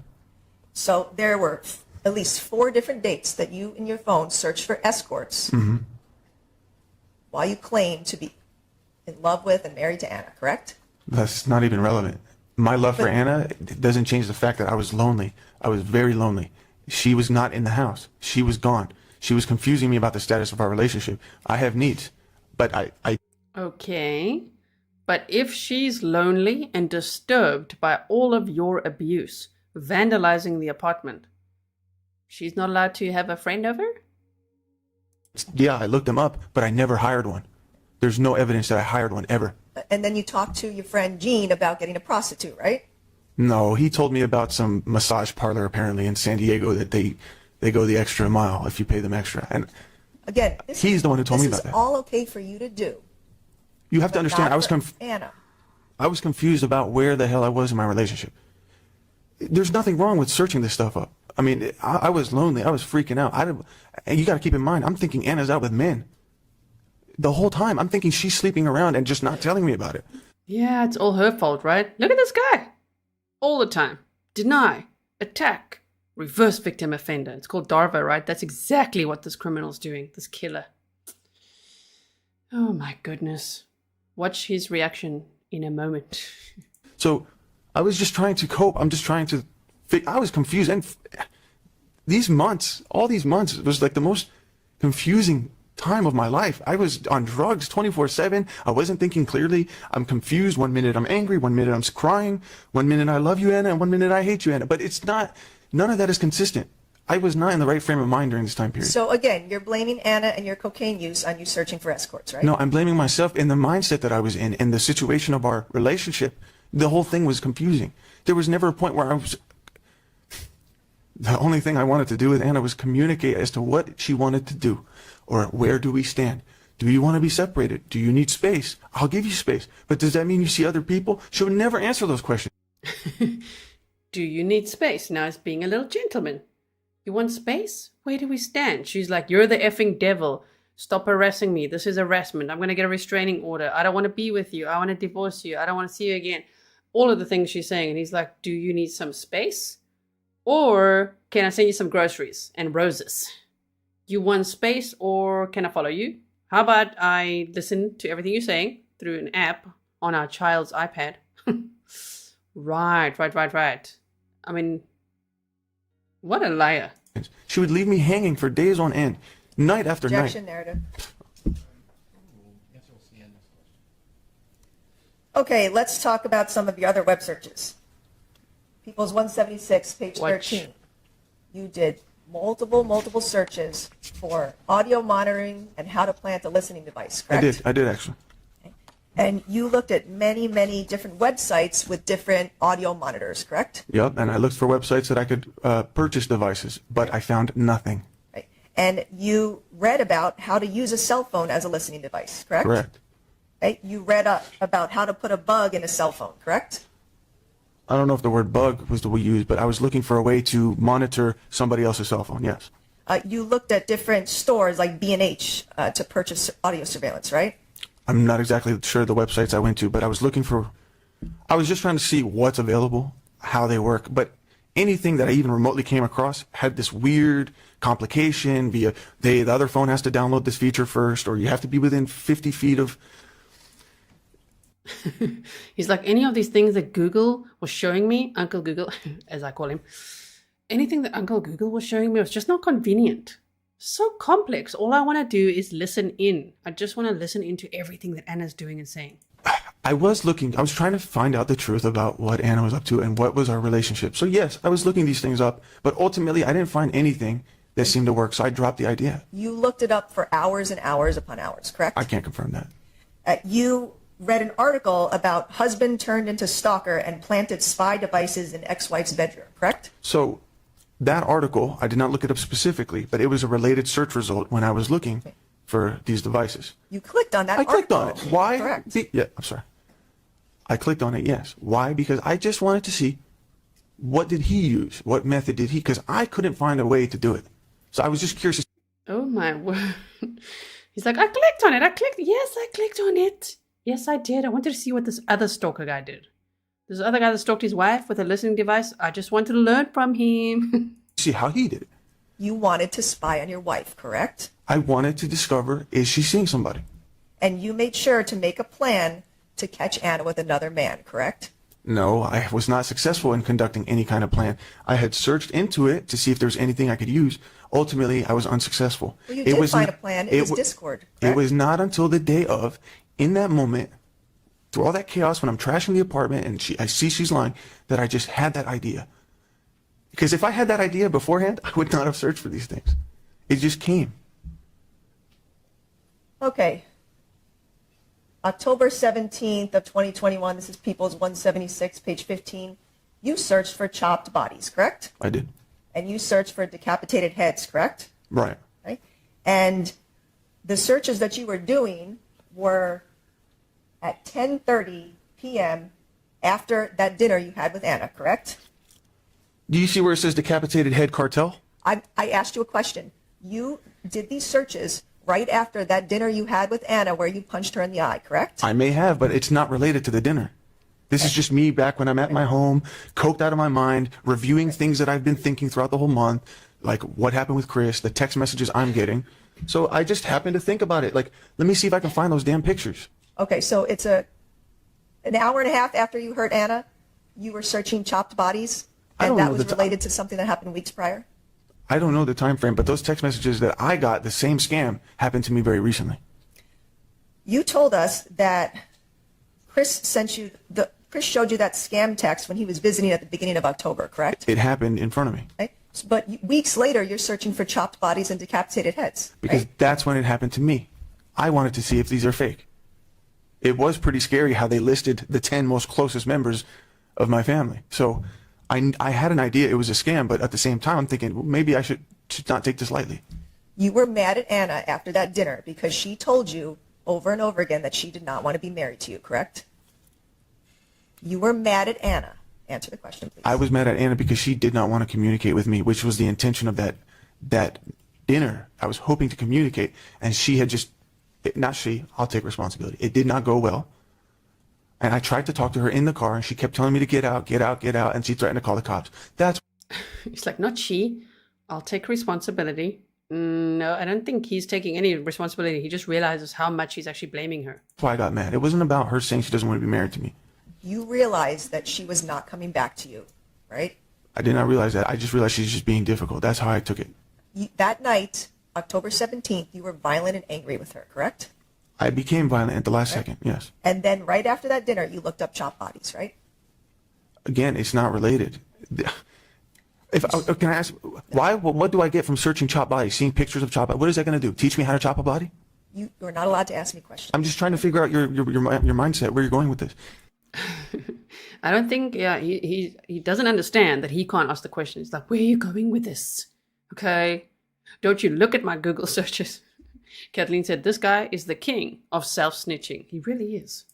It's weird, yes, that I would search that up. Objection, non-responsive. I guess it's seen that. All right, remember, Question. answer questions. Thank you. Sorry. You looked at multiple different websites on chopped bodies and decapitated heads, correct? No, I never left Google search results. You looked at many, many Google images of chopped bodies, correct? That sounds more like it. I never left Google. You looked at many, many images of decapitated heads, correct? Yes, I was looking for specific images that I was getting spam texted. Clearly, he doesn't know how to use Google reverse image search. If you don't know, just go to the Google search bar and there's like a little camera picture. Click it, upload the picture, and then it will tell you, if it can find it, the source of the image. So I don't believe that he was doing that. That he's just like, I was just trying to see where these images are coming from. On October 18th of 2021, you were conducting research on your phone, looking at the profiles of other women, correct? Okay. Yes, you were doing that, correct? Yes. And on October 18th, you were also researching teen porn videos, correct? What? What did you just say? That's what you were researching, correct? Say it again? Teen porn videos. You're out your mind. On October 19th, you were researching Sean Torres, correct? Show me the teen shit you just said. You want to paint me as some kind of fucking child molester? Show me. Show me. What you just said. I've never seen that in a discovery. I've been incarcerated 3 years. You never showed that to my team. Where did you get that? It's in your phone. Show it. You researched Sean Torres on October 19th. Show me what you just said. We're not going to breeze over that. Mr. You're not going to paint Abulaban, me as something I'm not. You researched Sean Torres on October 19th, 2021, correct? I don't recall doing that. On October 20th of 2021, you were looking up. Good prosecutor, right? She's just like, okay, let's just keep asking the question. She is so good. Oh my goodness. Just to remain calm, keep asking the questions. There's going to be someone that's going to be like, yes, that's her job. I know it's her job. We've seen others not handle it quite as well. Right? This is brilliant. She's just like, okay, so you were looking up this and this.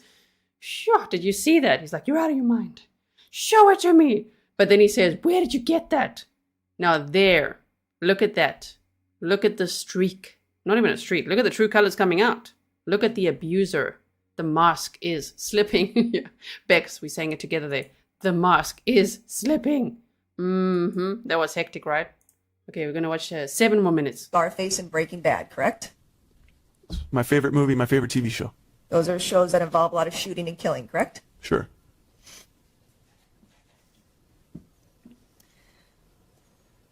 All right, and you told us yesterday that you were searching trash cans to put a trash can on Anna's profile picture on your phone, correct? Yes. And you said that you did that when you were in the apartment and you were mad that she wasn't home, right? I was mad that she lied to me. Right. So what you said was you were researching or you were looking up those trash cans while you were inside the apartment, correct? I believe so. And then you assigned that trash can photo to her profile while you were still in the apartment? Yes, it might have been at some point that day, but I don't remember if it's exactly in that moment.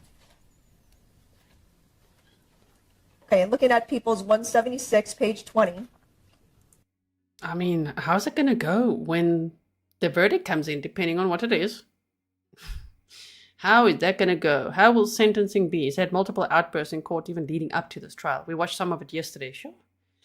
Kathleen said, and there it is, the rage. These were the searches that you did for trash cans, correct? I don't remember what the results were, but I'm sure that that's what would pop up if you search trash can. But this is one of the websites that came up that is on your phone as to the trash cans you searched, correct? This is Google, and those are results from Google. These are not, these are images populated by Google. You keep saying I search websites. I never left Google. Right. But Google's a website, right? Yes. But you were searching on Google for different images of trash cans, correct? Yes. And none of these trash cans have any trash in them. It's quite weird how he thinks that if he types a search term into Google and he just goes to the images results, that's not like going to a website. I would speculate that that's how he justifies some of the sexual content he'll look at, even maybe like the teen porn that they said earlier. He'll just type it in the search bar and then look at the images. Because like, I didn't click on it. Doesn't count. He's like, I never left Google. You're on Google. You're doing a search and you're looking at the images, dumbass. This guy. Google's like, don't worry, I've got this guy. Right? They're all empty, right? Okay. Yes. Is that correct? I can't confirm that those were the exact results when I searched it. This looks like somebody else who may have searched it and took a screenshot. So someone else searched for trash cans on your cell phone? You're saying the screenshot was on my cell phone? This is a screenshot from your cell phone, from a website that you looked at. Google? Yes. Okay, well those are empty trash cans. Correct. And this is what you were searching on October 21st of 2021, correct? Yes. Sorry. All right, looking at People's 176, page 60. These are some more searches that you did on your cell phone on October 21st, 2021 for trash cans, correct? I searched for trash cans, but I don't know. It says last visited. I don't know what it means by that. I don't know what it's in reference to. But if you're trying to imply that I searched for trash cans at 3:50 after the shooting, you're out of your mind. Okay. Because after the shooting, I was on the road the whole time. But you understand that that's UTC time, so those times are 7 hours later than the actual time you searched, correct? See, that's very manipulative because I did not know that that's UTC, and I'm sure people in here didn't, because that says I looked at it at, 3:50. So had I not said anything just now, you probably wouldn't have pointed that out. You probably would have made it seem like I did that immediately after the shooting. I would not have done that. Exhibit A, the abuser. Everybody, including the jury, can see it. Just like, oh, there he is. Look at him flipping the script, turning the tables, being like, busted. Now he's fighting with the district attorney. Mr. Abulaban, I'm asking you about these searches that are on your cell phone. I did look for trash cans, but it was not at 3:50 p.m. I'm not PST. saying it was. Well, but I'm sure these you are- would have if I had not said anything. These are searches from your cell phone, correct? You did all of these searches, looked at all of these different websites, correct?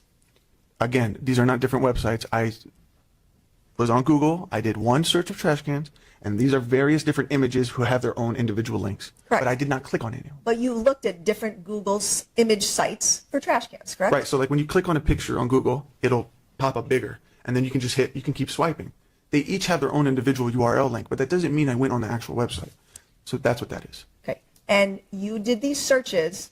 The very first search for the trash can was starting at 8:50 a.m., correct? That sounds about right. So when your phone pulls up UTC, the actual time is 7 hours earlier for Pacific time. You know that, correct? I learned that during this trial. And in fact, the defense... He only just learned it during this trial, and yet he was like, that's very manipulative, because you see, that is UTC, and so therefore, okay, dude, but you don't even understand it yourself. You're not understanding. He's like, I learned it during this trial. You mean now? You learned it today? Oh, wow. had your own exhibit with the trash cans, also showing the time of 8:50 that you searched for trash cans, correct? Which would be around the time that I went to go visit Anna. You were not in the apartment at 8:50 a.m., correct? Okay. I said at some point that day, I got mad at Anna and looked up trash cans. That's not what you said. I You did. said you did the searches of trash cans while you were in the apartment, but you started searching for trash cans at 8:50 a.m. on October 21st, correct? Perhaps I did. Okay. But I was mad about the roses. No. You didn't know about the roses yet at 8:50. The roses delivered around what, 8:09? You, Mr. Boulevard, do not look at your attorney for advice. Okay, but Answer we have the questions. We have a receipt of the delivery, and I think that it was before 8:50. You did not know that the flowers were smushed by a makeup bag until you were inside the apartment. That's right. Well after 9 a.m., correct? That's correct. But I did know that Anna did not acknowledge my flowers, and I was very upset about that. You were looking up trash cans well before you even entered the apartment on October 21st, correct? Correct. So you were looking up trash cans because you wanted to hide some bodies, correct? I'm sorry. You're out of your mind. You are not being honest about the fact that you first started searching for trash cans when you were inside the apartment. Excuse me. Did I not change her profile photo and her contact name to trash? You are not That is being why truthful about first starting to search for trash cans. It's not that I wasn't being truthful. It's just that there's certain details that I don't remember exactly. That was a very traumatic day for me. That the whole month was confusing to me. I made it clear that there are moments of that day that I don't exactly remember. I was trying. It was a traumatic day for him. Day of the double homicide. Really? Traumatic for you. Oh, okay. to explain to the best of my memory. I'm not here to lie. I'm not here to twist anything. I have nothing to hide. And I have not hidden anything since the day of. Since the day of. I mean, I have been completely honest at the right time. She catches him out so many times. Since the day of. I have been truthful since the day of. Okay, haven't lied since the day of. Oh, since the day of. That was so good. Oh my word. Wow. So I like how she said, you were looking at trash cans to hide bodies. And he's like, no. Why did she do that? I think because then look what he just did. He's like, no, I did it because of this and this. And then he tells the reason why. Interesting. Times, like, as soon as I needed to the right people. You've admitted the only time I wasn't honest was in that 911 phone call because I wasn't ready to say it was me yet. The I wanted only to go get my time you daughter. weren't honest during this whole case was on the 911 call? I'm just going to go back a few seconds because I'm sorry I interrupted today. I just want to play the whole thing like this. My You daughter. weren't honest during this whole case was on the 911 call? No, that did not work. Listen, we want to go back a little bit. 5903, there. I don't remember exactly. That was a very traumatic day for me. That the whole month was confusing to me. I made it clear that there are moments of that day that I don't exactly remember. I was trying to explain to the best of my memory. I'm not here to lie. I'm not here to twist anything. I have nothing to hide. And I have not hidden anything since the day of. Since the day of. I mean, I have been completely honest at the right times, like as soon as I needed to the right people. You've admitted the only time I mul- wasn't honest was in that 911 phone call because I wasn't ready to say it was me yet. The I only wanted to go get my time you daughter. weren't honest during this whole case was on the 911 call? He was honest at the right times to the right people. when he needed to be. Did you hear that? Wow. I have been telling the truth. You admitted multiple times during my questions of you that you have lied, correct? No, I didn't. Oh, well, I've lied to Anna. I've never lied on the stand. See how they twist things? That's crazy. See how they twist things? That's crazy. I wouldn't lie. Didn't have sex with this woman that took the stand and said I did. Okay? He wouldn't lie about it. There's so much. He lies about so much. We'll be here for another hour if I had to list all the things he's lying about. He's like, I never did. Yeah, you did. On the stand right there. Wow. So, little lies, twisting things. Look at the judge. He's like, what? Okay, so we are at 3 hours now out of 6 hours of footage, which means tomorrow we're going to meet again and we're going to watch the rest of this cross-examination. So I just wanted to show you what this day looks like, because tomorrow's going to be the same. Okay, so I hope that you'll be back so that we can see this together. Hold on one second. Let me do this. And what I want to do now is quickly go to, let me just quickly go to the live stream and set it up for tomorrow. It's set up. I just want to make it public so that you can find it, so that I can redirect you to there, so that we can teleport. Hope that'll work out for us. We're all going to go from here to there. I'll put the link in the chat as well. Same time as we started today, we're going to start tomorrow. We might also do that on Monday. We'll see, maybe a little bit earlier. Not sure. On Monday, we're going to watch closing arguments. Tomorrow, the rest of this. Sultan Cayenne says, lol, if his mouth is moving, he's lying. Can you believe it? And he's like, look how they twist things. No, it's you twisting things, dude. I didn't want to say sir. Dude.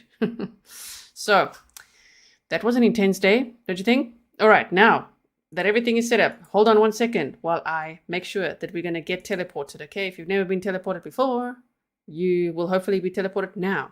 If you're not teleported, just go to my channel, go to the homepage or the live stream section, and you should see the stream for tomorrow, okay? All right, Blue Bear Art says, we do like to teleport. Yes, so let's let it find it there. Save. Okay, so we're ready to go. Thank you so much. Please leave your comments below. I will be doing timestamps for you as always. If you have any timestamps that you want to add as well, you can also do that in the comments section. It just takes the format that you'll find it in my pinned comments. If you type them like that, it usually works. Ange, thank you for being a member for 16 months. You said, thank you, G, for all your hard work. I'm so grateful to have you and the Grizzlies for these trials. Justice for Ana and Ray. Yes, justice for Ana and Ray. And may this guy just never get out of prison ever. Right? So, thank you, everyone. I'll see you again soon. Thank you, mods. Really appreciate it. So, we meet again tomorrow. All right? Bye.